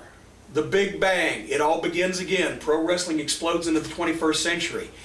After Charlotte, we got our eyes, we're doing the paperwork to get promoters' licenses in Kentucky. WrestleMania next year is going to be taking place in Atlanta, and Ring of Honor sort of has a little tradition. I think a lot of those towns, we want to open up more live markets. I've talked to a lot of people who have experience promoting local wrestling shows and have done very well with it, and we're going to start using those people to help us. And so the South and the Midwest and all parts in between is on the roster. Very good. Mark O'Connell, what are your thoughts on Ring of Honor suing Ric Flair? Well, and you phrased it nicer than this guy up here did, but it's the same question. You know, I wasn't here. That was before I started. I'm not sure what the situation was. Basically, I understand that Rick was paid money in advance to make appearances, that then once that Vince found out that Ring of Honor was on television, you may remember Vince McMahon doesn't have a fucking clue of what's going on in the professional wrestling business anywhere other than his own company. Then he said, well, I don't think you got to be doing the TV, and Rick didn't do the TV, and apparently the money didn't get paid back. I don't want to get in the middle of it. I like Kerry Silk, and he's a friend of mine. I believe what he says, but Ric Flair has helped me a lot in my career, gave me my first booking job, recommended me for the highest paying job I ever had, which was not, by the way, working for Vince McMahon. So I don't want to get in the middle of them, but I think it's a shame that a guy with the reputation and just the man, Ric Flair, is having problems with wrestling promoters when probably I would say that for 20 years, if you were a wrestling promoter, the most dependable thing that you could hear, the best thing you could hear on your card was, I got Ric Flair, because you knew he was going to be there, you knew he was going to tear the house down, you knew you were going to sell some tickets. Now shit's going sideways, and I hate to see it. Volume 1 is in the Volume books. 1. And I was being brief, folks. I'm sorry.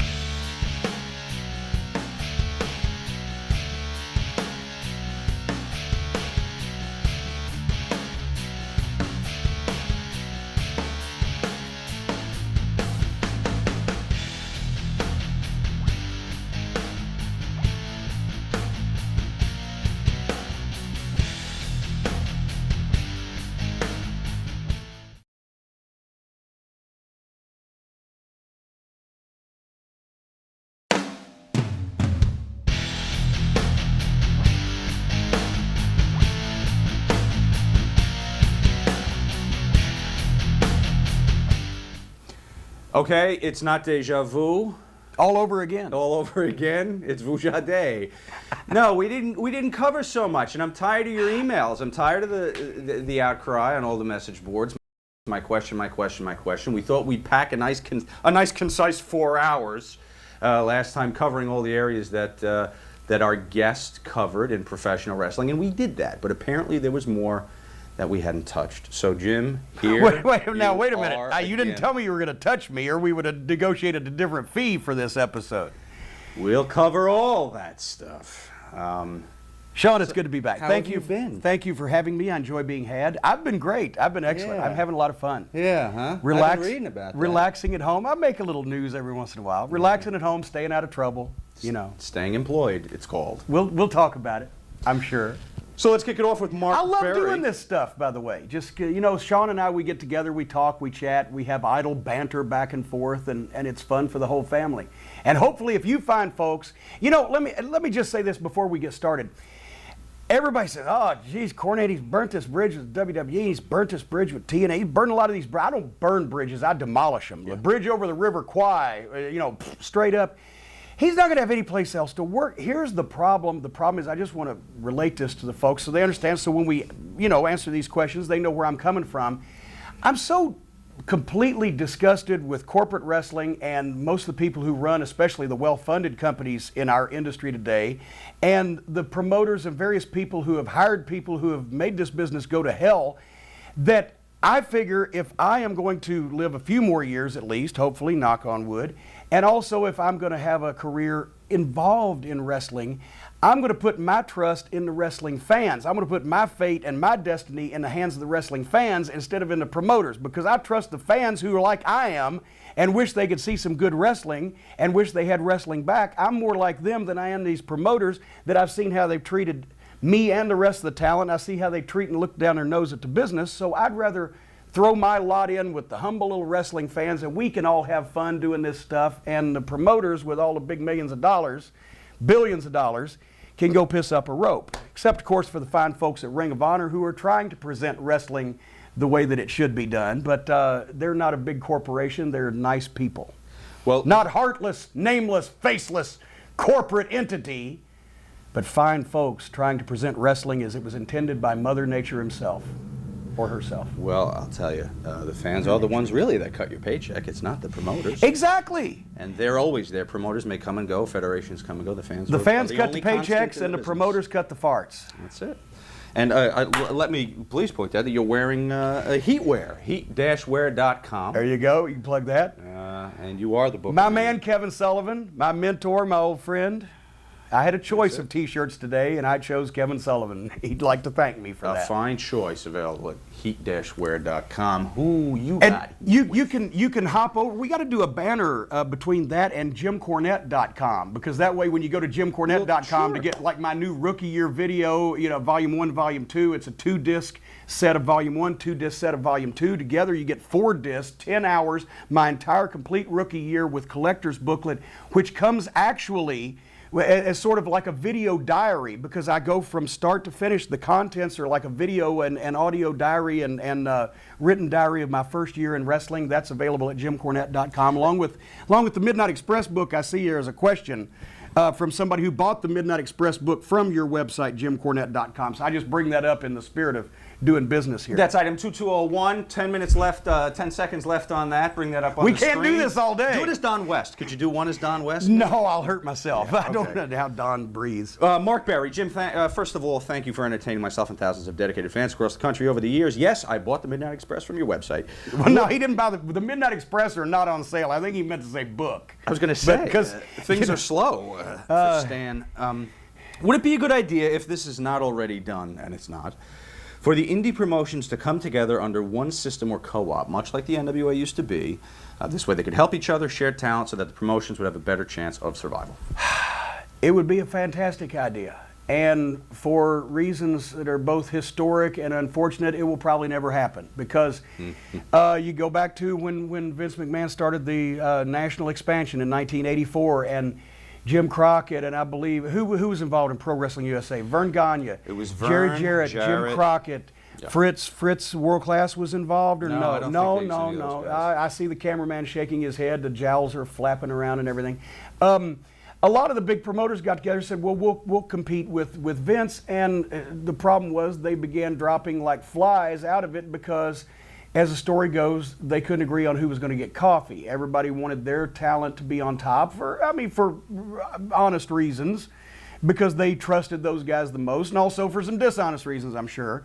But they wanted their guys to be on top. They wanted to call the shots, etc. And wrestling promoters have historically never been able to work together, and that's how Vince actually got the upper hand and got far enough away from him they couldn't catch him. Crockett was the only one that really hung over the long term. Watts, I think kind of knew that there was going to be no cooperation, was trying to do his own thing. And I'll say this today, I've mentioned to, to the folks at Ring of Honor, and look at this, no sugar still. I've mentioned to the folks at Ring of Honor that we should find the best independent promotions, the top talent in them, and try to deal with those people, because if we come to a market in the Midwest or the Northeast a few times a year, they're always there, so it makes sense that we would want to use the top local talent as well as possibly co-promote, and also the tryout camps that we're doing. John Cage, in your opinion, Mr. Cornette, what are the main problems which have reduced audience figures, live attendance, and pay-per-view buys over the last few years? Specifically, more so in TNA, which now converts less than 1% of its audience to its pay-per-view, around 10,000, in around 1.2 million. 10,000 people out of 1.2 million viewers is what he's saying buy the pay-per-views. 10,000 may be lucky. He feels it's the writers with writing stuff with little significance. As a result, the audience who did pay for it immediately regrets it, as there is no consequence. For me, wrestling is all about cause and effect, and is all about consequence. What the writers have done is remove any consequences from events and matches, and the result, it all means nothing and nobody draws. Well, you kind of answered your own question.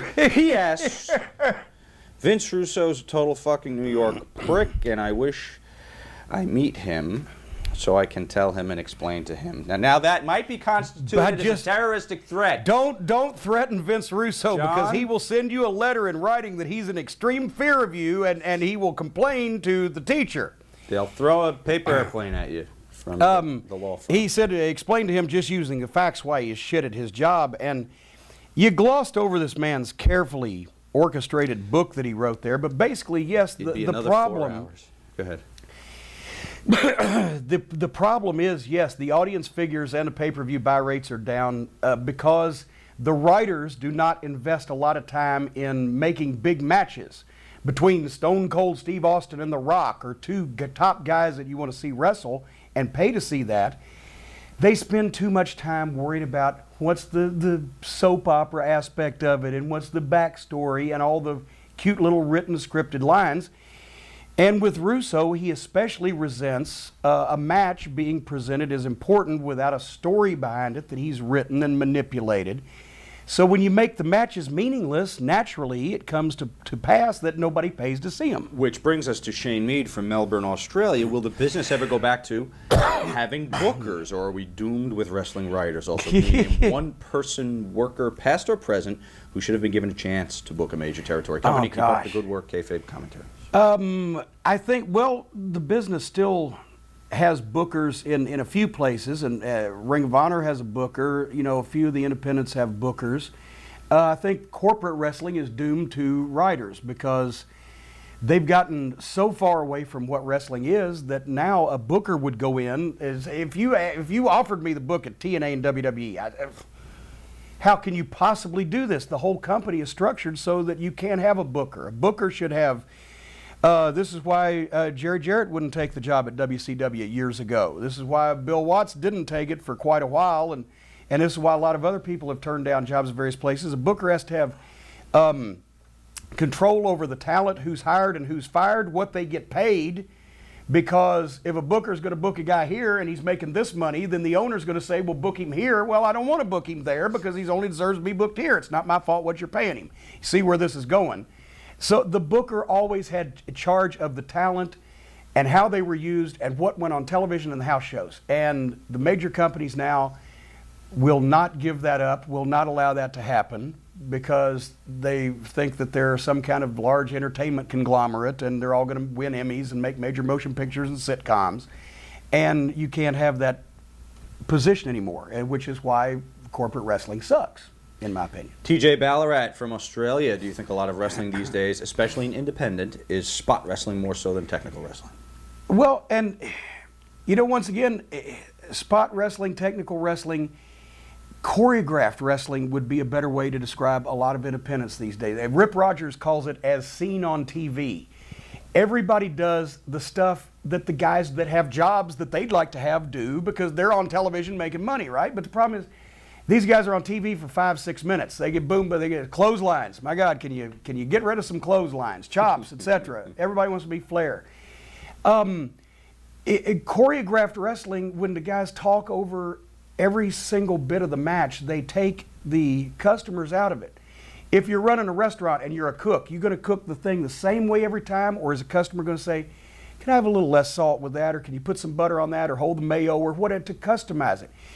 Good workers go out and customize. They do all their shit and they do all the other guys' shit, but they customize the match to the audience. They're the conductors, the audience is the orchestra. They're kind of bringing them up and down, but the audience is feeding you.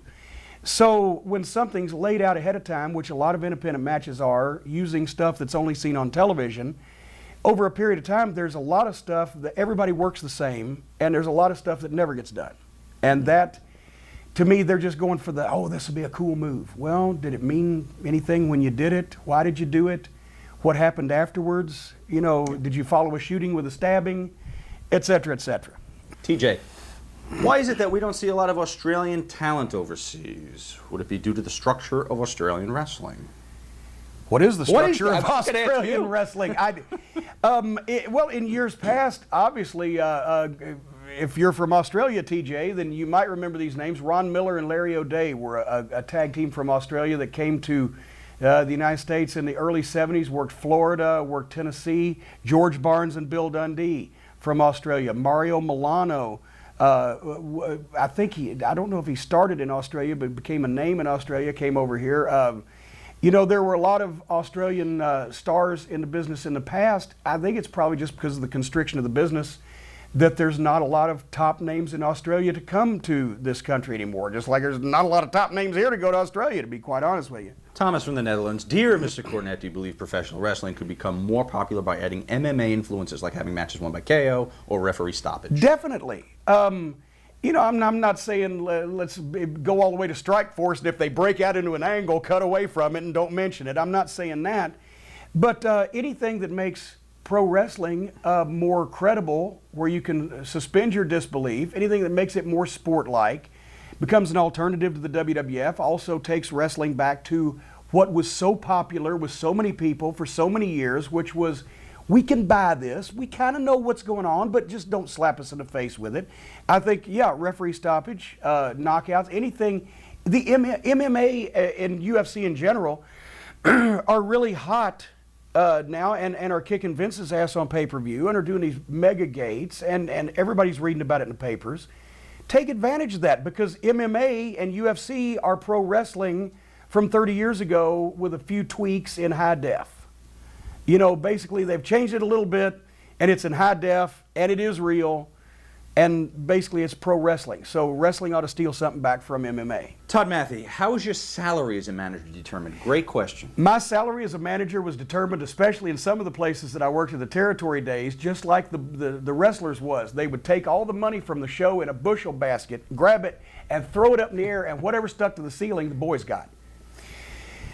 Legitimately, you know, in the old days, a manager would get a payoff depending on the territory. He might get paid the same thing as his guys. He might get paid underneath money. He might get paid a little more than some of the guys he was managing if he was also figured into the office or in some respect. I made underneath money in Memphis and was glad to get it, because that's where I got my start and my experience. When we went to Mid-South, Bobby and Dennis stood up for me and basically said we're a three-man team, so Jim Cornette should get paid what we get paid. And from then on, basically, I got the same thing as the Midnight Express. In some cases, you know, other guys didn't have the same deal, but we always considered that we were a three-man team. Of course, basically, that just in my book, Jim Cornette Midnight Express 25th Anniversary Scrapbook, there is a chapter available at jimcornette.com. There is a chapter, Jim Crockett Jr. had to describe in a lawsuit deposition in Beckley, West Virginia, when we had a big lawsuit there, how the wrestlers got paid. And this was when they figured on the house instead of, you know, guaranteed contracts and guarantees, right? Because in the old days, you got paid on the house, and allegedly. And so when I basically print this verbatim in the book, but it sounds like an Abbott and Costello routine. He's got these two attorneys, these educated men in a room, and he's leading them around in more circles and chased the cat that ate the rat that lived in the house that Jim built. I applied his formula to what we got paid the night in question, and I'll let you buy the book and see how it comes out, but it's very interesting. Point is, it was really strange how the wrestlers got paid in the old days. Anthony Militek, Vince Russo said in his book that you had an idea to bring Terry Funk back to WWF in 1997 by having him come out of a box. When you were asked why you had the idea, you said that anyone who comes out of a box is instantly over. Excuse me, over. Is this true? Well, much like all of the other things that Vince Russo has ever learned or gleaned from the wrestling business, he got the tip of the iceberg on this and took it and ran with it and didn't understand the underlying truth. Because, you know, as Bill Watts would say, if Vince Russo was walking through a wrestler's locker room, he'd be whistling Stranger in Paradise. What I said was Mick Foley, who I don't remember at that time whether he was still Mankind or whether he was going to become Cactus Jack or whatever the fuck he was going to be, but he was a top guy at the time in the WWF. And I can't remember who he was fucking with. Might have been the New Age Outlaws. I don't know. I, once again, like an Auschwitz survivor, I tend to put my times with Vince Russo in the same room out of my mind like a bad, you know, sexual abuse case when I was very small or something. So what I said was, I said, he needs a partner. And they were talking about who could it be and what could we do and blah, blah, blah. I said, have him do the old deal. Of course, it wasn't old to Russo because Russo never paid any attention to wrestling. He was too busy watching his B movies to steal fucking bad scripts that went straight to video to try to redo them in wrestling. Have Mick come out and bring the New Age Outlaws or whoever it was the present. It's the big box. It's the big box of people, ooh, what's in the box? It's been done in wrestling territories for years and years and years. And when the New Age Outlaws come out and go, what the fuck is this? And we don't trust this. And whatever the fuck happens, bam, out bursts Terry Funk in Madison Square Garden or where it was going to be, busts out of the box, and together he and Mick Foley beat up the New Age Outlaws, and there is Mick Foley and Terry Funk as a tag team. And Russo said, well, why would he come out of the box? I said, you idiot. He comes out of the box because that's the way the skit's done. Did you ask the guys in vaudeville, Abbott and Costello, why did they say Flugel Street and slowly I turn? No, because that's the fucking bit. You fucking idiot. You fucking drive me crazy with your stupid fucking comments. And I said, Vince, you ought to know anybody that comes out of a box always gets over. And he just couldn't comprehend that. And plus, I was fucking with him at that point because he was showing me his fucking stupidity. It's like you like professional baseball? I don't. Okay, what sport do you like? Football. Football, what's your favorite play in football? Whatever's going to score. Can you, because I don't know anything about football. See, we're trying to come up with an analogy here, and it may be a bottomless well, but is there a play? Can anybody name a play in football, an old play in football? Sure, the Hail Mary. Okay, the Hail Mary. Okay, what if you're a fucking professional football coach and one of the guys says, let's do a Hail Mary, and the coach says, what's that and why would that work? Vince Russo is the writer of a goddamn major television wrestling program, and he doesn't even know how to bring somebody out of a fucking box because he never paid any attention and blah, blah, blah. And it's, you know, he would see things since he has apparently the ADD and not very good attention skills and comprehension, retention is what I'm trying to say. What he would do is he would see things that stuck with him, and he would remember those but not the setup or the payoff or the build or whatever. So he would just do them. And then he'd do something else. And then people would be going, why would that happen followed by that and that? We didn't even remember who was inside of these guys. And they don't know what the fuck. But he doesn't know why you would build the guy coming out of the box. But I don't know. Steve, Brisbane, Australia. Jim, if you were backstage with a wrestler who was about to walk to the ring for his first match, what advice would the all-time greatest wrestling manager have for him? I'm guessing that's you. Don't jump over the top rope. No. Glenn Kolka actually was a former Canadian pro football player that was in early developmental in the WWF. He was training in the warehouse, and then he went to Memphis for a little while. He was massive, he was solid, he was big, he was jacked up and everything. Boy, he looked great, and he was a lot green. He goes to Canada to where he played football, his big hometown, and this is where he actually drew a house. The place was packed to see him. And he's so jacked, he's ready to go. He comes out, he gets the music, he gets up on a second turnbuckle, he jumps out into the middle of the ring to fucking face his opponent and lands and breaks his fucking leg. Mike Furness, Doug Furness, you remember Doug, the world's strongest man. Mike Furness wanted to be a professional wrestler. And that was box office for us at Knoxville because Doug Furness was a UT football player and a big star there. So Doug agreed to come back. If we'd use Mike and Doug Furness against the Heavenly Bodies, this is going to be money, right? So we got Mike in the ring he was a good athlete. He'd played football too. So we got him in the ring for a little while. Jimmy Del Rey and Tom Pritchard worked out with him some. Several other people worked out with him some. I think he maybe had a 30-second TV match, but his first real match was going to be Christmas night in Knoxville. I think it may be '93. And so Doug, even the experienced veteran, he even offers to sell for him. So the bodies beat Doug like crazy. Boom, boom, boom, boom, boom. They got him going for like 10 minutes till finally Doug can build. He makes that hot tag to Mike Furnace, and Mike Furnace jumps in the ring and runs at Tom Pritchard and flies through the air and hits him with a clothesline, and Tom takes a big bump, and so did Mike. He ran and charged at such speed when he hit him, he flipped over and landed and rolled right out the ring on the other side. So the babyface comeback lasted 5 seconds. Tag, jump in, bam, and boom, out on the concrete on the other side of the floor. Don't jump into the ring, over the top rope, off the ropes, or dive in, or any combination of those, because it leads to tragedy. Keep it Never simple, ends. and your odds of simple. succeeding will be higher. Sebastian from Quebec. Keeping me moving here today. Keeping you going, brother. Who, in your own opinion, is the legend or the icon in today's pro wrestling? His choice, okay, you're limited to, apparently, Sting, HBK, Mick Foley, Ric Flair, Jerry Lawler, Undertaker, Bret Hart, Terry Funk, Hulk Hogan, or fill in your own. So you're not limited to anything. Geez. The icon or the legend? With all due respect, we got to narrow this list down a little bit. Ric Flair, Hulk Hogan, Undertaker. Not that I don't appreciate the work of Jerry Lawler. Is one of my favorite wrestlers. Grew up watching him. I love Mick Foley to death. Not so warm on HBK. Like Bret Hart. Love me some Terry Funk. But you know, when you think of a legend or an icon, got to be a huge name. Ric Flair, Hulk Hogan were the biggest names in the business during one of the biggest boom periods of the '80s. Undertaker, his longevity and the place that he's had at the top. Gosh, I think then it comes down to, then it's icon of different people. You like great pro wrestlers, Ric Flair's your icon. You like, 80s WWF, Hulk Hogan's your icon. You like badass WWF, Undertaker's your icon. So pick your icon. Okay, those are 3 good ones to work from there.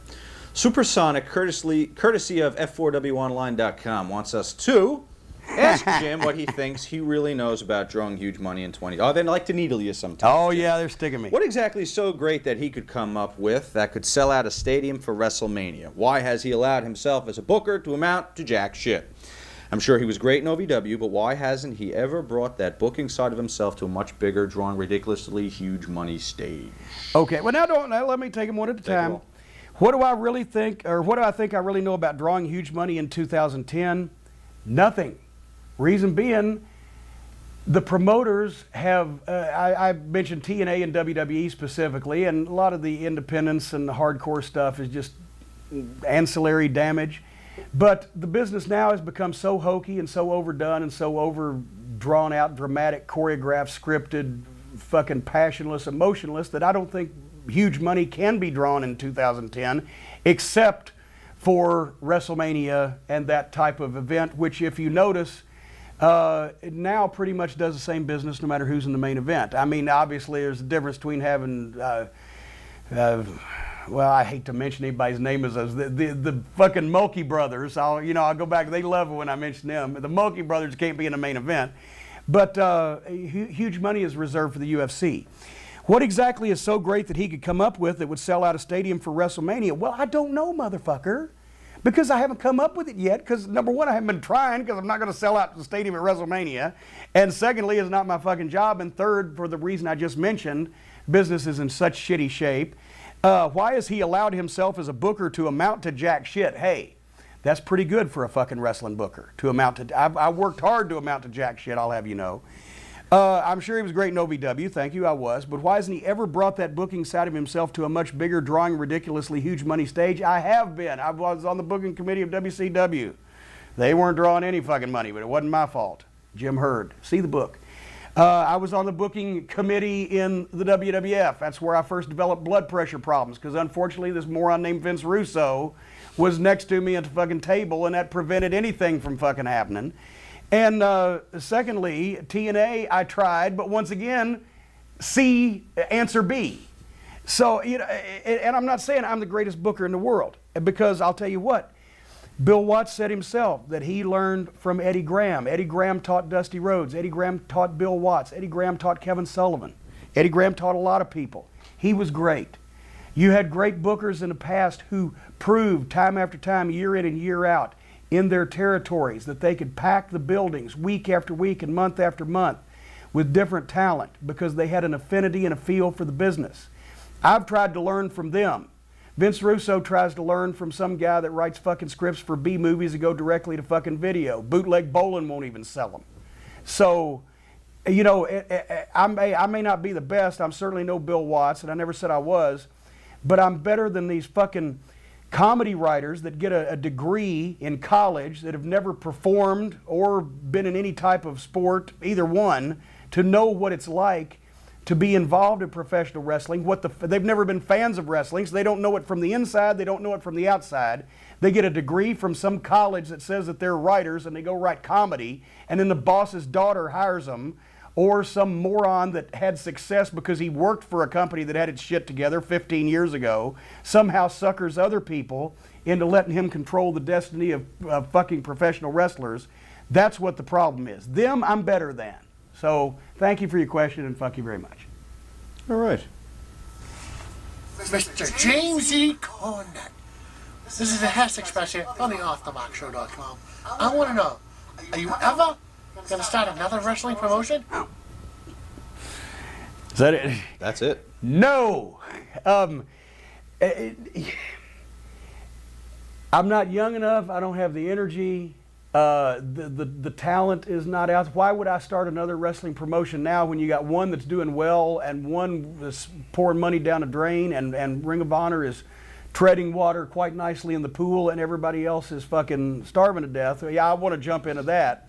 Next, I'll start that buggy whip factory that I've been looking to invest in for my retirement. Thank you very much for your question. No, I'd love to. I'd rather spend my time without having a heart attack helping Ring of Honor than I would trying to do, because I'm a micromanager and I got the OCD, and then I don't sleep, and then I yell at people. Oh, you're fun to fucking work for, huh?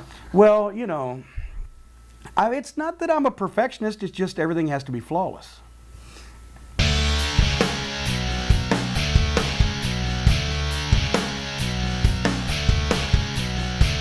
Potpourri. Next chapter. Potpourri. Here we are. Eric from Kingston, Tennessee. Congratulations. We used to run that town. I was going to say, it's right in your backyard.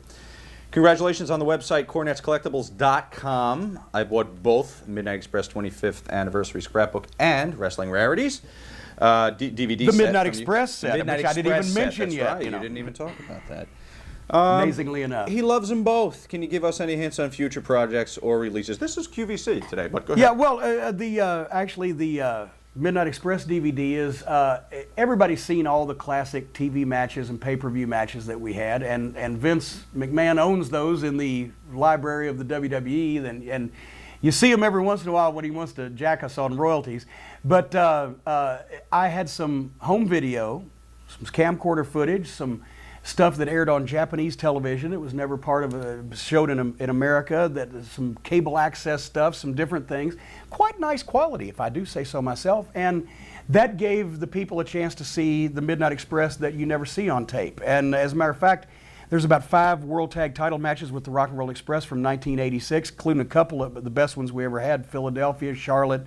There's some matches, the Tully and Arn match where we won the titles in Philadelphia. A lot of stuff, camcorder footage now, but this is the stuff that was in my private collection that you can't be sued for. So speaking of which, check it out. Jorge Negron says, what's the most prized possession in your wrestling memorabilia collection? Okay, well, this is the easiest question I'll have all day to answer. St. Louis was the home city of the NWA for so many years, and Sam Muchnick was revered as one of the greatest wrestling promoters in history. He kept St. Louis business. I mean, the sports writers in town covered it as a real sport. It had respect.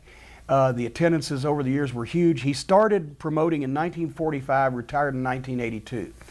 I won't tell you the whole long story and saga of how I was able to obtain this legally, I might add, but I have a bound set of every program for every show that Sam Muchnick ran in St. Louis, from his first in 1945 to his last in 1982.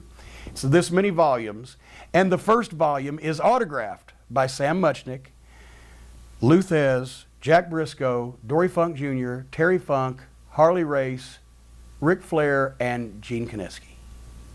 Bam! I say. If anything ever happens to the house, carrying that out first, my wife second.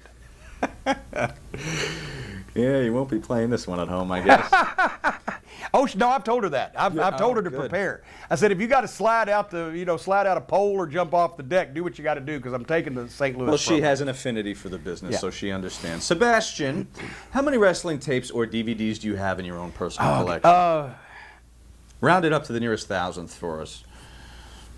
3,000, maybe something of that nature.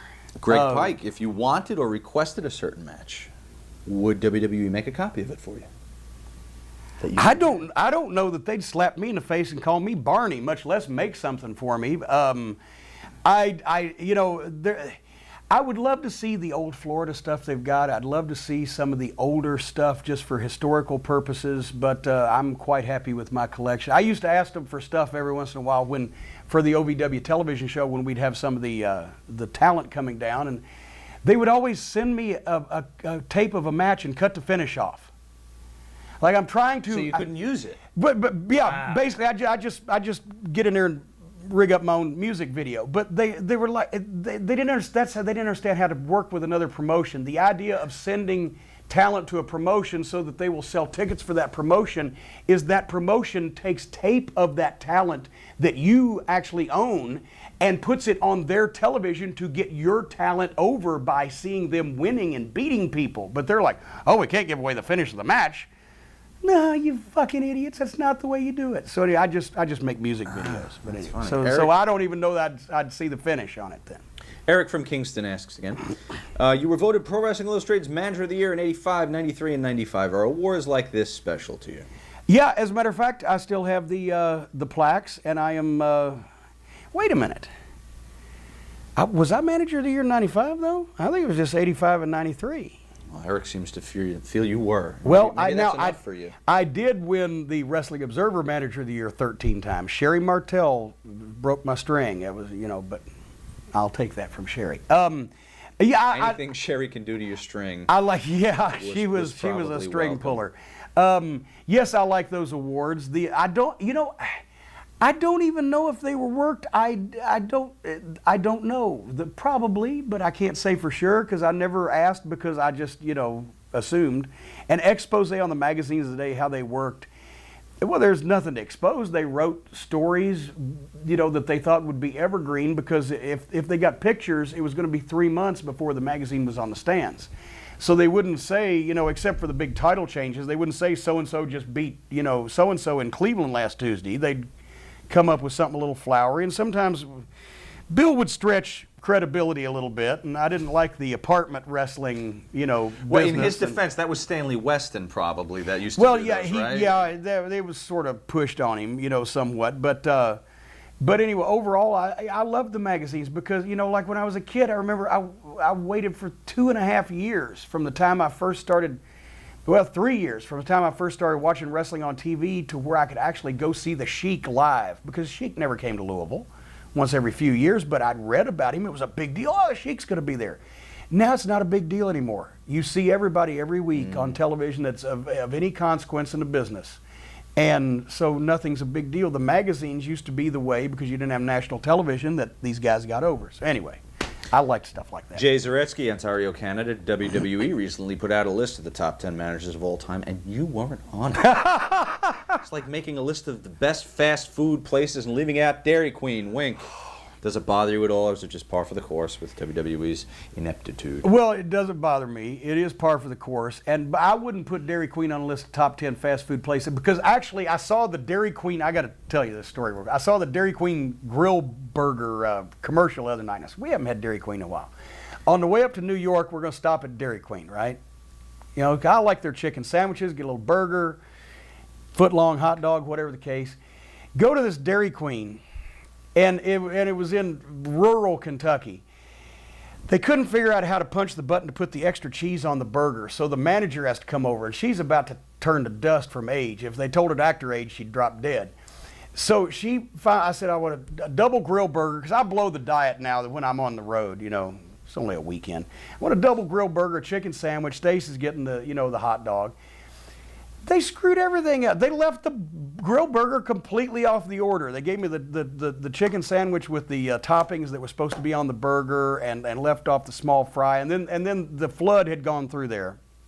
So as a result, they were under a boil water advisory, and so they couldn't give us fountain drinks. So they had no non-caffeinated stuff. You know, it was. Leave Dairy Queen off that list. Oh, and did we mention the WWE? Yeah, fuck them. They suck. No, yeah, of course they left me off. Heyman wasn't on it either, from what I understand. Except I heard it was the 20 best managers. Well, I don't know. This is a story I was told. But anyway. So you didn't make the 20. Wow. Maybe because you weren't homegrown. You weren't. And neither did Happy Heyman. No, I think they just don't want to mention my name. Hour back. Do you like Brian Alvarez's who? Figure 4 newsletter, and what do you think of him as a wrestler? Well, I have not seen the newsletter in print. I've done shows and interviews with Brian, and I've seen the stuff online. And yeah, I like. Well, as a matter of fact, I've seen his reports he does on SmackDown sometimes for the Observer, and I like his tongue-in-cheek, sarcastic style. I have never seen him wrestle. I hope he doesn't see this and has sent me a tape or something that I'm blowing off. And the follow-up question. Oh, that's mine.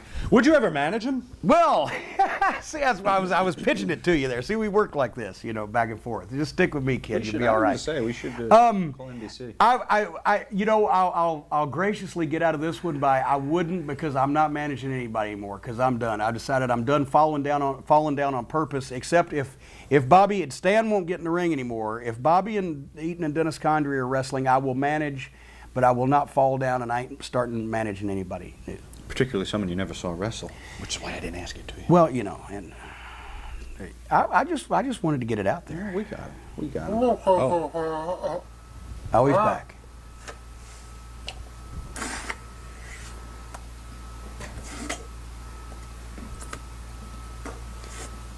Is he vomiting? What is he?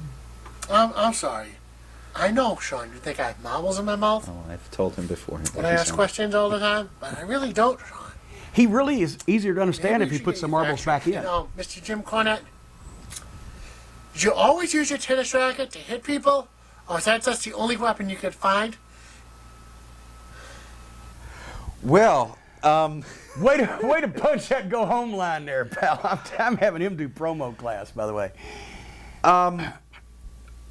There's not a question there. Sam, in all those years of carrying the racket... Did he just pay you something to play that, and we don't even have to then refer to him? Okay. In all those years of carrying the racket, did you ever take up tennis?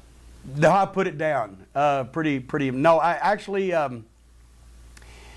I don't think I've ever played 3 games. I've been on tennis court many times for photo shoots and etc., but I don't think I've ever played an entire game of tennis. I've maybe 3 times attempted to. Mike Kinney, Jim, how do you feel about your appearance and beyond the mat? And this was a thing where, I liked everybody involved, and Barry Blaustein, loves the wrestling business, and of course he centered on Funk and Mick, and I like those guys, but I didn't want to be involved in a fucking movie, because I knew they were going to show backstage shit. Remember, this was just edge of the internet. There was still a lot of shit that had never been shown, never been talked about. A lot of people didn't know. This was what, 96, 97, 7-ish. So you will concur with that for the young folks out there, that there was a lot of shit that you just take for granted everybody knows now that nobody knew then. And I didn't want to be involved in it. And Bruce Pritchard was always, he wants to interview you. You'll be great. I said, no, I'm not going to tell this shit. Till now, I'd look like a blithering idiot, because obviously everybody knows everything except how to draw money. So they were bugging me, and I would always, when I would walk around the corner to see the cameras, I'd whiplash myself to get out of the way. And finally, they said, here, just do this. Just show the TV guys where to dress tonight. Just do that, right? Okay, well, if ever I've heard of a scene that was described to me as a way it would end up on a cutting room floor, and that way I'll get them to quit bugging me. So I've fucking show the guys where to dress, and that's the scene that ends up in the movie. Yeah. And then I didn't know that the camera was there when I was saying holy shit when I was watching the monitor. But that's right, that is there, your reaction to their tryout match. But actually I didn't expose anything there, but everybody else was really working hard to do so. But would those guys have gotten a dark match if they weren't being followed by the movie crew? No, because I only saw Beyond the Mat once. Mike Modest and it was that. The tall, thin black guy. Not Robert Thompson. Tony Jones. Tony Jones. I don't remember which came first, the chicken or the egg, because I think I booked them for the dark match, and then they just made it part of I can't remember. Oh, maybe that's how they. I don't know, latched onto because them. Okay. well, because generally we would give some of the guys to. That's where Vic Grimes and Aaron O'Grady, Crash Holly, got their tryout match out on the West Coast. I would get some of the guys and try to get them a dark match early. I can't remember whether this was for the movie or I'd done that and they just shot it. I can't remember. The Catfish. What'd you think of the Wrestler with Mickey Rourke? Oh, I love Catfish. Not the person, but the fish. It just so depressed me. But besides, once again, people making blades and the whole thing on the big screen. Also, then the barbed wire bullshit and the staple gun shit. And, you know, I came away with it. Number one, it was depressing. It showed no upside of the business. I mean, the most successful wrestler in the movie was a guy that owned a used car lot in Phoenix. Oh, there's the Holy Grail. I own a used car lot in Phoenix. You know, the guys, for a long time, I didn't want to do and still don't do a lot of independent shows because they show the guys at the National Guard Army or whatever falling asleep signing autographs for 15 people because they need the money. It ran me off from doing independent shows because I don't want people looking at me and say, oh, now he needs the money too. It's fucking embarrassing. And it exposed the fucking behind the scenes part of the business. And for people who don't know that there are successful wrestlers and there are successful wrestling promotions of some description today. Somebody who hadn't seen a wrestling match in 10 years comes out with now they're shooting each other with staple guns and they're wrapping each other up with barbed wire and they hit each other. What a bunch of fucking morons these wrestlers have to be. I didn't want my family, that I have cousins that don't know a lot about wrestling but certainly know that I'm involved in it. I wouldn't want them to see that. I wouldn't want people that I, you know, associate with that are outside wrestling to see that and go, oh, fuck, that Cornette, what the fuck? You ever wrapped yourself up in barbed wire? No. Because I was too fucking smart. It presented no opposing view. It was very gritty and real, very well done. I'm not saying that, but as someone in the wrestling industry who thinks that the wrestling business after the past 5 or 10 years can't afford a lot more negative publicity, I went into a depression for about 3 days and threw the fucking, I got a bootleg disc. I didn't even buy it.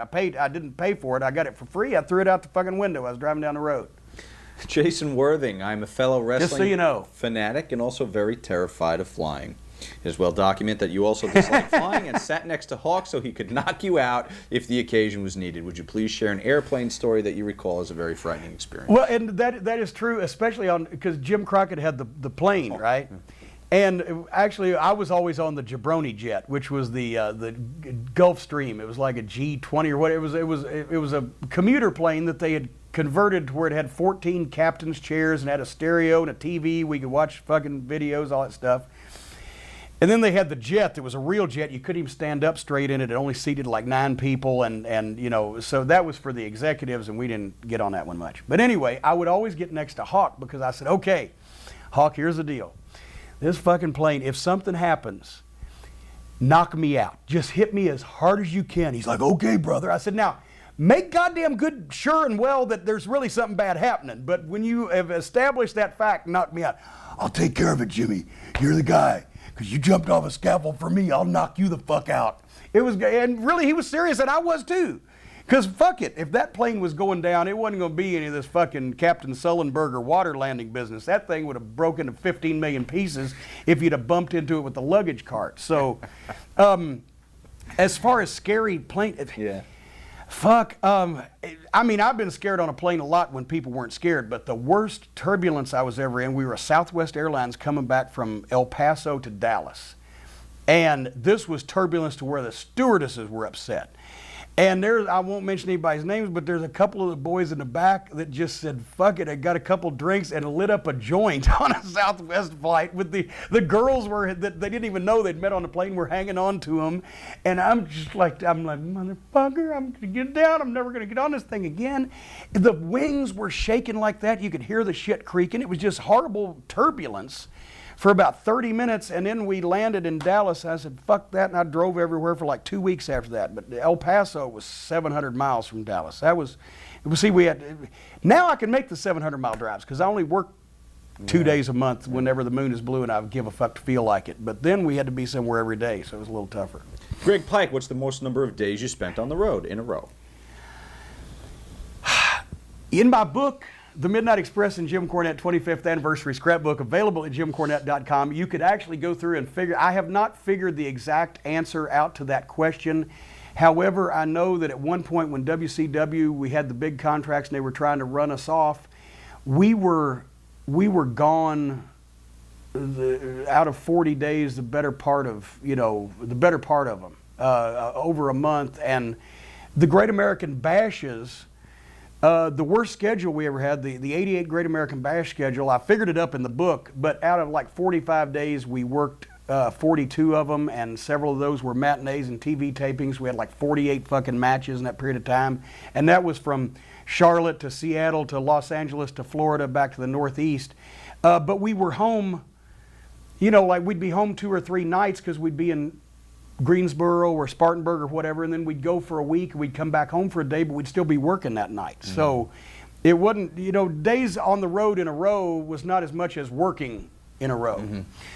For Watson Mid-South, I think we went 140-something days without a day off one time, but that was, we were home a lot, just only for a few hours. Right. Okay.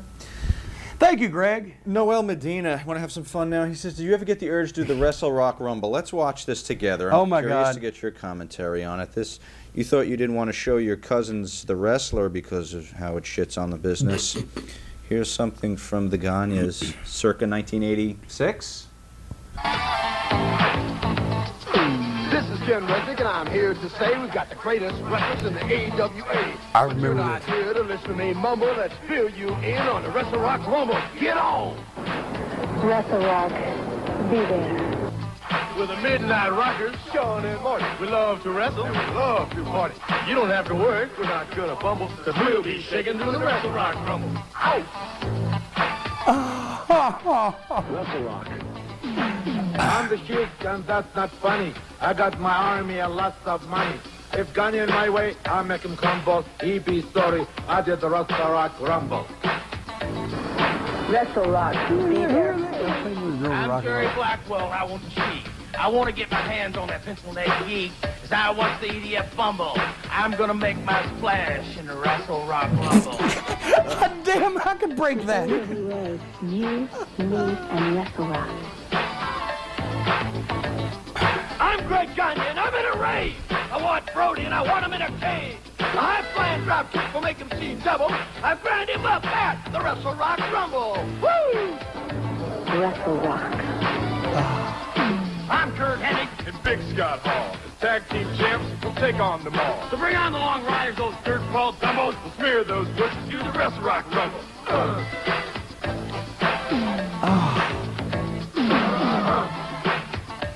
He even took a good bump in the pool. Yeah.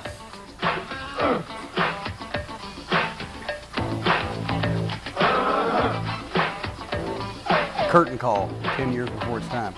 This is Nick Bockwinkel. I've got a passion. I'll get the title back from the humanoid Hanson. I've got the brains, and I'm not humble. I'll take the belt back and do the WrestleRock Rumble. He was more in time, though, than any of the other guys. I swear to God. WrestleRock. I was about to say that. At the Dome. WrestleRock, 86, be there. What is this, a mini-series? It's quite long.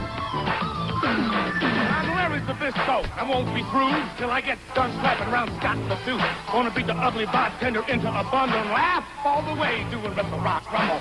Ow! This Kentuck got a mouth that won't quit, but I'm Scott and I do want to smack a little shit.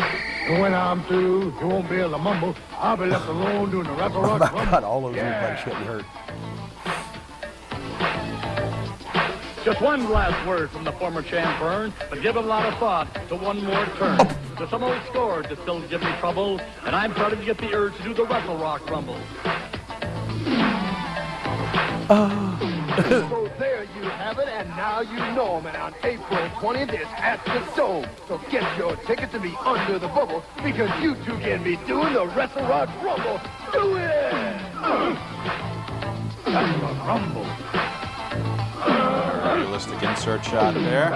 Rumble. Would I miss anything if I turned this off now?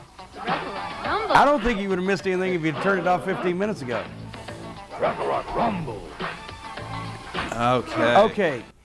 Let me just say that Nick Bockwinkel was fantastic. Okay, Nick was. I was going to give Larry Zbyszko props also, except that he had that awful scream. It sounded like he was giving birth afterward. Yeah. Somebody was ribbing Vern because they gave him too many words to say, and he almost popped his dentures out because they gave him too many words for the beats. See, if I was a booker and somebody presented that to me for my big show, here's what I would do. I'd fire them. I'd fire everybody that cooperated with them. I'd burn the videotape, and I'd swear the people that had seen it to secrecy under penalty, a confidentiality agreement, under penalty of death, if they dared reveal that that was ever done. That was so awful. I remember seeing that one time like 20 years ago, and that was too many. But that was really bad. That may have been the worst thing I've ever seen. Maybe you could put that up on JimCornette.com in the archives there. As a matter of fact, we're working on video. We're going to have some improvements to the site coming up in the next couple months, where we're talking about some video things. So I take it that won't be there. That will not. Weasel Suit from Minnesota, courtesy of WrestlingClassics.com. How many times has anger management training been suggested to you throughout your career? A few times by a few different people, but I've never really seen the need. FC Monk? Actually, what I do is I instead of managing my anger, I just get rid of the anger by getting the fucking people that drive me fucking crazy out of my life, and that seems to work quite well. They seem to resurface, though, don't they? It's like fungus on a shower curtain. You can scrub it and you can scrub it, but when you think it's gone, it pops right back up. But for the most part, that's, FC Monk asks my favorite question of this whole show from F4WOnline.com. What do you do to relax? Do you relax? If so, when? How often? Do you sleep? Do I sleep? Not as much as I used to, because after I had the last knee surgery, when I get up in the morning and have to piss, it's a struggle to put weight on it, and that kind of wakes me up. So I used to be able to sleep until the sun came out my ass. But now I'm up at a reasonable time in the morning. I do sleep often. Actually, when I am at home at Castle Cornette, inside my house, or on the property in the periphery, anywhere from my mailbox to my back fence, I am very relaxed, especially if I'm not on the telephone and not thinking about professional wrestling. I am in the leather recliner in my TV room, cranked back to loser, with formerly a Sprite and now a Sprite Zero sitting right here, the remote in this hand, and possibly a chicken wing or a cheeseburger if I'm really wanting to relax, and I'm almost comatose. And what's on the tube? Well, a lot of Fox programming. I like Bones. I like House. You got to watch Idol, just see what's going to go on. Do like the History Channel. Watch a lot of MSNBC to keep up on current events. But then I start not relaxing because I see how bad things are going, and people start pissing me off in absentia. So I switch off of that, and basically some nice late night programming. Like your daily shows, your Chelsea Latelys. Okay. Things like that. You and the wife like the same stuff? Family Guy, obviously. Animation Domination. Family Guy's funniest show on television. Well, let's jump to that. Mark O'Connor. Food Network. Except I've been trying to stay away from that since I've been on the diet. Like and yes, watching. we watch the same shit. As a matter of fact, we'll watch the Food Network and we'll cook while we're watching it. Yeah, but that's like Gacy at a Boy Scout convention. Watching that stuff. Yeah. The reference. It the really reference, is. Dates me, I guess, a little bit. Like giving a can of gasoline to an arsonist. There you go. Mark O'Connell, what's your favorite Family Guy episode? Oh, my God. I don't know about a favorite one. Actually, this past season's opener, The Road to the Multiverse, was hilarious. Seth MacFarlane to me is a genius, and because it's an animated comedy, it's a cartoon, you can get away with doing and saying so many things you can never get away with in live action. But The Road to the Multiverse, when they went to the futuristic society in Stewie's time machine, and Stewie's, this is America as it would be right now if Christianity had never been invented. that was sharp for me. I loved that. All right, let's see. But anyway, I have no one particular favorite Family Guy episode, but I do have all the box sets, so that's why so many episodes running through my mind. What did he pay you? James E. Cornette, you will forever be considered one of the greatest minds in the history of the professional wrestling business. In a previous shoot interview, you stated that a family member of yours was freaked the fuck out when they went to Kmart and they saw your action figure for sale. So I'm going to put you on the hot seat. Which family member would you like to see an action figure of?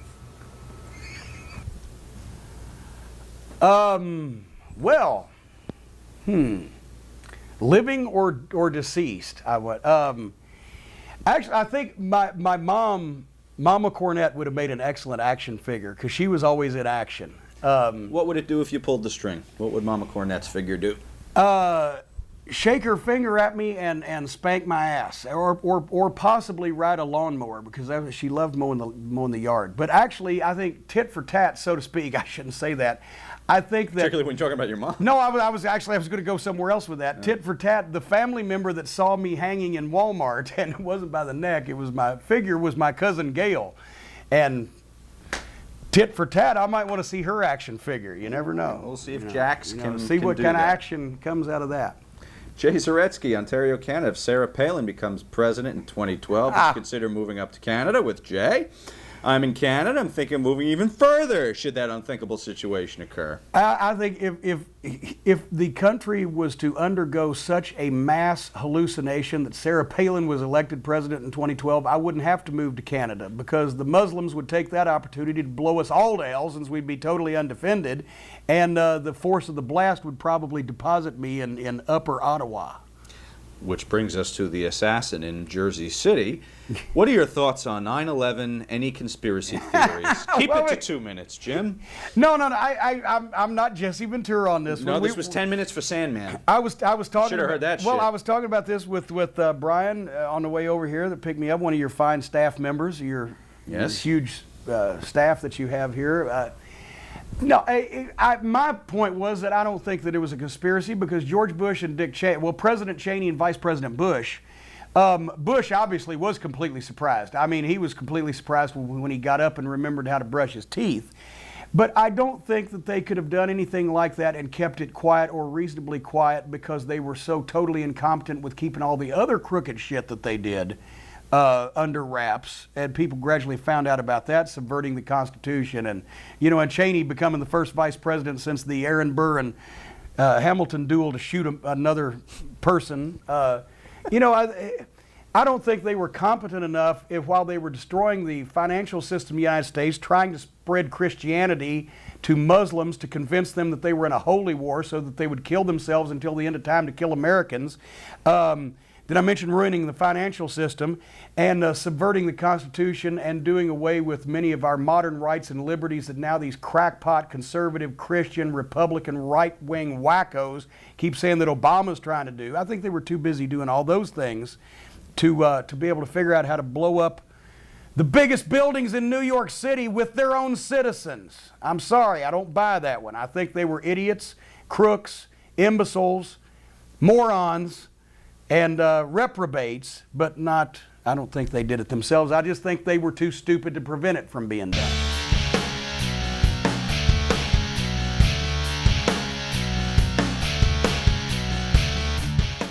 Sex and drugs. Really? I didn't know it was that kind of show. Greg Pike. Who was the funniest guy to party with? The funnest, actually, is what it says. Funnest guy. Funnest. All right, the most fun to party with. Well, actually, and see, now this may come as a shock to some people because of my outgoing nature, but when I was on the road all the time, really in the business, working every day, it was me and the Midnight Express in the car, and then there was, our ancillary riders like Tommy Young or, a bunch of people, would be the fourth guy in the car, but I was a very good boy on the road. I didn't drink or partake in things and such of that nature because, we had to get up early the next day and go and do it all over again. And that's one of the reasons why James E. is able to sit here now and say, fuck you to so many people because I didn't get involved in it. And of course, also, whether the drugs, but the sex part was harder to get if you were with a bunch of fucking guys doing drugs because, it was better to go back to the room. Here's my room, Domino's Pizza, and wait for the phone call that's been prearranged. That was my life on the road. And I got a lot more sleep that way and saved some money. So, well, but I will say, I never had any more fun traveling with anybody than Bobby Eaton, Dennis Condrey, and Stan Lane, and we were together constantly. I mean, in the car for 4 or 5 or 6 hours to the show, at the show, back from the show. Holy mackerel. Like I said, Tommy Young was one of the funniest people, the Felix Unger of wrestling without ever intending to be. I had fun with a lot of the guys, but I won't say that I was in the middle of a bunch of parties. Okay, not in the sense that Greg is asking. Not in the sense that this moral reprobate and shit disturber is trying to. Well, it's what a are you- Youshoot tradition, and you Wait a better minute. not clam up. Anything that comes out of a bag gets over. Exactly. Yeah. You don't clam up on me now. It's a Youshoot tradition. Okay, have I ever clammed up? I will hold up an item. You will hit. And it's like the. Do I have to do this, and you got to describe it to me, and I guess it, or how? No, What is no, it? I will Oh. show it to you, and it's like we think it was a Rorschach test, right? The first name that comes to mind in the business when you see the item. Okay. Okay. So here it is. Most people have no problem coming up with something like this, I guess. No, we've been 100%. There's been a name for every item and every wrestler that's ever been on the show. Kevin, I hope you're proud of me. Go. Oh, the Freebirds. Okay, very good. Actually, they probably apply for most of what I'm about to Well, I was pull about out to of say this. there was different, people, but. All right. There we go. I always just wonder what I did with my life when I get to this part of the show. Oh my God! Now, see, I don't want to bury anybody or anything, but half of the entire locker room at various points in time. Actually, there was a story. I hate to just pick on the Freebirds, but at a reunion arena show one time, the Freebirds jump in and they're getting some heat on the Von Erichs, boy, and they're just kicking the shit out of them. Reunion arena sold out. People are screaming. Buddy Roberts drops down in the middle of the ring to pull his cowboy boot off to hit Carrier Kevin over the head with. He pulls the cowboy boot off and an ounce of weed falls out in the middle of the fucking ring. And bam, I love it. So I hate to pick on the Freebirds, but we're in their And had he hit Carey with that? I forget it. Okay, so you want to use Buddy Roberts? Buddy Roberts, because that's the first thing that go. But I mean, No I hate problem. to just pick on anybody. Oh, now come on, now come on. Is that a headache remedy? I know. You probably couldn't give us a name we haven't heard thus far. I'm not gonna. I wouldn't want people to do that about me, So I don't. I'm not about to pull a cheeseburger out of the I don't bag want to on give anyone. it. Your name's not going to come up in this game. I don't want to give a name like Shawn Michaels, or for example, or anything like that. I love you. Do you know that I love you? Have I told you that lately? Okay. Oh, okay. Bill Watts. Here's why. When we first got to Louisiana, give me a thing. When we first got to, let me see, where's A straw? Well, no, we don't have anything to simulate. But when we first got to Louisiana, and Watts would always have meetings in the locker room before TV with the guys, and he would, not only talk about wrestling, but, he really was interested in the guys doing well, and he actually had financial consultants that he would hook the guys up with if they wanted to talk to him. I don't think anybody ever, took him up on it, but I remember the talk very specifically, and poor Buddy Landell, well, I didn't mention any names, but poor Buddy was down in the front row. And Watts took a packet of Sweet and Low and took a South African Krugerrand and said, "Gentlemen, these are equivalent in terms of price. You can spend, it was $400 at the time or whatever it was. I was a big packet of Sweet and Low, but you can spend your money on this, or you can spend your money on this. I, holding up the Krugerrand, have spent a lot of my money in this. And I think that's where you should be putting it." And every head in the place turned to look at Buddy Landell. And so, but the point is, here's a guy standing there with a package of Sweet and Low and a package of Krugerrands in a room full of 30 guys, and I swear to God, I went out and bought 10 Krugerrands. And I guarantee you, anybody else in the locker room who had a predisposal to do such a thing went out and bought 10 packets of Sweet and Low. So Bill Watts, but not for the reason. Excellent story. Very good. By the way, Kevin Sullivan answered King Curtis for every item in the bag. Well, I've actually never got to meet King Curtis, but I've heard Kevin's story. With the exception of Kevin said the entire Florida territory. Yeah. For that one. And this one actually was Mark Lewin, I believe he said, for the hard stuff. The Rock. Oh, okay. I was about to see. I'm a Mark. I'm about to ask, what is that? Okay, I got you. I've seen that on Cops. See. Any names come to mind? Well, it's filmed on location, so. Nobody for that? For that item? No, really, no. Of course, I was never in the ECW locker room. I've heard all those stories about things and such of that nature, but I don't even when did they invent crack?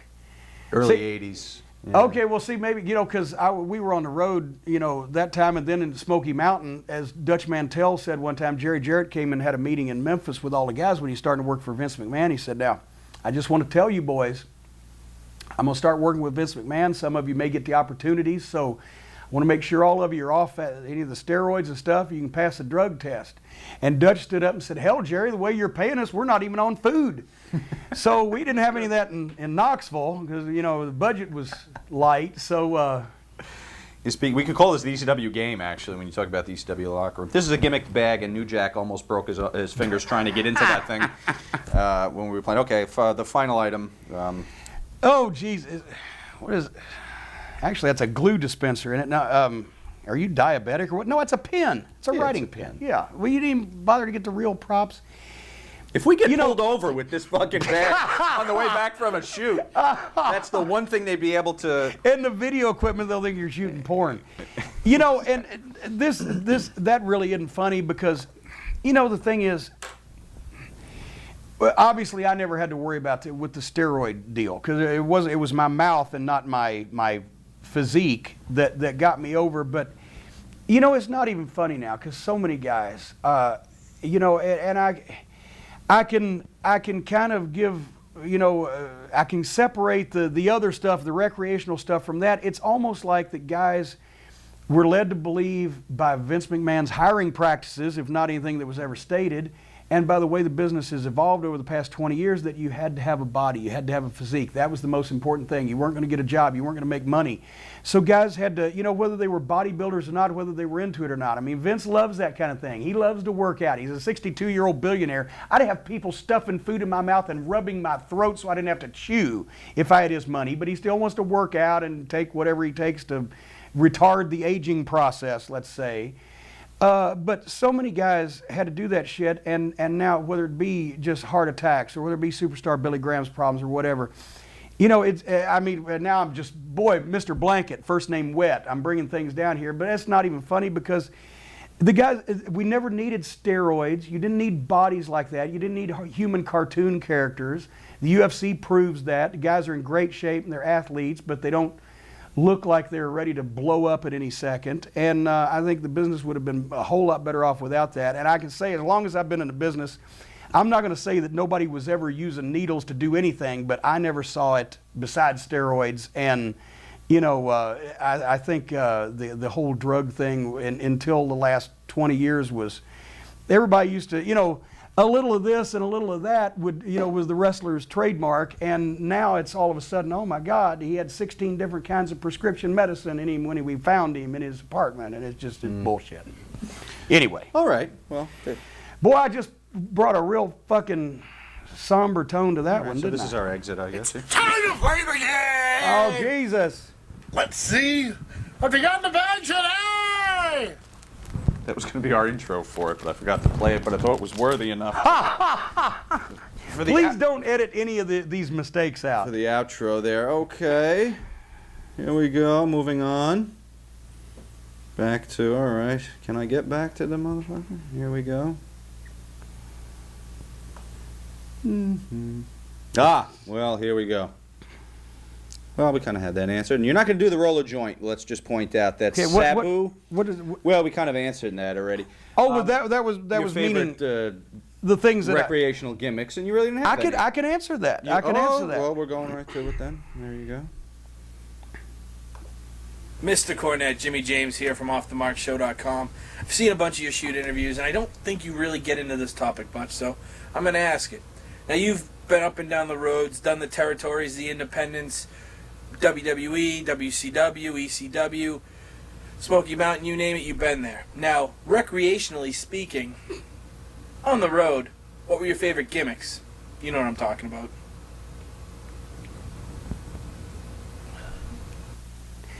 Thank you, Otis Campbell. No, we touched on it a little bit, but I did have some recreational gimmicks that allowed me to make those incredible trips, working, you know, 8 shows a week, driving 4,000 miles a week for Bill Watts, or flying daily for the Crockett's WCW. Domino's Pizza, Wendy's triple cheeseburgers, heavy Pepsi user until I had the acid reflux issues with Jim Herd and had to get off caffeine, and then I was on 10 Sprites a day for 20 years until I finally was able to kick the sugar monkey off my back. No, everybody that knows me knows this is legitimate. I'm telling you, junk food. I used to eat a bucket of chicken nuggets on the way to the towns because we would meet in Louisiana. We'd meet for rides in Alexandria where we lived right next to a McDonald's. So I'd eat a bucket of chicken nuggets. I've gone through more Popeyes and Church's fried chicken, Dairy Queen, as we mentioned, Wendy's, etc. That's why I've always maintained this girlish figure. I would aggravation eat. I'd eat when I'm happy. I'd eat when I'm sad. I'd eat when I'm mad. So junk food and sugar. And well, you managed to kick a lot of the sugar. Let's focus on the positive here, right? It's going to be a very positive show. It's a positive show. You kicked the sugar. You're clearly off the steroids now. You probably haven't had one in a couple of years, an injection, and so you're working toward health. You have a vice every now and again on the road still, right? Yes. And now let's be perfectly honest. I will now enjoy a sociable cocktail because instead of being on the road 6 and 7 days a week, I'm maybe on the road 4 or 5 days a month, and I like to take my time out, and we make vacations out of it. And I will have a sociable cocktail, but I did not because it was business before, and now it's just me jacking off. So very good. You know. Glad to hear my payday described as that. Kosher boy. Hello, Mr. Cornette. I was wondering if you had any crazy stories about the backstage antics during your managing career. What's the craziest thing you've ever witnessed going on between a wrestler and a rat? Oh, my God. Did you have any rats? Thanks for being so candid in advance. Honest and entertaining. Sincerely, Kosher Boy. He's backing me into a corner. Yes, believe it or not, it was so prevalent in the 80s, I even had rats. As a matter of fact, what we would do is we would just stand...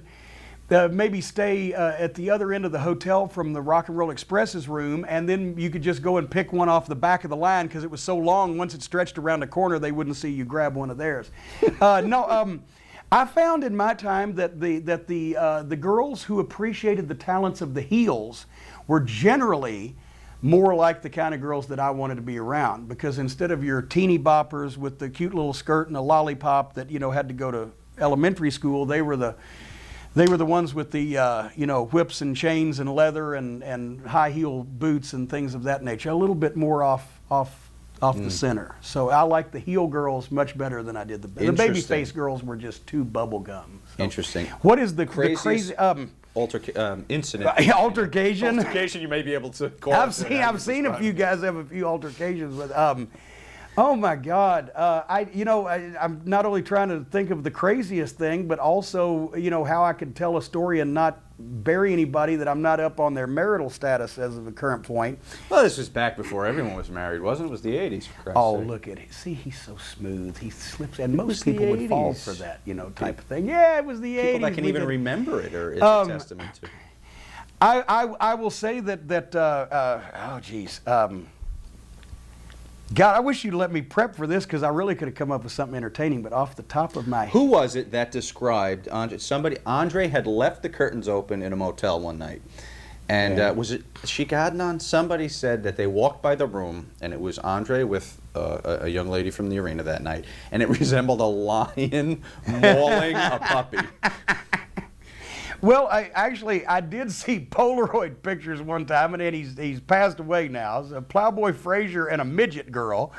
That was interesting because he was 6'10", about 450, and he had the Polaroids to prove it.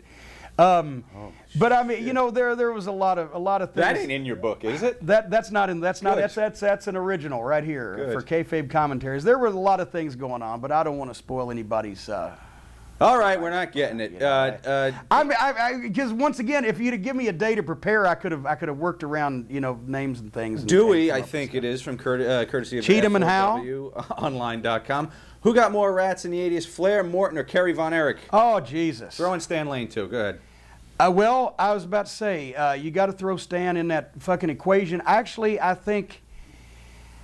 I wasn't around Kerry as long as I was around the other three guys, and of course he had his share. I've got video. Ricky Morton used to have more sex on the way to the ring than most people did in a month. I mean, girls have their hands down his tights and sticking their tongue in his mouth or his ear or anything they get a hold of. He's lucky to get to the ring with his jacket on. Flair, I don't know that he had more in quantity, but his quality was certainly off the charts. And Stan Lane. S-T-A-N-E. Stain, Stain Lane. Fired. You're fired. Actually, that's kind of in fitting with the topic. Stan's production was incredible also. I'd say Ricky may have been the numerical advantage, but Flair and Stan had quality, the likes of which you would never see. And they were fly-ins, too, as a matter of fact, a lot of times. Okay. Jeff Stanifer, continuing with that. And he just comes out with it. We all know Stan was a ladies' man, so on average, how many girls does Stan fuck a week? And do you ever get jealous watching him get so much ass? No, I wasn't jealous. I was amazed and proud for him. I never kept count. I don't know if there was an average, and I wasn't actually sitting there with my fucking Sprite or Pepsi in hand watching him get the ass, but we did, as Mick put in the book, a lot of times you'd see him headed to his room with a girl or two and a bottle of baby oil, so. Greg Pike asks, do you ever hit up a bar and a party with Ric Flair?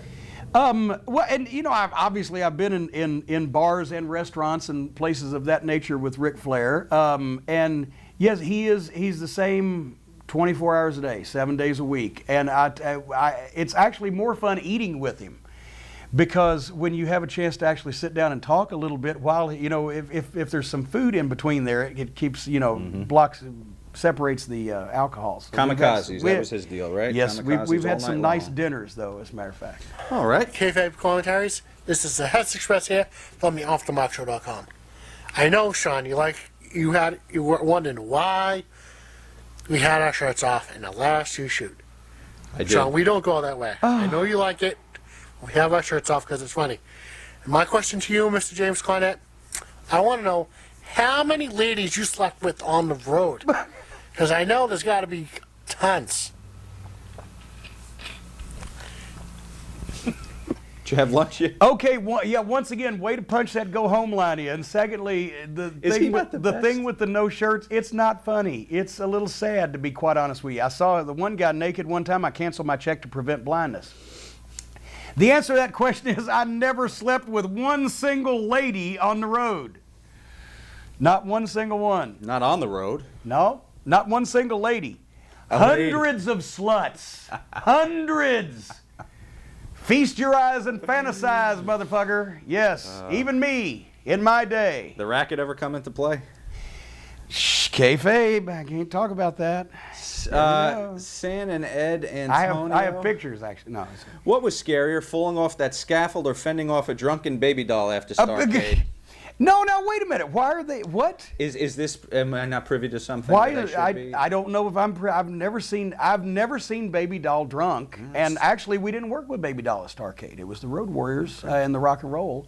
Well, now wait a minute. Was there a question in there that we just pretty much took it apart? It was scarier falling off the scaffold than most anything I've ever done. But no, Doll and I were always good friends, except when she potatoed me. And no, she was never drunken, etc. Very good. Okay. The Big Dog, who was the most promiscuous backstage of all the classic valets: Sunshine, Baby Doll, Precious, Missy, Dark Journey, Terry Runnels. I don't necessarily have to give details, but they would be welcome. But now, here's the thing. Okay, number one. Reading all my notes. You can host it. Well, that would be great. That would be great. You interview yourself. But I'd blow up moving back and forth from chair to chair. See, what you're trying, Big Dog, good name, what you're trying to do now is you're trying to get me to lose friendships, because Terry Runnels and I have always been very good friends. Missy Hyatt and I have always been very good friends. Baby Doll and I have always been very good friends. I haven't seen Sunshine in 20 years, but we always got along, and Precious is a very nice lady. At Dark Journey, I didn't know that well.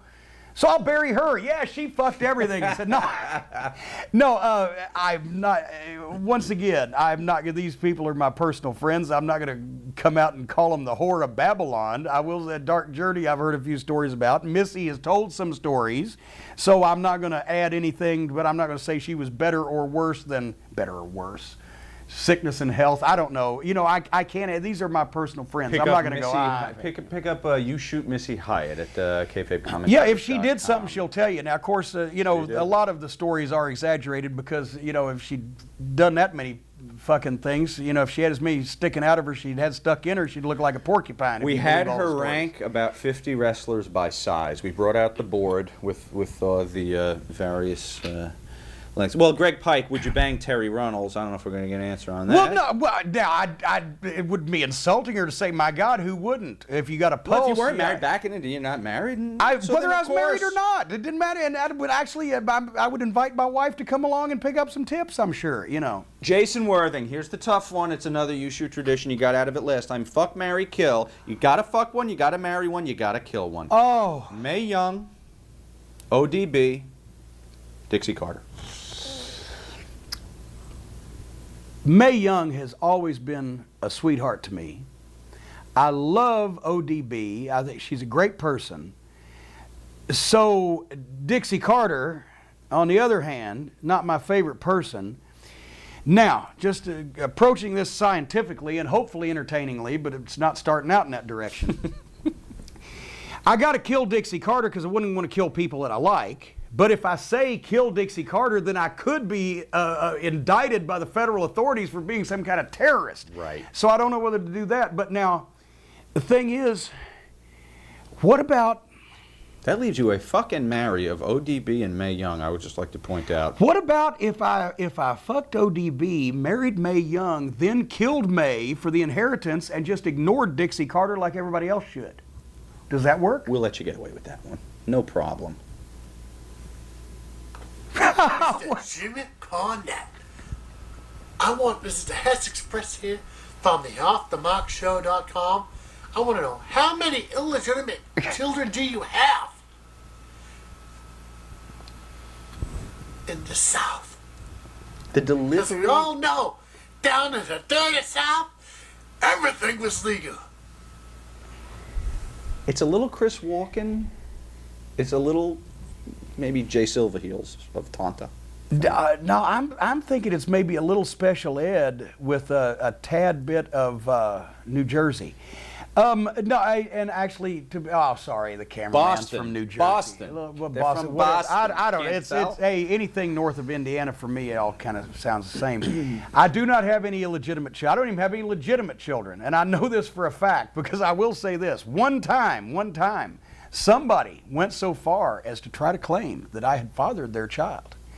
But the problem was the child was born like 14 months after I'd even been in the particular town in question, which indicated either they gave birth to like a hippopotamus baby or else. So that turned out to be completely bogus whatsoever, and I have no children. We're a little heavier back then, but I wouldn't go so far as to say hippopotamus. Hey! But how can you say with any degree of certainty that you don't have any children in the South? You never kicked one past the goalie that you know of. I keep track of these things and I'm very careful. All right, good for you. Mike Campbell, 411mania. I'm not just running around willy-nilly spreading my genius and seed and chromosomes and DNA all across America because heavens, then people wouldn't pay for it. See, one of these days I'm trying to work a deal where they'll pay for some of my DNA so that they can hatch wrestling geniuses in the 22nd century. Oh, like a wrestling cryogenic program where the geniuses of the business have the sperm frozen. Freeze a little. Or maybe freeze your head when you go finally to keep the brain. Didn't they do that to Ted Williams? Isn't his head in a jar somewhere? I think they froze all of Walt Disney, didn't they? I think that's a myth, though. Disney on Ice. They froze Richard Nixon's head. They've got it in a jar. I know that I saw it on Futurama. They can have it. Mike Campbell, 411mania.com. Do you know if there's any truth to the long-standing rumor that Randy Savage slept with an underage Stephanie McMahon? All right, people. I'm sorry. You know as well as I do, if there was any way that I could validate this with any evidence or at least even a rumor, that I would be more than happy to do so on videotape. But no, I didn't even hear this until a couple of years ago. And I don't know where it came from. The timeline doesn't work to me, and also I never heard anybody when I was up there. It's just in the past few years that this has popped up. I think it's one of those. I'd love to have something on it, but I think it's one of those Hulk Hogan and Brutus Beefcake brothers or whatever. Okay, damn right says, hey Jim, can you give us the dirt on Tammy Sitch, aka Sunny? You gave her her first break in SMW and worked with her then in WWF. Are there stories about her drug use and cheating on Chris true? Which wrestlers did she screw around with in Smoky Mountain? Which wrestlers did she screw around with in WWF? Doesn't everybody know this shit already? Did Chris know about any of this? What were her and Chris like as a couple? Was she telling the truth about her 9-month relationship with Shawn Michaels? Why was she let go by WWF? What are your thoughts of her posing nude on Missy Hyatt's website? So take a sunny moment. Jesus Christ. You know, and once again, Tammy is a very good friend of mine, and I'm not going to come out here and fucking, you know, say, oh, she did this and she did that. When she and Chris came to Smoky Mountain Wrestling to Knoxville, I'd met them when they were working for Dennis Corluzzo. She was like 16, Chris was 17 or 18. And I always thought that Chris was very talented, and when he told me that she wanted to get into business as well, I thought she was attractive, and I thought they'd make a good pair, and that's how I was able to bring them to Knoxville, because I couldn't pay him or her individually enough money to justify both of them moving down there. But if they were both working, they could get by, and it was very good. When Tammy first got to Knoxville, she wouldn't drink a beer. She didn't do any type of drugs. She and Chris were a great couple. Tammy, as I've said many times, and I'll say it right to you, Tammy, you're a bitch. You're a fucking cunt. And that's what I love about you. And she loves that about herself. She was able to be a heel. And she was fun, and she was smart, and she could do a great promo, and she had a photographic memory, and she looked good, and I never had any problem with them coming to the towns and coming on time or coming early. And when I say she's a bitch, I say that in a loving way, because she has that air about her that she's going to get her way, and etc. And that's what made her an interesting wrestling personality. So anyway, as far as when she was in Knoxville, she wasn't taking any drugs and blah, blah, blah. I'm not going to get into her and Chris's relationship, because he was a good friend of mine and he's passed away, and she's a friend of mine and she's still here, and I'm not going to speculate or comment. But I will say that everybody knows that she had problems when she was in the WWF and when she was released from the WWF. And part of that comes from, if it can happen to her, it can happen to anybody, because she was in a territory, in a kind of a developmental program where she loved the business, knew it, was around it, and still, when she became the most downloaded celebrity on the internet and the first true WWF diva and a worldwide star on television, she got a little snotty and was a little hard to deal with, and she knows this, and she also did some things that she probably wouldn't do again, because she was a young person all of a sudden making a ton of money. And she got by that, and she cleaned up her act, and she's still young, and she looks great. And I'm not going to fault her for anything she's done in the past, because she was smart enough to know that she needed to make a change.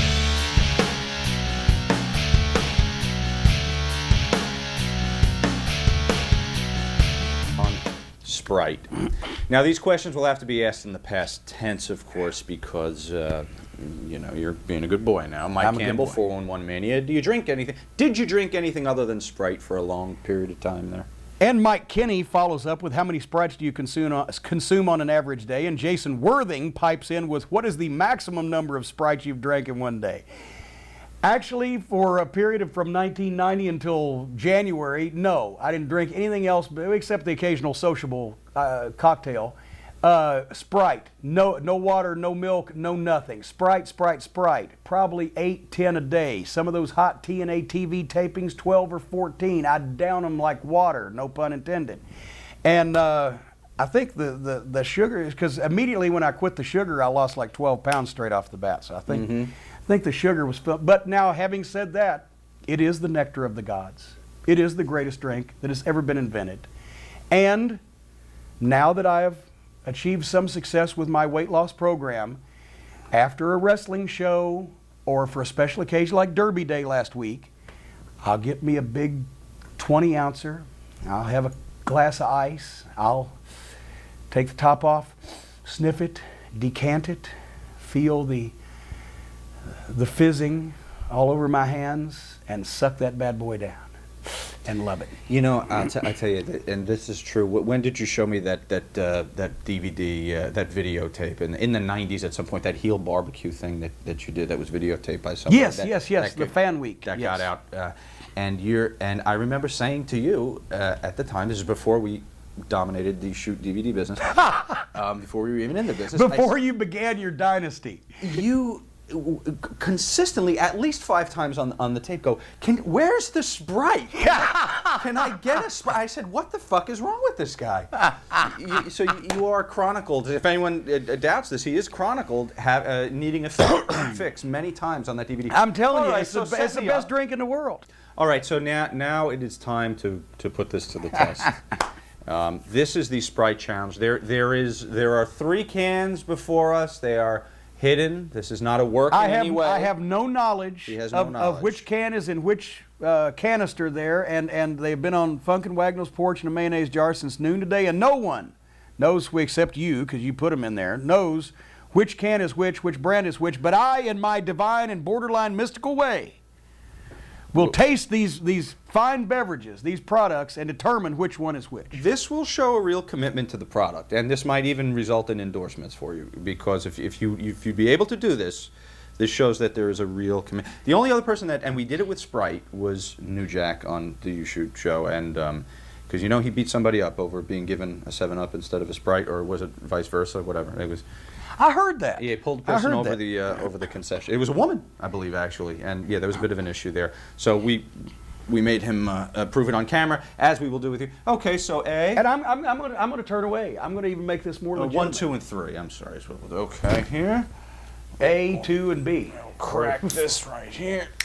I'm not looking. Everybody can see I'm not looking. No, he's not. Can the people behind, can the crew vouch that this is legitimate? Can we hear that on audio? I'm only going to give you a tiny. Can you say yes, it's legitimate? I guess not. It's legitimate. Oh, there you go. Okay, legitimate. there we go. Okay. I'm only going to give you a tiny bit. Well, give me enough. Here's number 1. Go ahead, turn around. Here's number 1. We want to send you to the cardiologist today. Uh-oh. Now, don't share your thoughts. Okay. Hold on. Let it ingratiate your palate. That's number 1. Yeah. Okay. It's a little like the Food Network today, isn't it?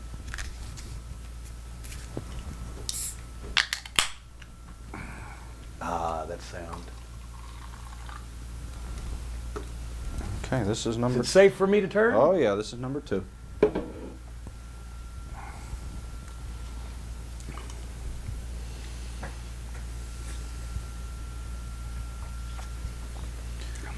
Some soft music, perhaps, behind us?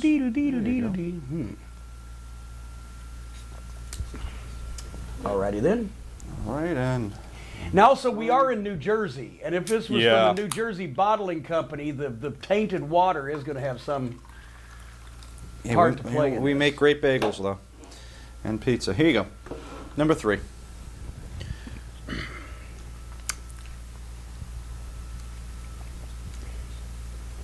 Oh, boy. Wait a minute.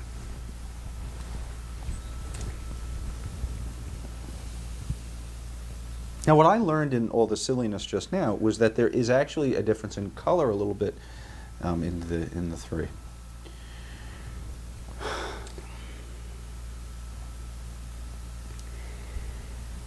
I'm going number 1, Sierra Mist, number 2, Sprite, number 3, 7-Up. Well, let's go to the. Well, you said number 2 Sprite, right? So let's go straight to number 2 and reveal. This is number 2, right? Come on, baby. Come on, baby. Ha ha ha! Oh, yeah. Unbelievable. Uh-huh. Uh-huh. Unbelievable. Uh-huh. Unbelievable. And would you Because say you notice I number took a 3? couple extra sips. What I said, Sierra Mist, Sprite, and 7-Up is what I'm.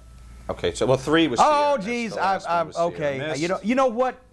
Now that I think about it, yes, because this was number 1. See, there is an aftertaste with 7-Up. I very seldom drink Sierra Mist at all because it's not as available in as many places. But I would take 7-Up as a backup for Sprite, even though I don't like it because it has no caffeine. But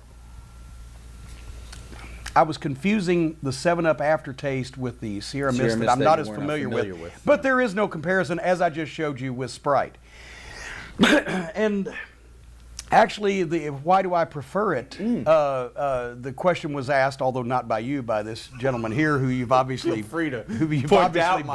Feel free to. I'll point out your inaccuracies and inequities. Why did I choose Sprite as my drink? Because I'd drunk Pepsi for years and years and years and years. And finally, when I got on the WCW booking committee and worked with Jim Hurt on a regular basis, I'd always had a cast iron stomach. Never had any problems with digestion, constitution, eating slop on the road, gas station food. I could put anything down. I started having heartburn.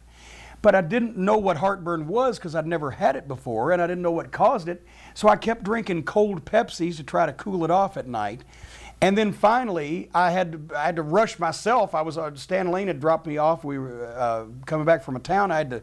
Suddenly couldn't breathe, horrible chest pain, couldn't even speak. Had to rush myself to the hospital emergency room. He followed in after me, and my car was parked sideways. The door was still hanging open. I'd go to the desk. They put me in the daggum thing. They hooked me up to the shit and put the nitroglycerin. Thought I was having a heart attack.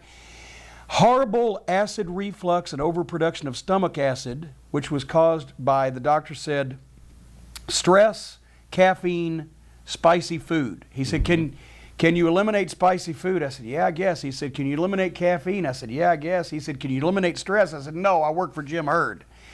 So he put me, this was when Zantac was prescription medicine. He said, get rid of that stuff and take 2 of these a day. And I started taking 2 of them a day, and I switched to Sprite because there was no caffeine. Never quit spicy food, but got off the caffeine, didn't eat a lot of chocolate, and quit the WCW booking committee. And except for isolated instances, if I stay away from caffeine, I've never had any more stomach. So you don't need the Zantac or Nexium or anything? No. I can eat anything I want to now as long as I don't drink caffeine, and I haven't seen Jim Herd in 20 years. That's hot stuff. Although there was some Russo-driven fucking pain that I was going through, but I would take a Papa Zantac for that. So those are my gimmicks, Anyway, you know what? Bring that rest that Sprite over here. I knew it. I knew it. There we go.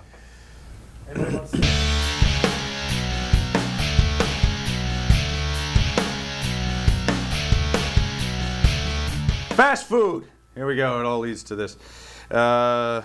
We've been hinting at it all show, and here we are. We're going to pin you down to a few answers here. Greg Pike, favorite places to eat while on the road?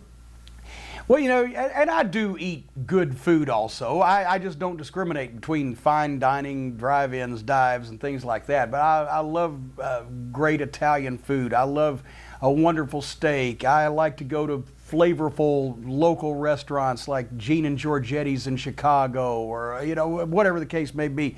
I've been to many places in Philly, in the Northeast, this area, Morimoto's, the Iron Chef, etc. But while you're on the road, you want to get in, you want to get out real quick. Okay, Wendy's, the triple cheese, extra cheese, mayonnaise, pickle, onion only, my all-time favorite. And really, the service at most fast food places has really gone downhill over the past 10 years. Number one, I'm not being racially insensitive when I say that hire somebody that speaks fucking English to serve people that speak English. I don't expect to move to Germany, immediately get a job at a fast food drive-through because I can't speak fucking German. So please, they got pictures of the food on the wall, and they still can't take orders at most of these places. But Wendy's is my favorite burger, except Steak and Shake is tremendous, but that's a regional issue. And, so you've got to take that into account. Of course, there are regional hamburger places, but for a national basis, Wendy's is the best. Also, the KFC, the new Double Down, just so you know. Oh, yeah, the cameraman's, because the cameraman's so big, when he hauls ass, he has to make 2 trips. So, the KFC, the KFC Double Down, really, actually, Burger King had me with the quad stacker there for a while. Because basically meat, cheese, bacon, sauce. No, meat, cheese, bacon, sauce. 4 patties, 4 pieces of cheese and bacon and sauce. So that's good. But Wendy's, I'll pick over just about anything. Halloween Havoc 89, courtesy of WrestlingClassics.com. Have you ever been to the Heart Attack Grill in Arizona? Yes! Just went after the Ring of Honor shows in Phoenix. I love the place. I would move in if I could. Let me. Do you know what? I know what it is, but for our viewers out there, the Heart Attack Grill, it's like it's a burger place, but the guys at the grill are dressed as doctors, and the nurses and the waitresses, they do look nice, are naughty nurses with the short skirts and everything. They put a hospital gown on you instead of giving you napkins. They put a little wristband on you, and they take your order as your diagnosis. So they got the single bypass burger, the double bypass, the triple bypass, and the quadruple bypass. Now, each patty is a half pound of meat with 2 slices of American cheese on it. So, and by the way, people over 350 pounds, you got to keep this in mind, eat free every day, no limit. Is that true? Yes, they have to weigh you, and then you order singles at a time. But they have French fries that are deep fried in genuine lard. They have the Mexican Cokes that have the real sugar in them. They even sell unfiltered cigarettes at the counter. You know, so anyway, if you eat the quadruple bypass, which is 4 half-pound patties, 8 slices of cheese, and you can go to the burger bar and dress it any way you want. Bad boy's about that tall. If you eat the quadruple bypass, you get a free wheelchair ride from the naughty nurse back to your car. So, because I had been on a diet for quite a while in front of this trip and for the photo op, I had to get the quadruple bypass. Now, bear in mind, we'd had a long show on Friday night, and then we were back there on Saturday afternoon, so in 36 hours, I'd had 2 Ring of Honor shows, met a lot of the fans, run around, did promos and stuff. I was ready to eat. I downed that quadruple bypass in 10 minutes while I was having a conversation with people at the table, and then I asked Stacy, I said, would it be bad form if I got another single? Because it was so fucking good. She got a double. She said, here, and it gave me half of hers. So plus 2 trips to the French fry bar. Oh my goodness. I'm telling you, that thing was slicker than whale shit in an ice flow. Slicker than cum on a gold tooth. It was good, boy. Kyle Sands writes, has Wendy's ever caused you to have irregular bowel movements? What irregular bowel movement? That's my weight loss program. See, a guy came into the gym and he said, I want to lose weight. And the guy that owned the gym said, well, let me ask you this, how many times do you eat per day? And he said, 3. How many times do you shit per day? He said, 1. He said, reverse the procedure.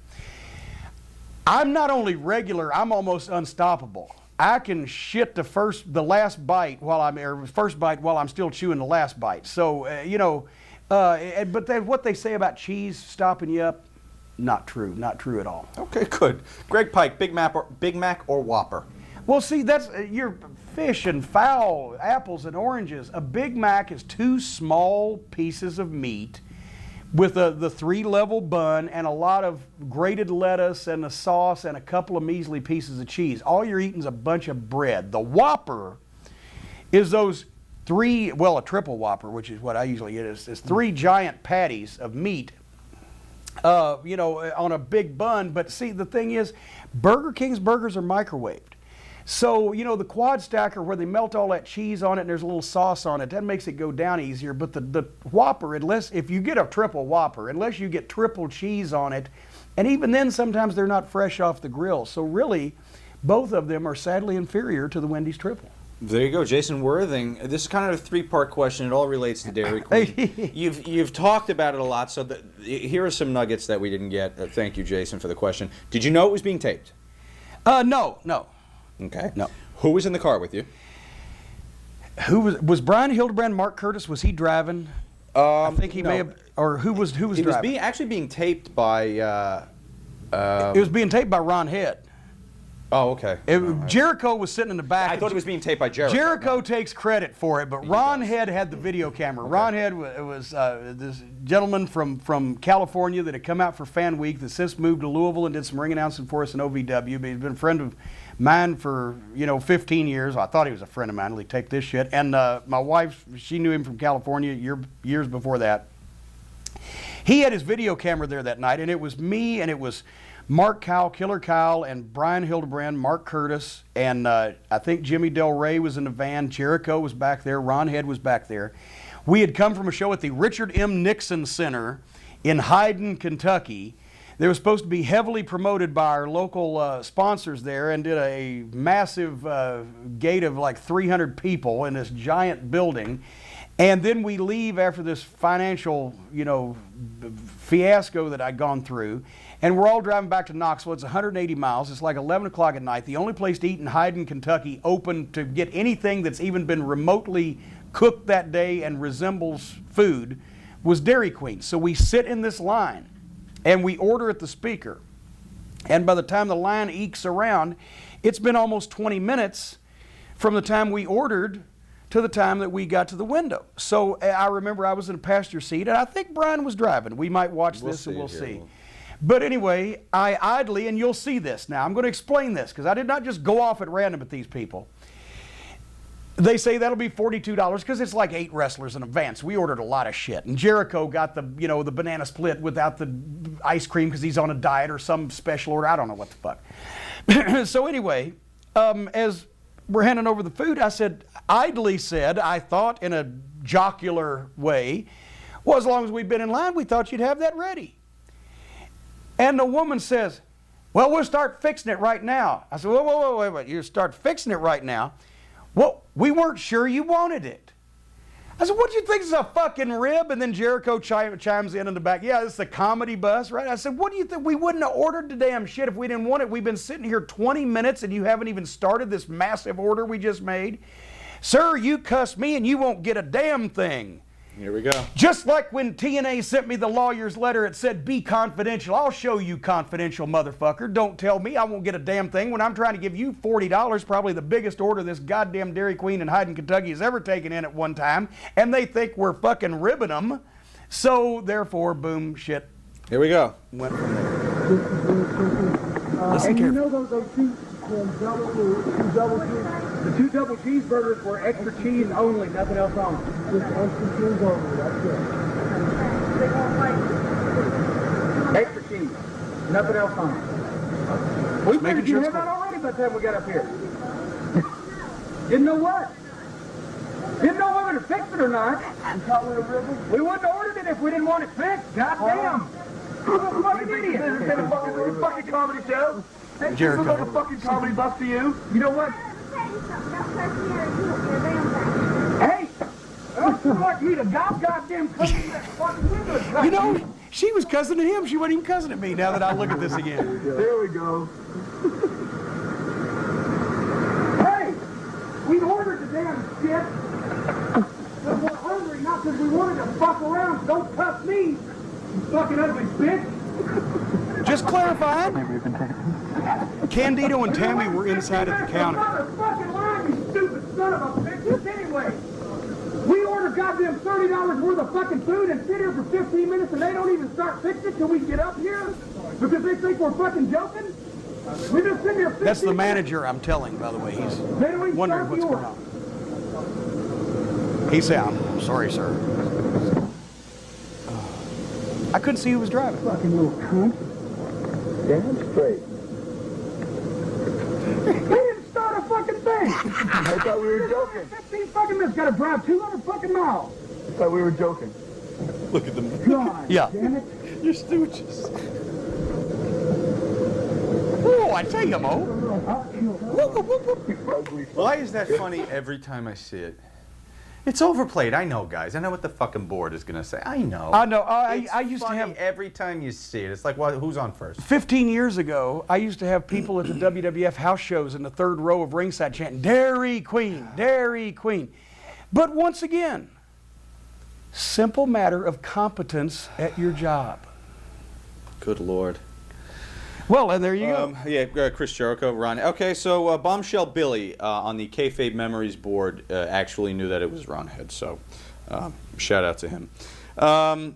Guitar Dude says, you ever had a problem at Wendy's? He ordered the banana split with no fucking ice cream to further complicate it. Guitar Dude says, you have a problem at Wendy's. I think he means Dairy Queen since the incident. Oh, since the... subsequent to that, yeah. No, I think there's a picture of me and many Dairy Queens in the Southeast do not serve this man. Did you eat the food that night? Oh yeah, well, it's Dairy Queen. If they spit in it, it would help the seasoning. I was going to say, maybe you wouldn't be able to identify. Mark, courtesy of F4W Online, I believe you made a statement to the woman that you were verbally abusing, degrading, and here we go. Oh, here we go. And insulting because she apparently got your fast food order wrong, that she couldn't get a job anywhere else. Do you find this ironic since you can't keep a job or run your own business? Thank you, Mark. And fuck you, by the way. He won't even be the fuck you of the week. But wait a minute. Now, let me take this point by point. I was verbally abusing, degrading, and insulting her, but she didn't get the order wrong. She didn't do the order. And I never said she couldn't get a job anywhere else, did I? I was too busy calling her a fucking cunt. Right. And lastly, I can't keep a job or run my own business. Well, I don't keep jobs that I don't really want, and I've run my own business. And by the way, Mark, fuck you.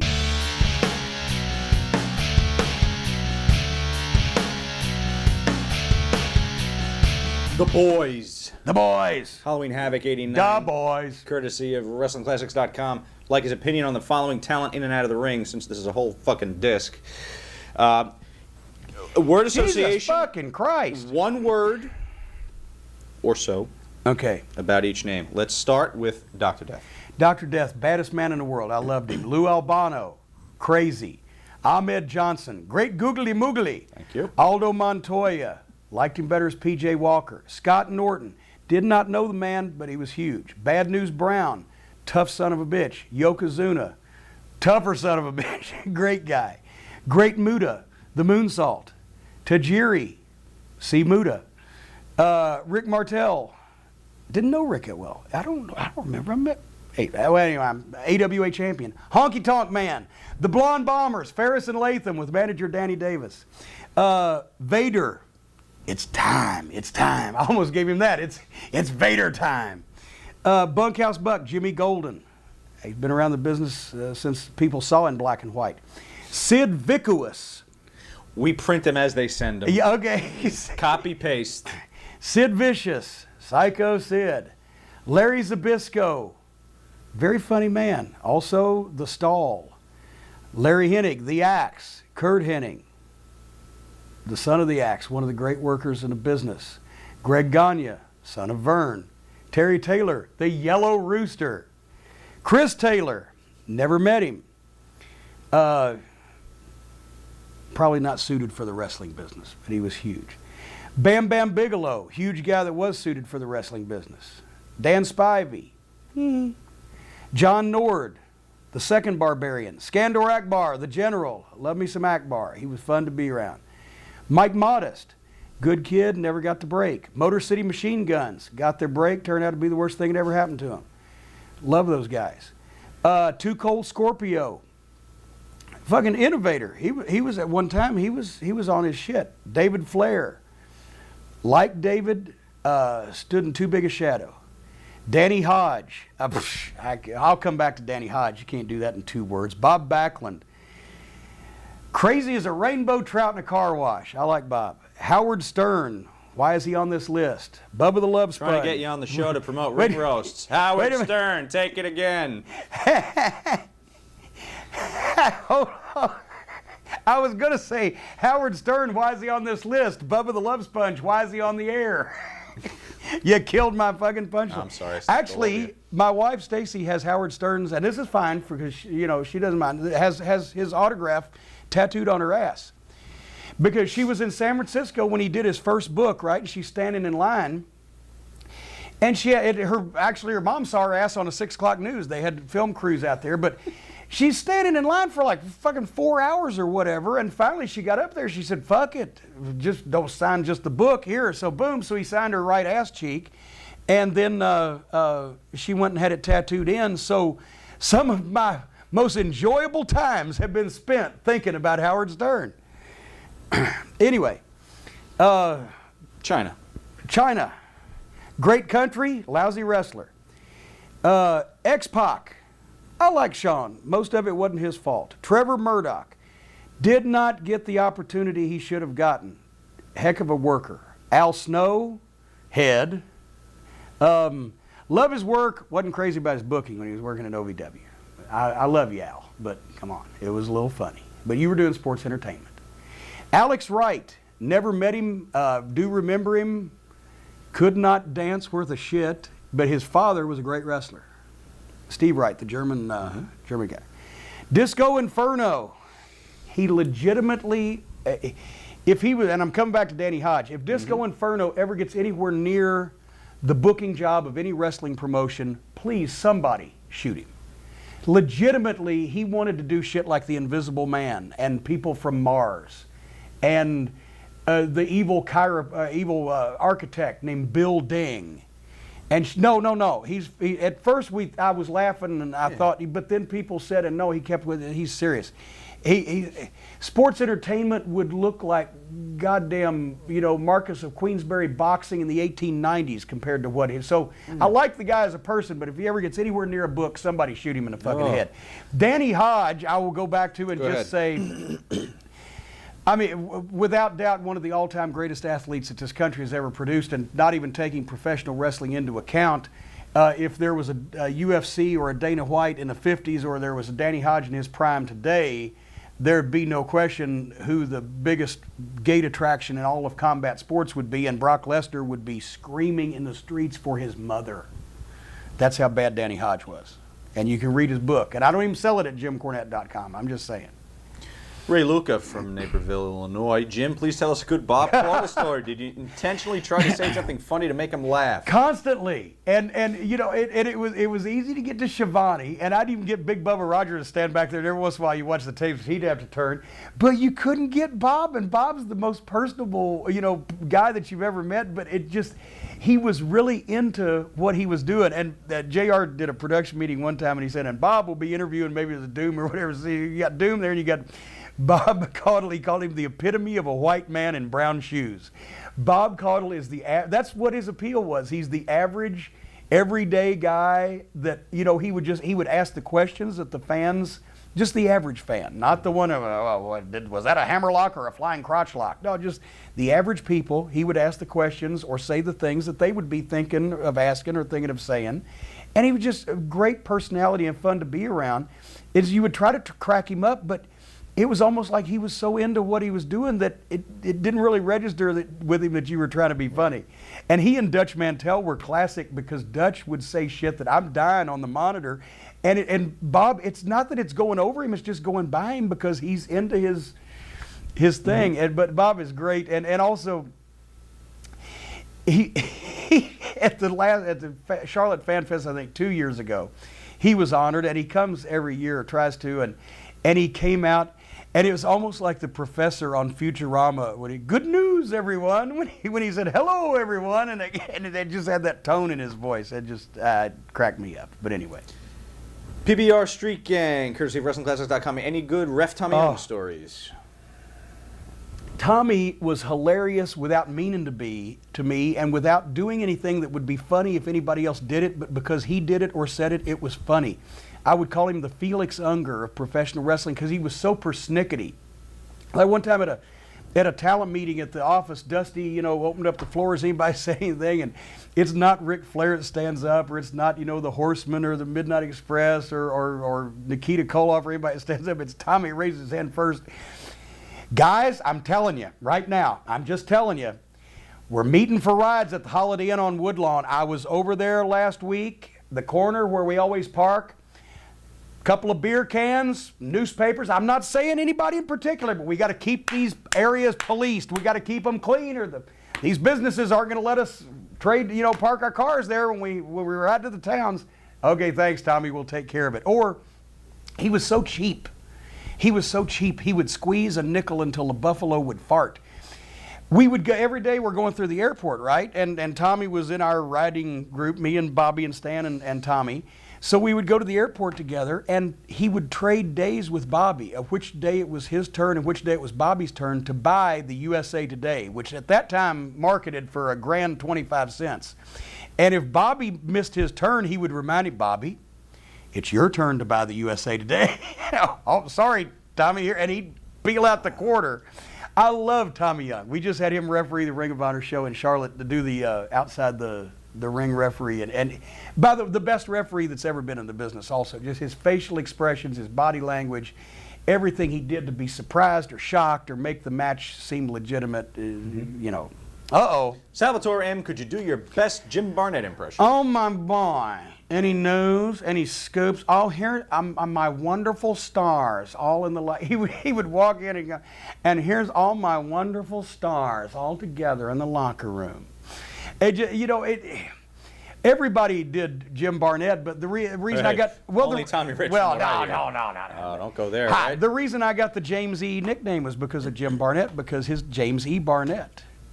And so when I went to Atlanta the first time, they saw the booking sheet, and they're like, what the fuck, is somebody ribbing us? They thought it was Jim Cornette, okay.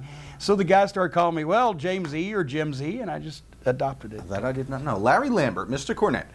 I was curious of how you rate the Fantastics as a tag team. It seems that whenever the Rock and Roll Express leave a territory, that the Fantastics would come in to feud with their opponents. I feel that the Fantastics have had some of the best matches of all time with the Midnight Express, bar none. Do you think that the reason the Fantastics never reached the top tag team sport nationally was a timing issue or a talent issue? It seemed that their work in psychology was top-notch, but they lacked an intangible star quality. Thank you for your time, passion, talent. I think the Fantastics were a great tag team. And he says it seems that whenever the Rock and Roll Express left a territory, the Fantastics would come in to feud with their opponents. Excuse me. Wait a minute, the carbonation. Let me get some more of that. That wasn't the case everywhere. And unfortunately, the second team in always suffers. The Rock and Roll Express started in Memphis, but they were never a money draw in Memphis because they were started as the B babyface team, B show team to the Fabulous Ones, Stan Lane and Steve Keirn. The people had seen the Fabs, the Rock and Roll didn't get over. But then the Rock and Roll went to Louisiana, where they were the first rock and roll type tag team with the music and the teeny bopper girls, etc., and they got over like $1 million. Then the Fantastics came into Mid-South, tried to follow that. They couldn't because people had seen it. But the Fantastics went to Dallas before the Rock and Roll. And when we worked with them in Dallas, the Fantastics got that response in world class because they were the first ones. And when the Rock and Roll came over, the people had seen that. So I rate the Fantastics basically great team. Bobby Fulton is one of my lifelong friends even before I got into business. Great guy. They were, the matches technically that we had with them were in some cases better than the ones with the Rock and Roll Express, but the Rock and Roll drew more money with us and us with them because we were first in Louisiana and first with them in the NWA, and that's the name of that tune.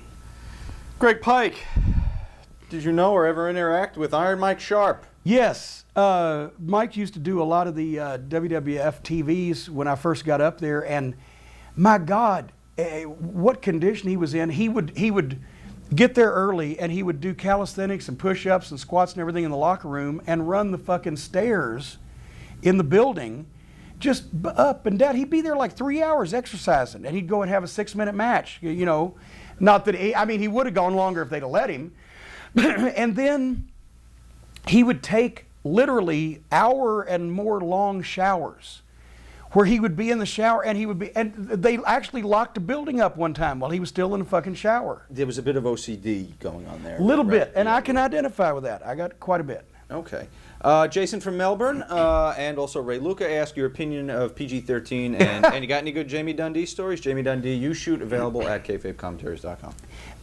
PG-13 was a great fucking tag team. They actually, they had the Public Enemy deal before the Public Enemy did. Wolfie D was Jamie's partner and was actually, at that point, Jamie was quite small, painfully thin. So Wolfie was the muscle of the team, and Jamie was somewhat of the mouth, although they both did some talking. They had great teamwork. They worked on it really hard. They stayed together quite a while, which is a mark of a good tag team.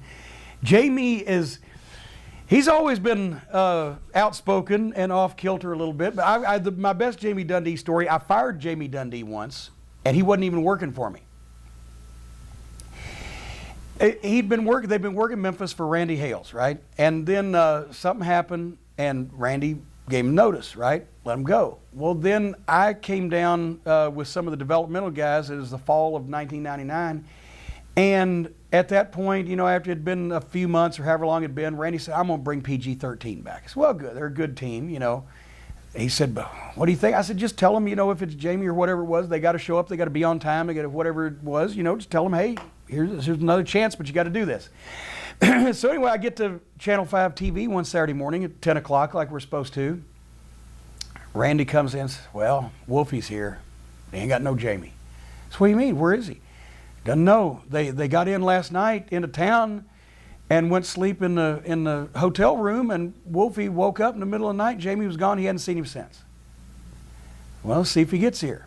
So 10:15, 10:30, 10:45 comes. 15 minutes to live television. Jamie Dundee is not there. Randy said, what would you do? I said, I'd fucking fire him. I said, what, you gave him notice for something like this before, and I love you, Jamie. But you gave him notice something like this before, and now the time they're supposed to re-debut on television, they're not even back in the territory yet. He does the same fucking thing. I said, you got to fire him to, you know, set an example, because the other guys can't think you just let this go on because these guys are your favorites. Okay, I agree with you. 5 minutes later, in the back door comes Jamie Dundee. And fucking Randy comes over and says, can you come over there with me? I'm saying, well, you know, Randy's not a physically prepossessing kind of guy. Jamie's not that big. Maybe Randy wants some backup, you know, stand there and be stern, you know, while he gives Jamie his notice, just in case something would happen. That, boy, me, Randy Hales, and Jamie Dundee, that'd have been, actually, I'd paid money to see that myself. But anyway. No one's ripping the cage door off of that. Nobody's ripping the cage off of that. But anyway, so we go back in the stairwell. I'm standing there like this, and Jamie's looking like, I'm sorry. And Randy says, Jamie, JC has something he wants to tell you. You're fired. And then he starts arguing with me, but Jim Cornette, how can you fire me? I don't work for you. I said, I don't know how I can fire you, Jamie, but I'm firing you right now because you didn't come to fucking TV. And it was, so. It's great. Anyway. Robert Pintangelo, please give your opinion and rating of my number 1 and 2 respective favorite women wrestlers of all time, Reggie Bennett and Bull Nakano. My opinion and rating, well, I knew Reggie Bennett personally because I did some of the LPWA stuff, and she's a very nice girl and strong as a bull, which comes to number 2, Bull Nakano. I think she probably had a little bit more success with her wrestling career, than Reggie did. And of course, I'm not knocking Reggie. I doubt very seriously she's going to see this. So I think they were both great, but Bull probably should go a little bit ahead of Reggie. Shane Mead, Melbourne, Australia. Everyone in the business has a funny Iron Sheik story. Do you have any stories about the great man you may not have heard of? Did I tell when he cussed out the commissioner on the microphone in Louisville? No. Have I done? No. Okay. Back in the early '80s at Louisville at the Gardens. Wait a minute, back that up. Hold on a second. Back it up a second. For the Sheik? No, but just to the Sheik question, because I want to follow up with the other Sheik. The Iron Sheik was in Memphis. This was 1982, and he was working a program with Lawler and et cetera, et cetera. And I was the fill-in ring announcer when the local radio DJ that usually did it was on vacation. So there was a rule back then, because we'd gotten a real strict state athletic commissioner in Kentucky at that time, and he wasn't smart to the wrestling business. It was a political appointment. So a lot of shit like, you know, when Jonathan Boyd punched the referee, he fined him for real, and Jerry Jarrett had to pay the fine to have Boyd come back next week and lose the loser leave town match. And he said, well, you can't have a battle royal because the rules state when a guy is thrown over the top rope, the match is over. So a 20-man battle royal would have 19 winners and shit like this. He also had a rule, nobody can talk on the ring microphone except for the licensed announcer. Because you got these wrestlers talking on a microphone and they don't have announcer's licenses. So this was one he was really sticking to, so nobody was supposed to talk on it. Well, Sheik's big thing was, don't say USA, don't say USA. Well, the guy's name was Fred Lamson, and he recently died a couple years ago at the age of like 95. And it just goes to show that good people die young and pricks last forever. But anyway, so Fred Lamson is there that night.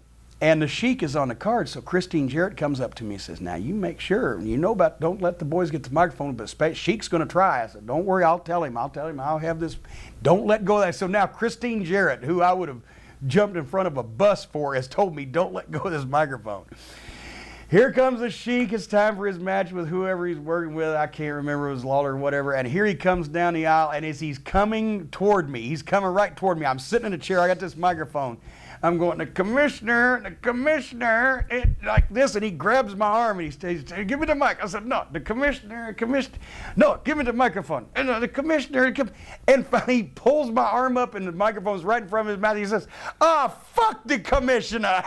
And right then I turn it, here comes Fred Lamson with his fucking ties up on the other side of his neck. And we called him Mr. Fudd because he resembled Elmer Fudd. His big bald head's getting red patches on it. And I'm like, he's got me hooked. I can't fucking, right? And I'm pulling the cord out of the thing. So then he goes back and he just chews Christine Jarrett out for about 30 seconds, just chewing her out and everything. I think it's either that time or when he tried to get on the microphone and tell Jerry Lawler and Terry Funk in the middle of a double juice pull apart with 15 guys, okay, boys, the match is over, break it up. Lawler said, if you think it's over, you get your ass in here and try to stop it. But he's chewing out Christine Jarrett, and finally she gave him the grip.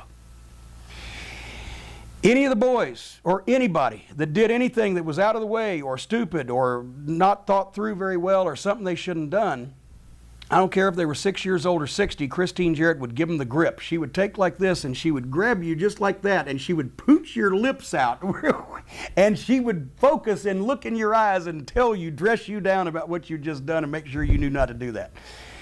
He's fucking going on blah, blah, blah, and she gave the commissioner the grip, and she said, Fred Lampson, you worry about collecting the taxes and leave the wrestling to us. And he didn't come back for 6 months. Christine Jarrett, she could have stared down a fucking mountain lion. I'm just telling you. Great. Oh, and did I ever get to meet the Sheik, Ed Farhat? PBR, Yes. Street Gang. Did you ever get to meet Ed Farhat? I actually got my picture taken with the Sheik wearing the United States Championship belt with an independent show in 1991 after I'd left WCW. But the first, after all those years, I was never around and never around. And finally, the 88 Great American Bash in Detroit. Dusty arranged to book the Sheik. It was the Sheik and Dusty against Kevin Sullivan and Dick Murdoch, right? And Detroit had not been doing well. They did over $100,000 gate that night. And Bobby Fulton grew up in Ohio and got to see the Sheik in his glory days as a childhood wrestling fan. So me and Bobby Fulton are standing in the back watching the first match, but we're waiting for the Sheik to show up because the first match on the card, this was his deal. The first match on the card would be going, and all of a sudden the back door of the Cobo Arena would lift, and in would come the stretch limousine, and out would get the driver. And he'd walk around, and maybe the other bag assistant would get out of the other side, and they'd walk around and they'd open the door. And out would step the Sheik with a three-piece suit on with no shirt, a big amulet, and his headdress. And they would grab the bags and they would fall in behind him as he... And so now there's a match going on in the ring, and there's fucking 8,000 people or whatever it is with their heads craned to watch the Sheik because he was that larger-than-life personality. And I've seen people come into the arena on actual entrances for their matches, on horseback, Lawler, and drop from the ceiling. Lawler did that. A bunch of people, Sting has done that, and every kind of in between. The most magnetic entrance I ever saw into a building was just for the guy, just for the periphery of people to just see by, like, ooh, because all the focus wasn't on him, but he knew that if he carried it even that level, to come in when the show was already going on and interrupt things and blah, blah, blah, and just they see him just walking out from the car to the locker room door. That was good enough. That guy made money for 40 fucking years. He never dropped his gimmick. Well, problem is he lost the money because he never dropped his gimmick. And as you can take a good thing way too fucking far. Well, the focus has been on you for the last 2 hours or so. And rightfully so. Rightfully so. And I thank you once again. Thank you. It's been fun. We've learned a thing or two. Oh, do I have 5 minutes left? Is there 5 minutes of tape or even less than that? I just want to, just a couple of things off my chest before we do go ahead. the deal. Actually, yeah. I'm not going to get into specifics, but there's two things. Number one, people have a problem when I call them up on a phone and cuss them out. And well, now don't leave. Yeah, Don't go the anywhere. show is yours. No, but I want you here. I want you here. Come here. Come here. Shot with you alone. Come here. It'd be a funnier shot. Because I've never done this to you. I've never called you up and cussed you out. I did send that one smarmy email.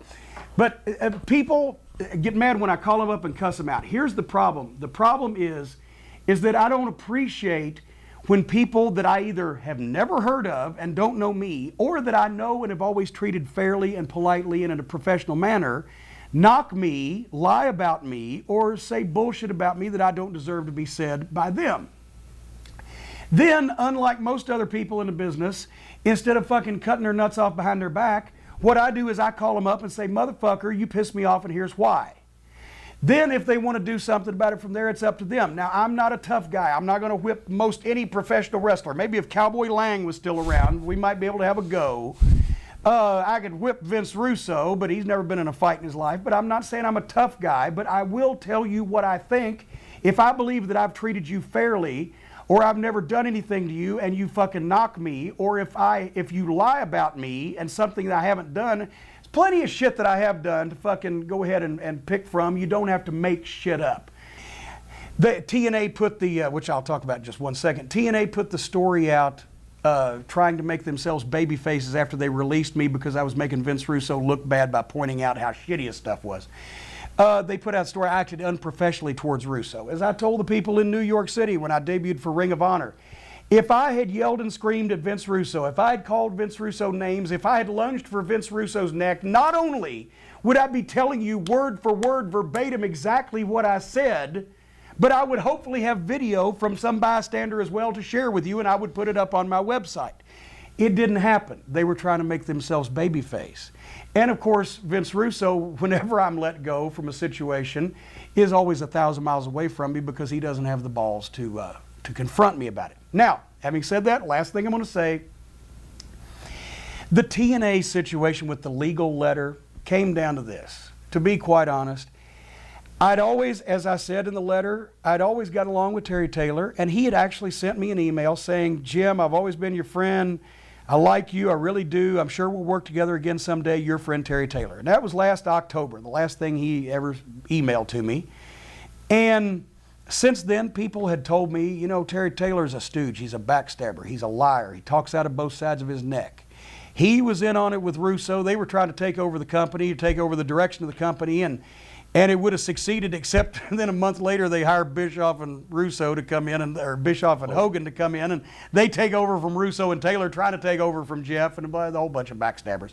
But anyway, so I wrote Terry Taylor a simple little email doing two things.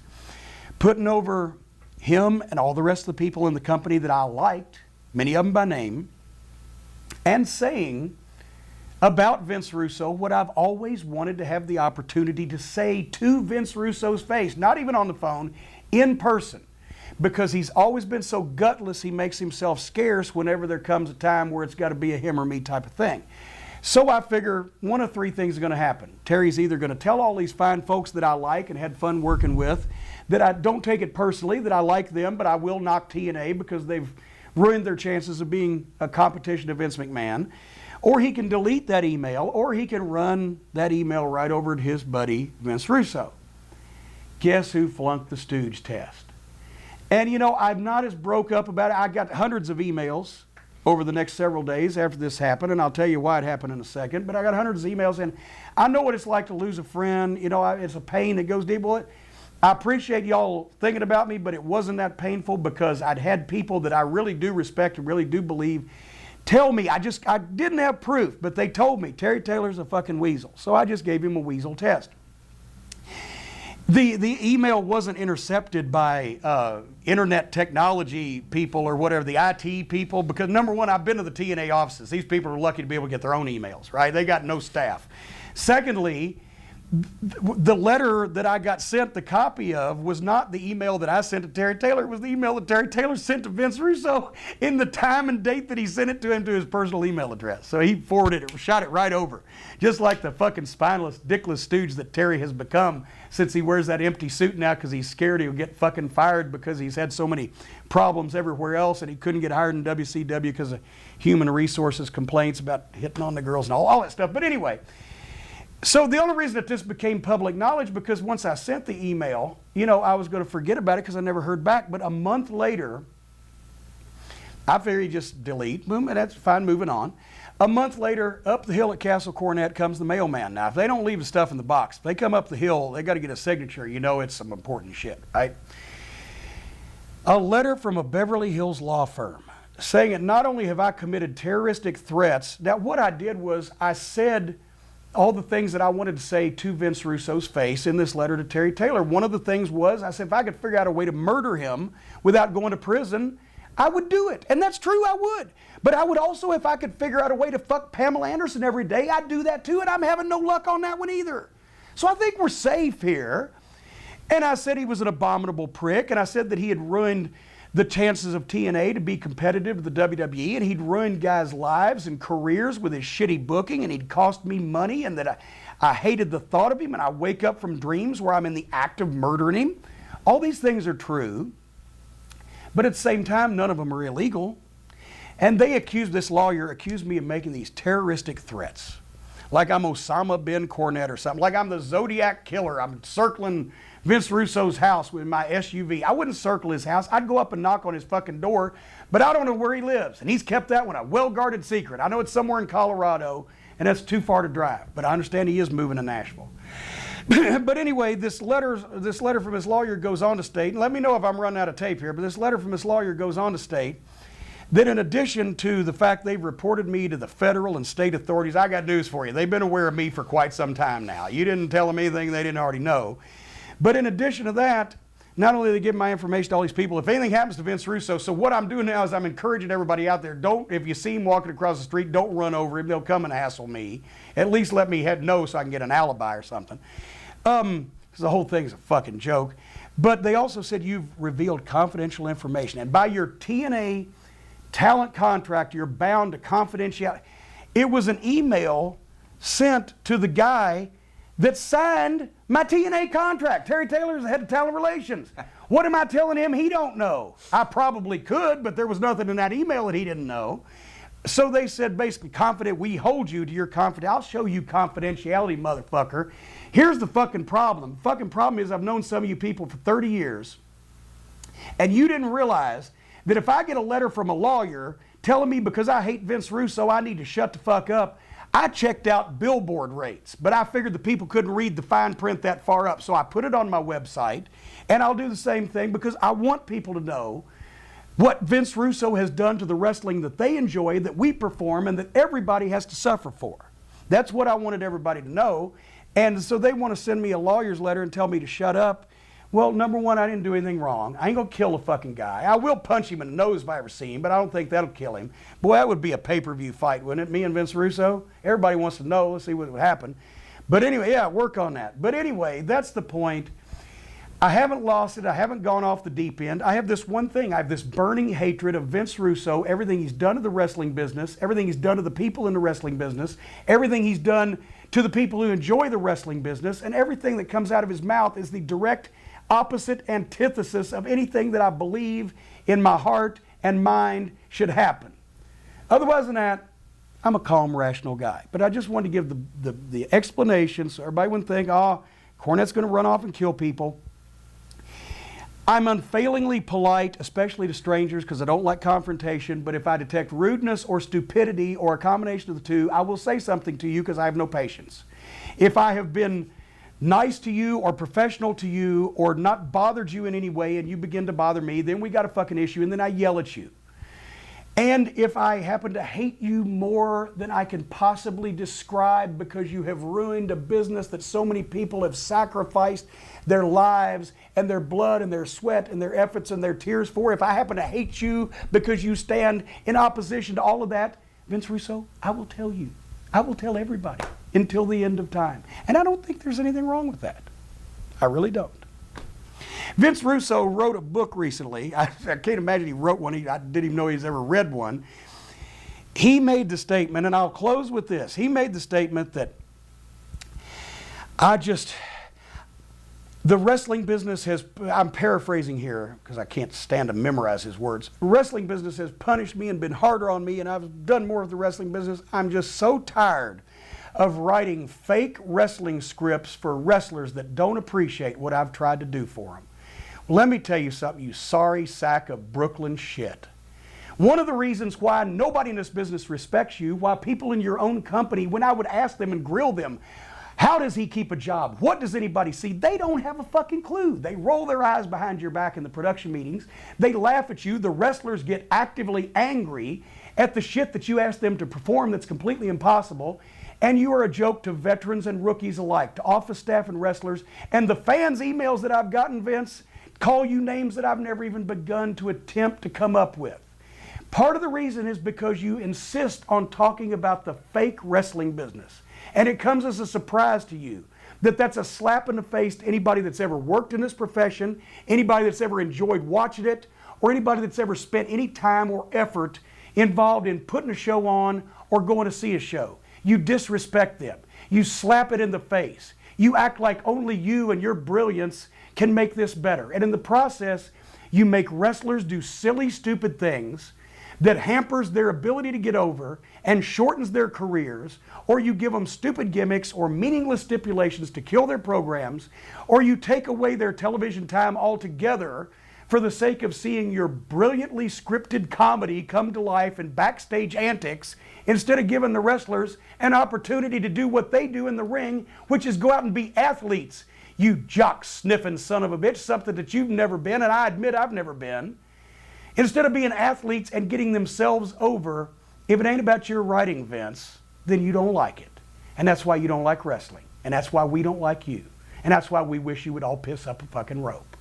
Thank you very much. I just wanted to clear those things up. What would his reply? You've been talking about Vince Russo for I years. don't know do what you his think reply would be. If he were here, you know him he better would say, than... but he would say, but wait a minute, I created Steve Austin and The Rock. I've sat at a meeting, at a TNA talent meeting, and listened to him lie. And I believe, actually, I don't think he was lying. I think he remembers it this way. Lie and say that he talked Vince McMahon, he twisted Vince McMahon's arm into letting Steve Austin do color on Raw one night, and then Vince saw that he was a great talker, and that was the start of Steve Austin. No, it was the King of the Ring. You remember it. The King of the Ring always gets the winner always gets an interview. He came out and said, Jake the Snake, you can say your prayers and thump your Bible, but Austin 3:16, which was all him, said, I just kicked your ass, and the next day was the Austin 3:16 signs, and Vince McMahon, who I was standing behind when he was looking at the Austin 3:16 signs, said, yeah, we got something here. And then he told Russo to fucking write some shit for him, or to at least just put him on the format so Austin could be himself, which is more appropriate. And so now for all these young guys that don't know better and weren't there, Vince Russo takes, well, I created Steve Austin. Vince Russo had a year and a half of wonderful business in a company that was very, at the time, loaded with talent and people to back him up and support him. He went off on his own to WCW, and we know what happened there, and we know what's happened since, and he can't even keep a CD warehouse in business. So I don't know what his response would be, and I don't give a fuck, because all he ever talks about is, well, I like good wrestling, it's just fake wrestling I don't like. And then he proceeds to call all wrestling fake. And he insults the fans when he does it, and he insults the people involved in the business when he does it. So I don't know what his response would be, and I don't care. If you want to put a pay-per-view together, we'll find out what his response would be to this. Well, we'll see. How about that? I created Jim Cornette. Thank you for You didn't create me, you just popularized me. Thank you for shooting.